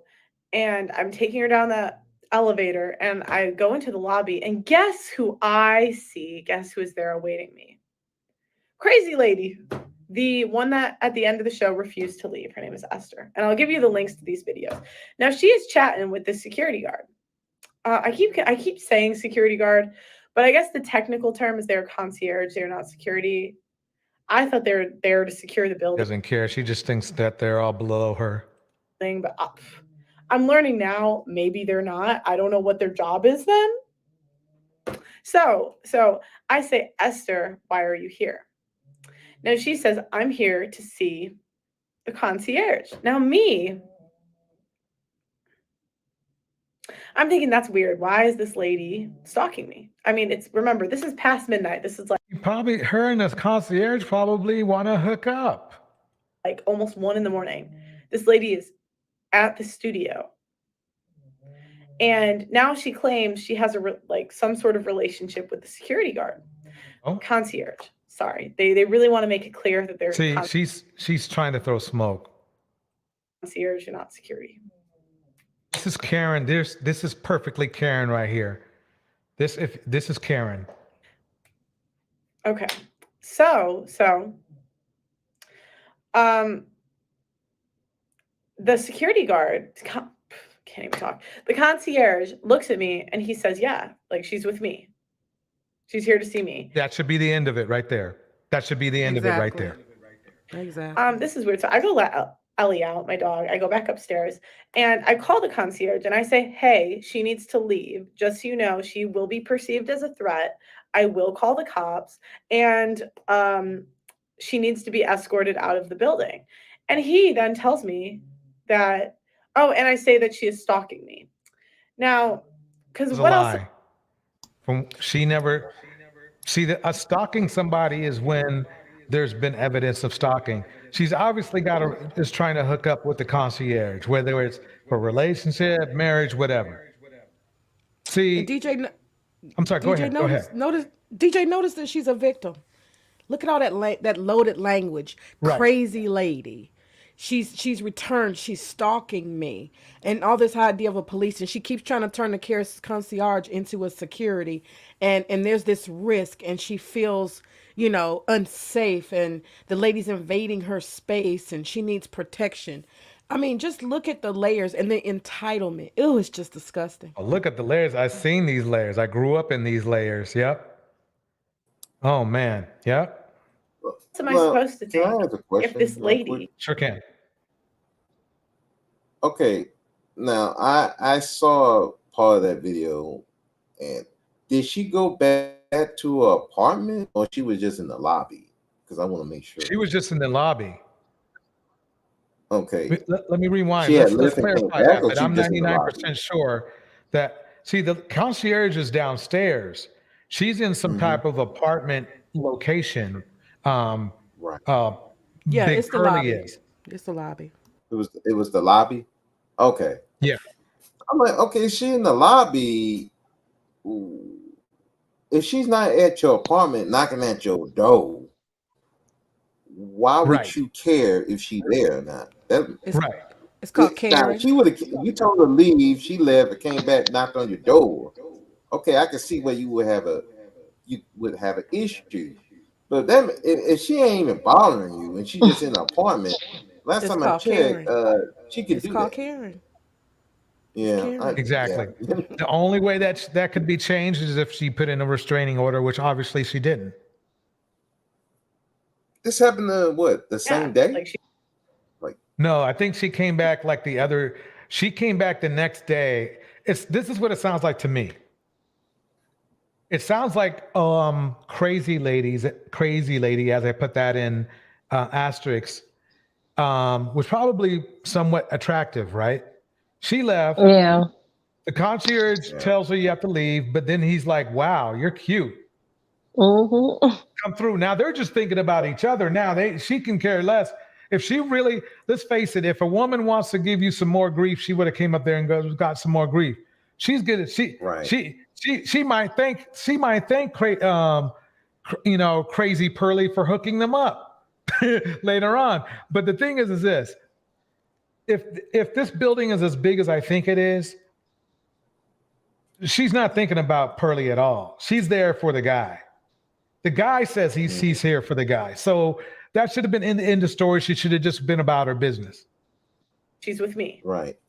She's here to see me.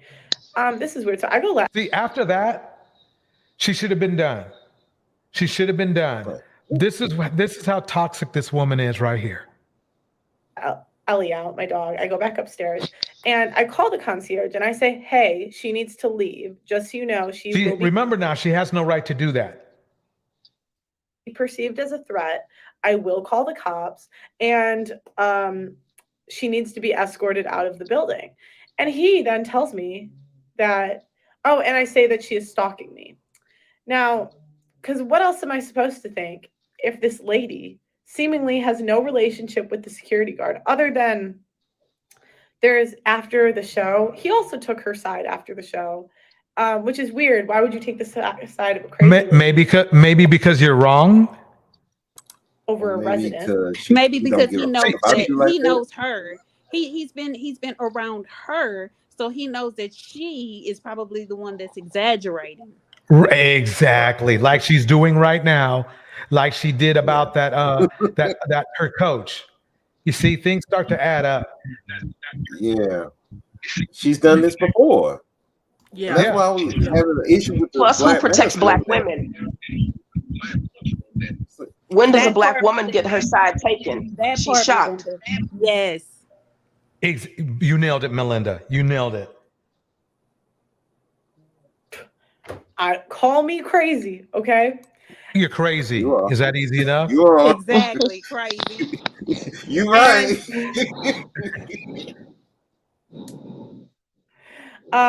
So, which he then claims later that he was not taking sides, but I don't know what. Watch the video. It's in the description. So, whatever. I was going to let that go. I wasn't even going to do anything about that. I just was like, whatever. Until now, you're letting this crazy lady come to my building at wee hours of the night. Now, it's funny. Okay. It's not her building. It's not your building. You have an apartment in the building. Man, this is how they do though. 17 years in this type of neighborhood. This is how they do. Seen it online too. So she has a concierge. Those apartments are probably over maybe 5,000 and over. Right. Right. So, I mean, this is a big building. And this is how they do. This is how they get brothers and sisters killed. Because then after I have this conversation on the phone with him, then what happened next? So yeah, he tells me that she will not leave, or that he will not escort her out, that is his opinion that she is not a stalker, and that she's here to see him. So this is the information I have. It's funny. He switches up later. It's very funny. It's very funny in hindsight. So what do? I write a strongly worded email. I'm just going to read you a little excerpt from it. Wow. This is oh man. I got to reword my title for this. Wait. She says he switches up. Well, if his job was in jeopardy, of course he switched up. Exactly. Of course, exactly. Yeah. And I'm not. I mean, the lady nice, but I'm not getting fired for this lady either. Like, come on now. Now, So deceitful. what do y'all brothers think about it? All y'all brothers are red pill lovers in the chat. What y'all think about that? Oh yeah, You a because she black took out man, two, and remember? She's taking out both the woman and the concierge. Yeah, she told him as a man. Trying to Check get him that out fired. now. Check the power dynamics, y'all. She told a man on his job that he don't have no rights. He can't have no visitors. Cause she said it's her building and he's her concierge and he needs to operate as her security. He needs to have this woman removed because she perceives him as the woman as a threat. And But it she's doesn't red. matter what he thinks. He's not important, though. That's his job. She wants the woman removed, and he needs to do it, or else. Check that out. Check that move. But Is she's that red feminine? pill. She's red pill. Right. Exactly. Actually, can I just say something before you move Go on? Because I ahead. Go can't wait to ahead. hear what you have to say. Go ahead. But at the same time, listen to, because y'all, it's another angle.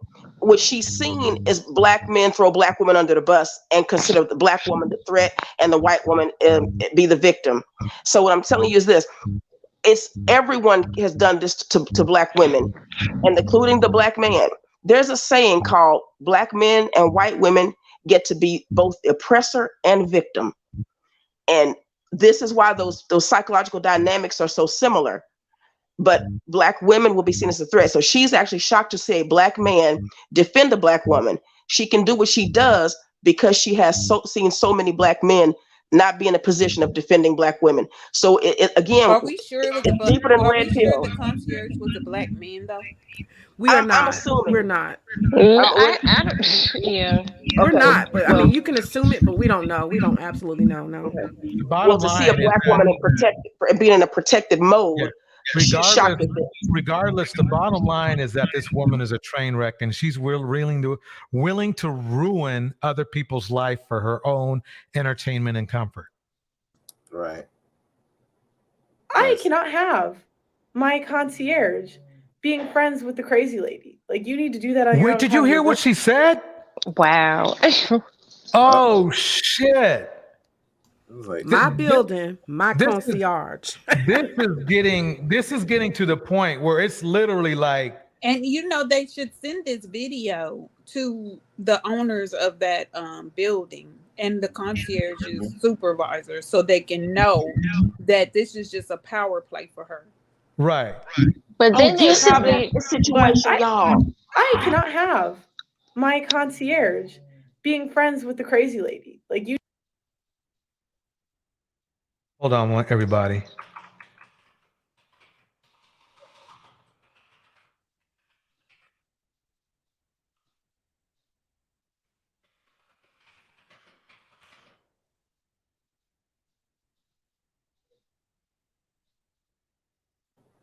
Looking at the comment here. And just for the record, lots of people are calling her a Karen and criticizing her in these comments too.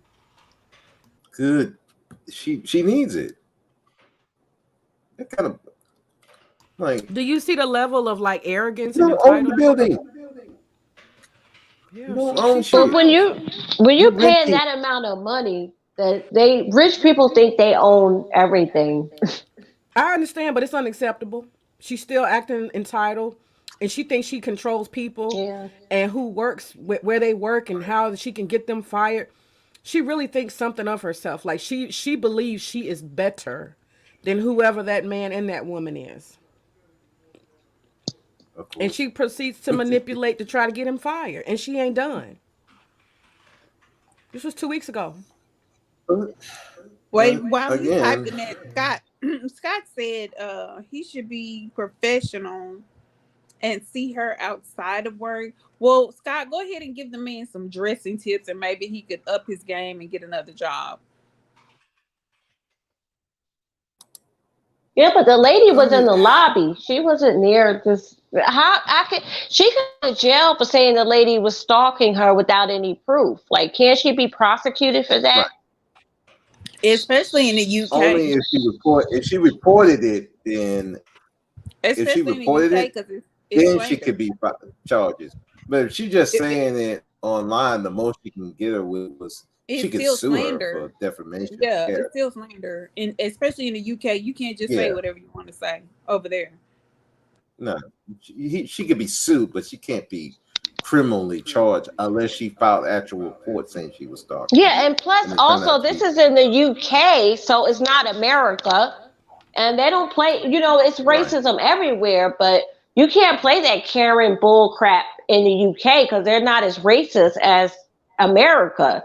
So of course they're gonna doubt her, they're gonna, call her bluff, and they're gonna be like, what's wrong with you, lady? Are you crazy? She's just talking, she's not even near your apartment, she's in the lobby. So she better be careful being in maybe that's the reason she's getting chased out of the UK. It is. And also she's American, so that's really gonna hamper her too. If she wanna try that move. Like if she was British, she might could get away with that a little bit, but she's American. They're like, what? Really? No. Just look at that freeze frame though. Just look at her. Just look at how she's looking now. Just look at her whole energy. Ugh, yuck. Yeah, this raised my blood pressure right here. I swear. You need to do that on your own time. You're working. Today I went downstairs to let my dog out, and I saw. I can't hear that. I can't hear her. I am a single. Watch it. She's talking. Threatened me. Promise. The security guard said that the stalker, and also she also threatened me during that video. If you watch it. She's talking about bringing people back to do something, some magic shit. She's gonna like curse me. Like what the? Look at you. You never know. You might think this is an overreaction, but you never know. No, it's an overreaction. People are capable of. That's not okay. to Sorry. see the threat. He then informed me that it was his opinion that she was not a stalker. I'm a single woman living alone, and I'm in fear of my life. And yet the security failed to remove the stalker from the premise.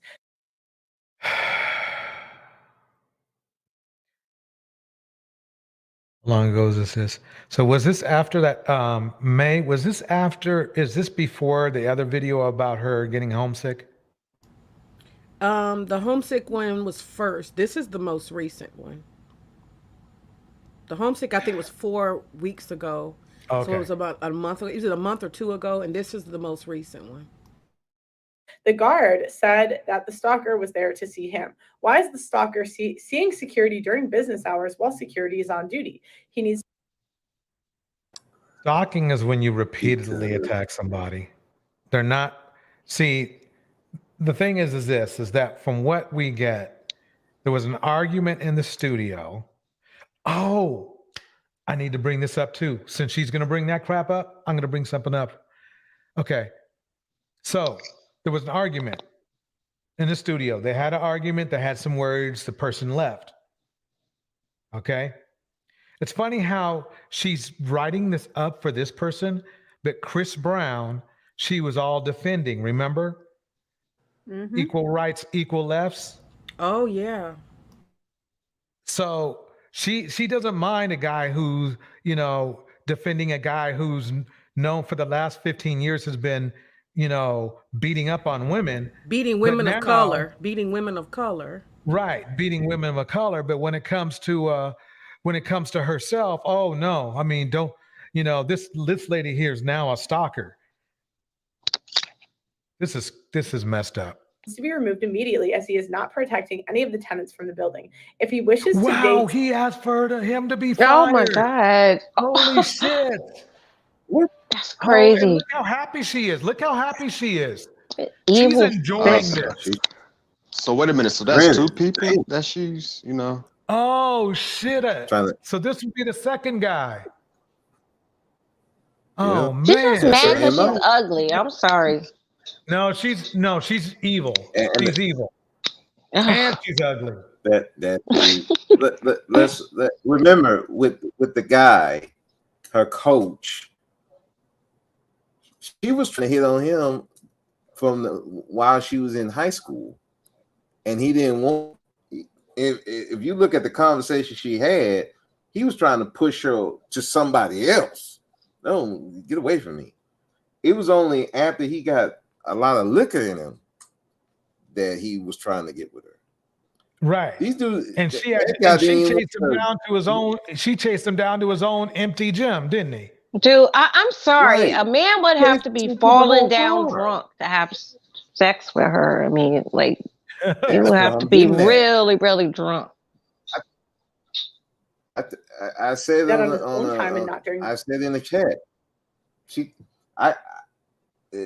8. After 8 shots of vodka, whiskey, or whatever strong drink you got, that's the God dang, brother. Only Did you takes give 8 her shots 8, to put sir? you down. Did you give her 8? She said 8 shots of vodka. Oh, okay. There we go. Okay. I mean, damn, brother. It takes you 8 to I'm a put you down? lightweight. I don't drink much, so that's why. Oh, okay. Oh, okay. Fair enough. Yeah. All right. Shout out to You know, Lily in the house. JP is our resident drunk. He know how many shots it takes. He's smart as hell, though. He's smart as hell. Oh, wait a minute, man. I mean, I don't know, man. You got me. You got May. I ain't gonna lie. Drinking is one of the few things about adulthood that I like. Oh, yeah. We got Cupcake, too. He's another drunk. I'm sorry. Yeah, where Cupcake? Where Cupcake at? Where Cupcake? Oh, no. No, I don't think Gemini be too pleased with that, though. I have 2 little sips of wine.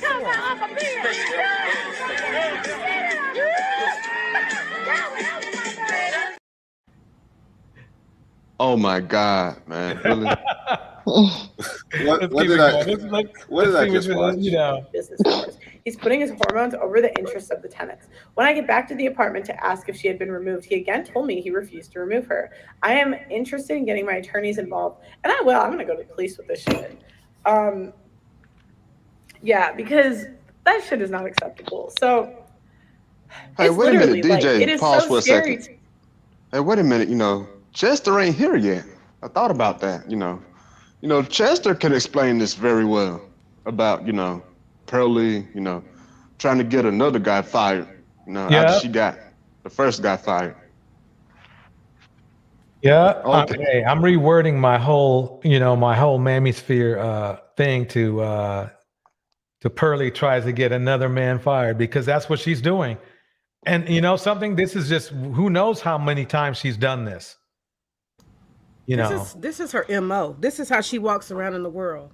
This is how she is all the time. To me that this crazy lady is coming to my apartment. It's not your apartment. That's not your. See, the fact that she's even being this disingenuous. Okay, even I've lived in apartment buildings. Okay, and I never called the whole building my apartment. I could not just walk into everybody's apartment. This is she's creepy. I am telling you, this woman right here, she's creepy. At freaking 1 a.m. If she's at 1 a.m, well, of course, because the guy probably gets off soon, and they're gonna go somewhere. This no is pun evil. intended, God DJ. Does what?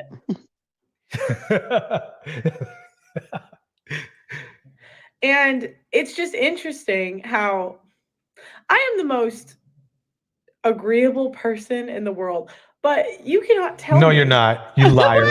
Wait. She's agreeable as far as she wants to be, and then when she doesn't like it, then you're going to be METOO'd or fired or whatever. Exactly. Creative Solutions in the house. That is not crazy. Okay? Hopefully C is in the house. Aya's in the house. Tomas is in the house. The bro speak. Well, he's on panel. Just want to make sure I get a couple of shout outs. And Lily in the house. Let me keep it going. And then the freaking guard is taking this crazy lady's side. Like simps will do anything. Anything. Yeah, Later, they give you Wait a money. minute. Right. I mean, whoa, wait a minute. I mean, give you she's money, talking about bitch. simps of all people? Like, come Yeah. on, man. The funny thing is this. She knows dudes are giving her money and getting nothing in return. So wait a this minute. guy If is she trying to felt say, so threatened, why is she calling the guy a simp? You know, it just everything is just not adding up. And I hope they see this. oh man, we might have to do a, She needs to get rid of her split ends. Her hair, oh my God, her hair looks fried. we may need to do a rewind on this. Just this is nasty here. This is nasty. He claims that he does not in fact know her. Well, if you did not in fact know her, then why did you tell me that you knew her before? Am I supposed that's not your business. It's not your business. He didn't know you were going to act like a jerk and piss off other people. Oh man. At this job. And even if he did know it, like you said, it's not her business. Like, I mean, being in concierge, you're supposed to show a level of discreetness to both parties involved. You don't just, like, when somebody walks in, you don't go, oh yeah, I saw him down the street at Starbucks. Yeah, you don't tell other people. It goes both ways. Which is it? Do you know her or do you not know her?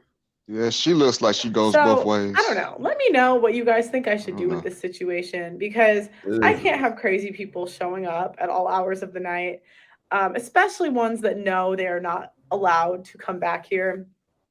And I also can't have a front concierge person that is trying to do whatever and is allowing someone that is crazy into the building. I don't know. I am planning on getting police involved. So just so there's like an official complaint on the record. So let me know what you guys think. I can't. Oh my gosh. I almost filmed a video last night, but I was going to start swearing. I was going to be set to 70. Oh my gosh. I just can't believe that happened. I'm like laughing a little bit about it now. Something's wrong with her. Yeah, there is something wrong. There are a lot of diseases going through her body right now. May, you always bring the heat, May, and you brought the heat.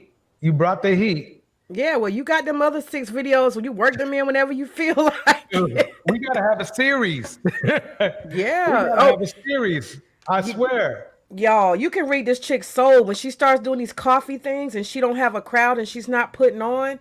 She done got real first thing in the morning, and she be saying exactly who she is. And what they say, when somebody tells you who they are, you better damn believe them. So wait a minute. So do y'all think she's a psychopath or a sociopath? She's or something? bipolar. Yeah, sociopath and bipolar probably. Well, I'm no psychiatrist. I'm not Dr. Phil. I mean, I keep telling you guys, stop throwing these titles on people. It's easy to say what somebody is on the internet, but until you get them on the chair and you actually do an in-depth study of them, you can't Let's just say she's diagnose them. We can safely say there's something wrong with her. We can safely say that. There's something wrong with her. That we can say. She got some kind of social struggles. We know that. Social struggles. Yeah, she probably does have a personality disorder, but to be definitive about it, she would need to be in front of you. Yeah, this is, man. I mean, she doesn't even have any boundaries. She doesn't know where my power and my concerns stop and other people's private business. This woman, she didn't say, oh, that woman ran after me. She said, ho, I see you. Get back on the elevator. I'm coming up to your apartment, or anything. That woman hasn't said a word to her. She saw the woman and said, oh no, I'm not having that. And she took her cowardly ass back upstairs and she called him on the phone and politely told him exactly who needs to be there and who doesn't, and that he should not, and what he could not, and what he better do. And when he didn't hear her, then she proceeds to retaliate. Is this red pill? Is this femininity? Is this submissive? I'm just trying to ask some questions. No, I hear that. It's all of those things because of her skin color. Yep. She's more dangerous than any black woman to a black man if she wants to be. She can be very dangerous. Yeah, I mean, which Emmett Till found out the hard way. I will not be surprised if there's a R charge she put out against a black man soon. I wouldn't either. I wouldn't either. I think mentally, to me, she gives me a vibe that she's 13 years old. I'm telling you, this is how a 13-year-old, because I that's the age I grew up with him with. She feels like she's a 13-year-old Caucasian girl. So, DJ Torch, can I ask you a question? Sure can. Have you ever dated a white girl? No. See, I told you, Rico. Where's he at? Did he leave? Rico left a while ago. Yeah, okay. Rico's gone to bed now. So. See, my instincts are never wrong. Sleep most the last night. I was like so frazzled, and I was just scared. Like, it's just scary, and a lot of people don't. Notice how she's over exaggerating, just like any old Karen would. Fellas, red pill fellas, if you're watching this, she'll take you down in a minute. And won't even blink. Oh yeah, to the sunken place, Maybe like the answer is just 24/7 security. Because another thing that happened was like someone showed up to the studio again asking to come on the show, and it's like, again, guys, I know a lot of you want to come on the show, and I don't want to look at that as a security threat. Oh my God! Wait, time out. Is that a Kid's Bop T-shirt? Really Wait, what did she say? A lot Yeah, of you. that's a Kid Pop's T-shirt. Yep. She said a lot of you. Oh no, not a Kid's Bop. So DJ was not far off the money when he said she acted like a 13-year-old white chick. Wait, did you say, I know a lot of you like to come to the building, but I don't want to see that as a security threat? Is that what she said? Can you take Wait, let me go. Yeah, I'll tap it back. Again, guys, I know a lot of you want to come on the show, and I don't want to look at that as a security threat, but it's really creepy when people are just showing up, because you just don't know what people are going to do. It's a public building, you stupid bitch. It's different. Like, let me stop. There's other content creators in a similar situation, but it's a bit different because they're See, what's ironic about this, when you splice this in with what Obsidian was saying, Obsidian, when one of the reasons why he said they gave it over to her, the Black Manosphere over to her, is because she was willing to have, people come to her show. She had a studio where they could come, right? Now she's talking about how she can't do that. Interesting. they're guys and they can. There's no guns here, so if I'm in a situation, I'm gonna be forced to I don't want to be forced to do something. Yeah, forced to do a METOO on What somebody. can she because or she's carrying forced somebody. to do something. If there are no guns, what is she gonna be forced to do? I'm confused. Them British people. What is she talking? What is she talking about? But British people don't care about guns, man. They'll stab you up with a pencil over there, man. So I'm talking about something like a mentally 13-year-old, 24-year-old woman threatens METOO and Karening all at once. Maybe she knows Krav Maga or something. She looks like a Jason. Krav McGraw. Or like get into a fire. Yeah. I don't want any of that. But it's like if the security of my or the concierge of my building is allowing crazy people in, and now they're telling me they will not. Crazy people are sane people to crazy people. Let me say that again. Crazy people are actually sane people to crazy people. Crazy people in, but the first time I asked and the second time I asked, I was not listened to. So how do I know in the future You were there will listened to, you just shot down. That's all. be no crazy people allowed into the building. I've sorted it with my shows because we have a security guard. He's going to be here 6 days a week for all the shows, and that'll be good. But outside of that, like, I don't know. The lady wasn't even stalking her. Like, And it get could over be part yourself. of what May said. It's a setup so she can creep out and spaz out, and the reason why she can't do this anymore. Right. Or does she might, you know something? I think she's devious enough to think that, maybe I'll use this angle to, one, maybe get out of her lease if she's in one. Two, to sue these people, okay?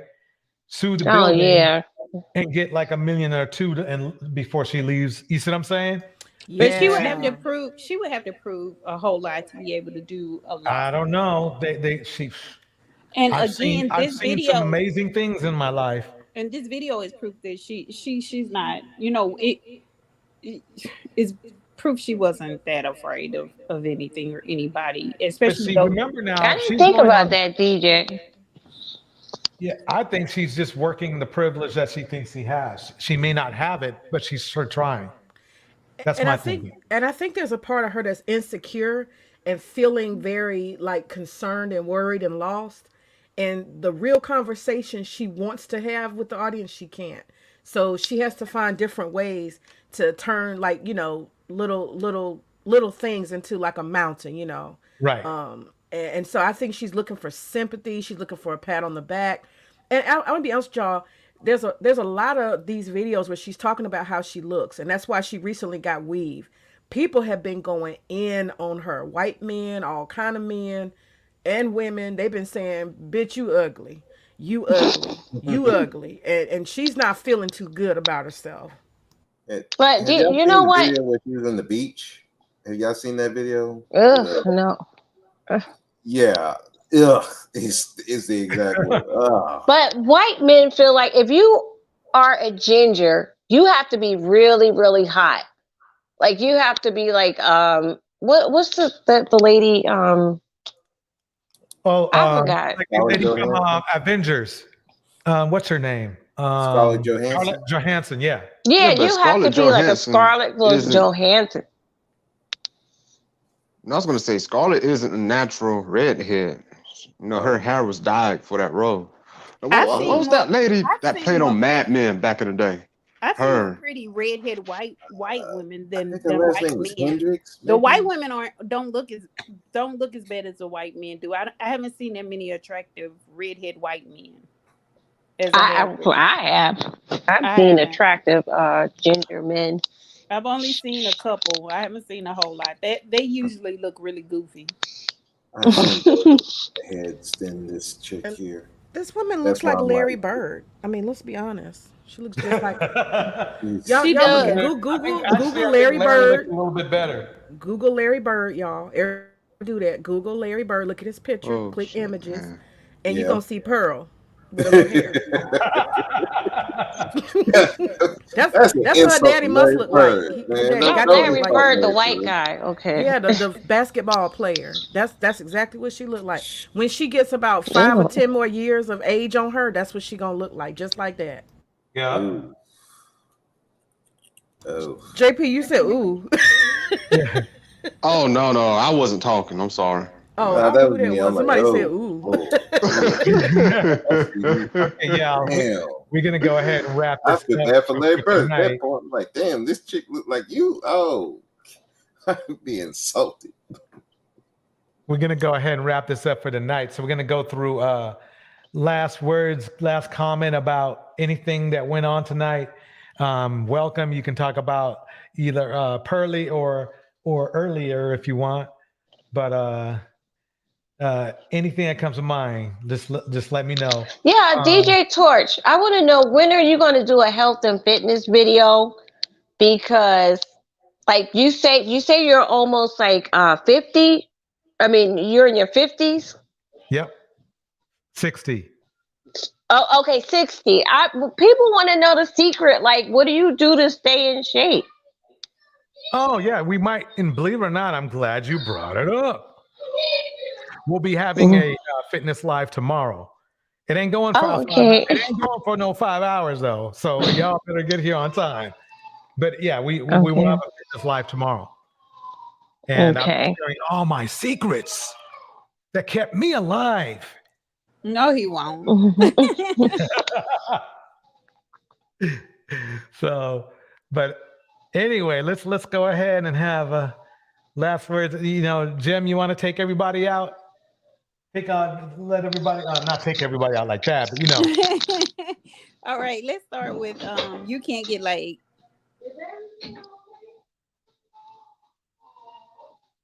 Your last thoughts.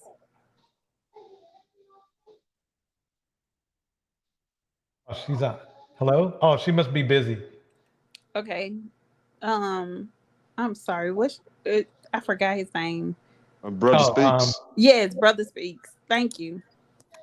Yeah, Pearlie's trash. I said that when I first saw her. I'm like, why is everybody listening to her? And then when she did the thing when I heard about the METOO thing with the black guy, I said, why in the F all these Manosphere guys are running behind her? And you know, and it's sad that we have black men and black women good on that show. It just shows that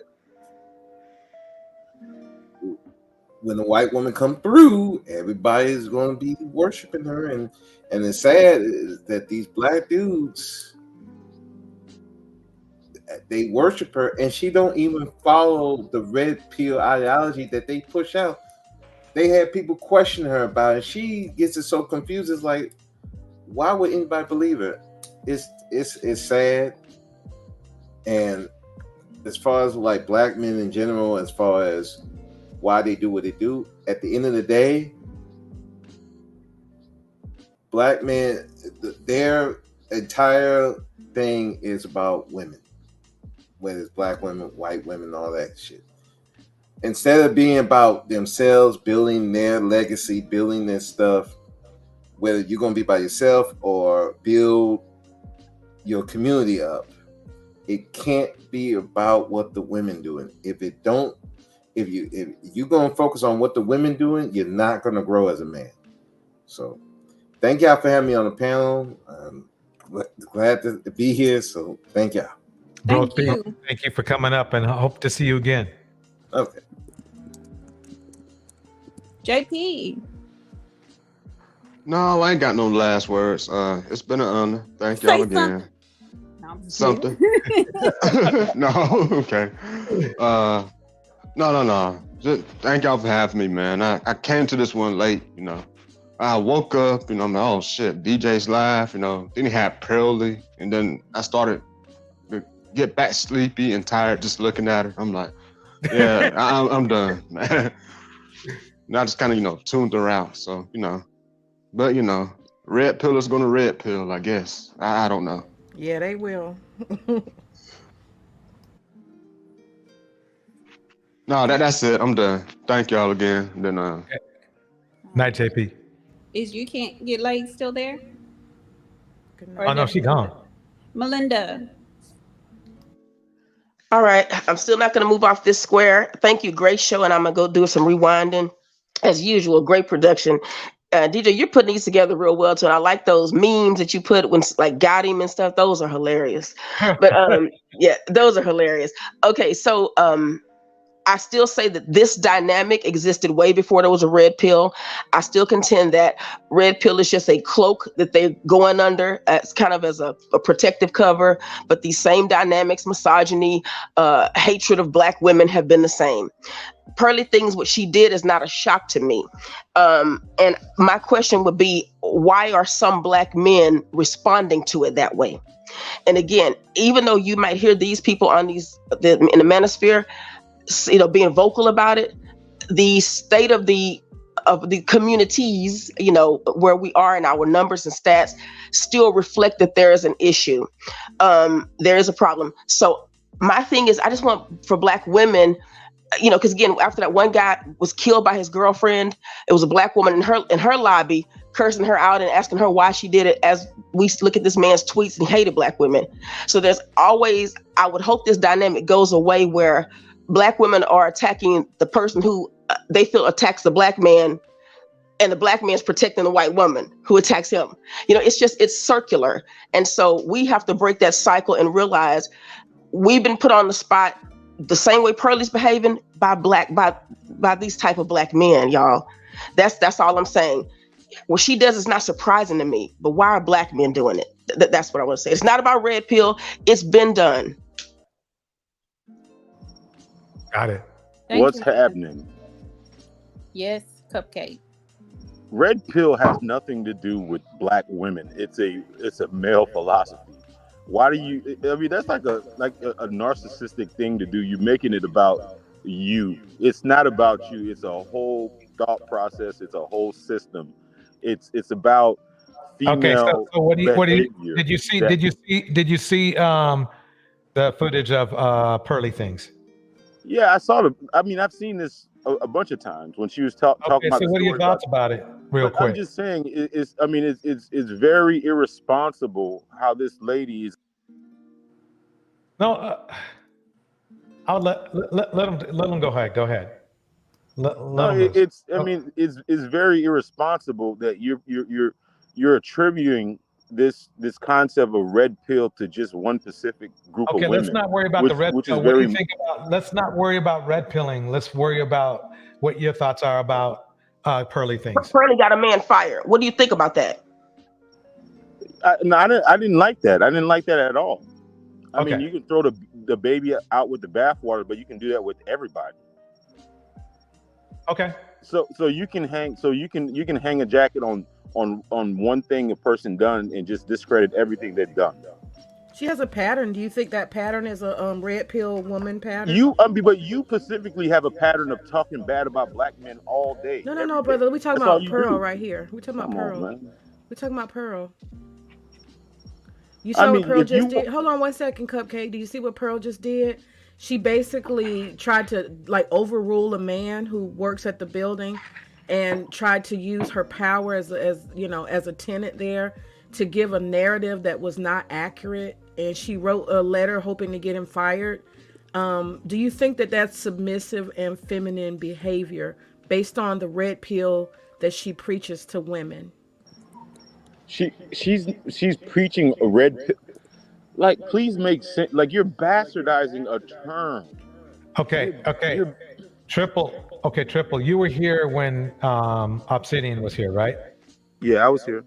Okay. I was listening to it. Now, Obsidian, he claims to be in the red pill, correct? I don't think he claims to be in a red pill. It's just the Manosphere uses a lot of their philosophy based on red pill ideology. Okay, hold on let's hold that thought 1 second. Hold on. Yeah, you know, the lady's red pill, Cupcake. She's red pill. And she teaches some. Hold on one second. Let me finish. Okay. What's that say? There we go. I'm probably one of the clubhouse simps he's talking about. Yeah, he's talking about you because you don't understand the red pill. No. He's talking about that he's red pill, even though he got roasted. He's talking. You were arguing that he didn't think he was red pill. I'm just proving to you that he is. Red pill is. He says it because of himself. He says he's red pill. The question you, sir, no, Cupcake. The thing about Cupcake, it is the question that was asked of you is she in line with red pill? Is she what she's doing? Asserting her will over a man, asserting her power. She even said that she might have to find out if the man she's gonna date is going to follow her back to the United States or not. Do what's on her agenda. Is that red pill, sir? That's not. But. Thanks, James. Women are hypergamous. Women are they seek power. You know, they will do anything to get. Red pill teaches that. When you're red pill, you understand the nature of women, and this is what women do. Wait, teaches what? Actually, they don't though. Teaches it. What red pill philosophy teaches you is the nature of women. This is what women do. When women want to gain power, they use resources, whatever they can do to gain power. Okay. And this is what Pearlie's doing. Okay, perfect. She's a woman. Okay, perfect. Right there, hold it. She's a woman. Perfect. She's a woman who says she's a red pillar. And she's telling women every day, be submissive, don't do this, don't do that, don't do things that hurt men according to our philosophy. Stop doing this, stop doing that. Men can see you for who you are. Just stop it. What is she doing? Can you walk and chew gum at the same time? Oh baby. No, I'm asking you last time. Somebody tap in, get him. I ain't got nothing. No, I'm just saying. You know what? You can't put your back into it with him this night. I understand. With him, it's like it's okay. Listen, but y'all, I'm saying this again. With that red pill stuff, they're supposed to look at the situation and accept things for what they are. And change and adapt. So they're not even doing that. That's what I'm saying. They're now complaining that they want to change things. Like my female nature. It is a very weak little system. Even the people who created red pill don't even follow it anymore because they're in relationships, and some of them went to Christianity. They don't even go by this. These are hurt males. You can just it's something so flawed, but she's just going to go with it because she can take advantage of these vulnerable, easily to be led males. And she's a white woman, so they see that they feel like she has credibility. You know what I mean? They want protection. That's why they weaponize women against each other instead of tackling men. This is in a woman's nature. Accept reality. You know this is within a woman's nature. What she's doing is within a woman's nature. Thanks, James. Well, she ugly anyway. They feel her whiteness is capital. Who feels her whiteness is capital? She's ugly on the inside and the outside, both. So I agree, and I agree. We agree on that, Melinda. Okay. She ugly on the inside and the outside. And this cupcake is gonna worship her and find ways to lift her up to the pedestal of greatness. And that's why she stole the Manosphere, and she gonna drag y'all to the end, and she gonna drop the bag, and y'all gonna be sitting there looking stupid. Y'all gonna be looking stupid. She gonna walk away with the bag, and y'all gonna be looking stupid. She gonna go off into a whole different lesbian life, playing volleyball or whatever she do, and she gonna forget about y'all Negroes. That's what's funny. But I'm concerned about that T-shirt, y'all. With that, what's on her shirt? I'm telling you, I'm seeing a theme here, and I'm thinking there's some type of a racket going. Something's going on. That's concerning me with her shirt. I'm telling you, she's not 25 years old mentally. She's not. But right, she definitely isn't. But what the shirt says, and then that Andrew thing, something's going on. And I think these guys don't even realize that they're playing a part in it. They're basically, this is a front, and there's something. These people are going to different countries and stuff. How's she able to just pick up and go to moving out of different countries and stuff? There's something going on, and these black dudes who are in it won't even see it. They're helping fund stuff that they don't even know about. Look at her shirt, concerns me. Yeah. And you know something, Melinda, too. She something about Tate. She actually paid for Tate's airline ticket to that. Tate. Yes. 2 days before he got caught, she was responsible for his in and out. So that means that she knew his itinerary. I'm just saying. And we see what he went to jail for, and we know Interpol was doing some coordination. So I agree with you, and I think that's partly why she's trying to duck out the back door, because there's some heat coming up on that whole crew and all the stuff they doing, sex trafficking and sex whatever that stuff is. Look at her pimp-like behavior. Yes. Calling people 304s and her. Look at that. There's something with this woman. Mm-hmm. Yes. And she's All very, right. when you say male identified, like her whole energy is masculine. She don't have any sympathy for children, for women, no empathy, no nothing. You know what I'm saying? It's nothing there. It's something weird about her. Yeah, we're gonna hold this for the next stream because we could talk about her all night. So, Yeah. May, your final thoughts? Yeah, I think those pretty much are my final thoughts. It's very interesting watching her back up, and it's gonna be interesting to see what she does. I'm just watching her manipulation. I'm watching how she wields that white privilege. It's very interesting, and I am here as a troll to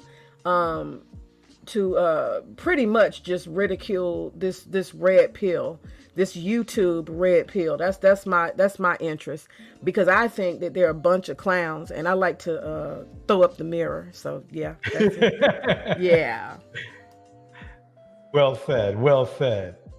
And my final thoughts are, yeah, she may be becoming rich from the gap left by Kevin Samuel. She is smart, yeah, and black men are ignorant because they're the ones that are funding her and they receive nothing from it. But I don't feel an ounce of pity or sorrow for them. You know, I hope she runs their pockets along with all the rest of the women in that sector. Exactly. I ain't got no last words. I said what I needed to say. Triple.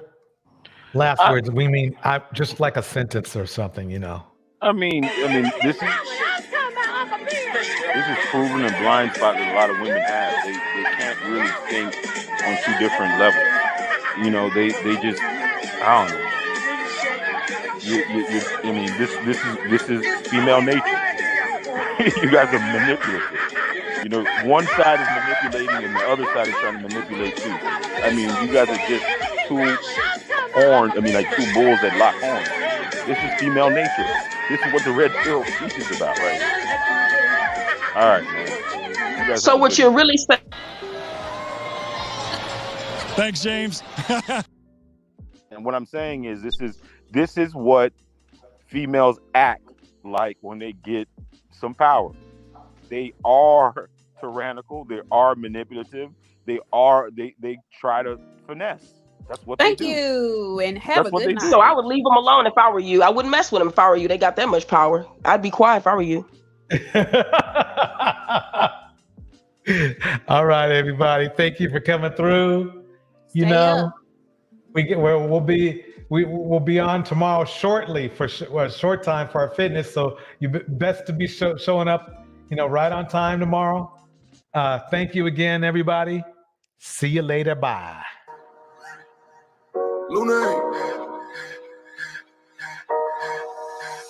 Money work. El mundo quiere dinero. Money work. Pause.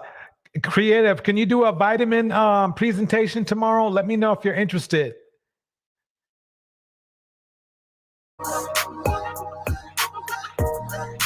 Se arregla con dinero. Money work. Si me quiero educar, dormir en algún lugar, un lugar para trabajar, y si no hay para emigrar.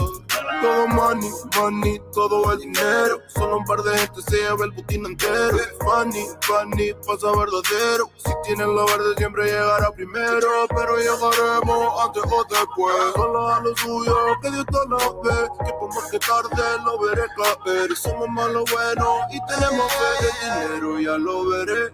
Yo vendo mi alma, lo lograré. Seré el más grande, no olvidaré de dónde vengo ni cómo fue. Money work. El mundo quiere dinero. Money work. Se arregla con dinero. Money work. Yo digo las cosas como son. No quiero ninguna aceptación. Tampoco vengo a pedir perdón porque mis sentimientos se volvieron la canción. Yeah. No me vale mucho como tú me ves. Sabes, tú me llegas solo a los pies. Para mí ser grande es un interés. Ser un buen humano para mí es un deber. El dinero ya lo veré. No vendo mi alma, lo lograré. Seré el más grande, no olvidaré de dónde vengo ni cómo voy. Money work, yeah. El mundo quiere dinero, yeah, yeah. Money work, se arregla con dinero, yeah. Money work, de corazón. La plata no te hace ser feliz. Yeah, yeah, de corazón. Yeah. La plata no te hace ser feliz. Money work. El mundo quiere dinero. Yeah, yeah, yeah, yeah. Money work. Money work. Se arregla con dinero. Money work. Lunático.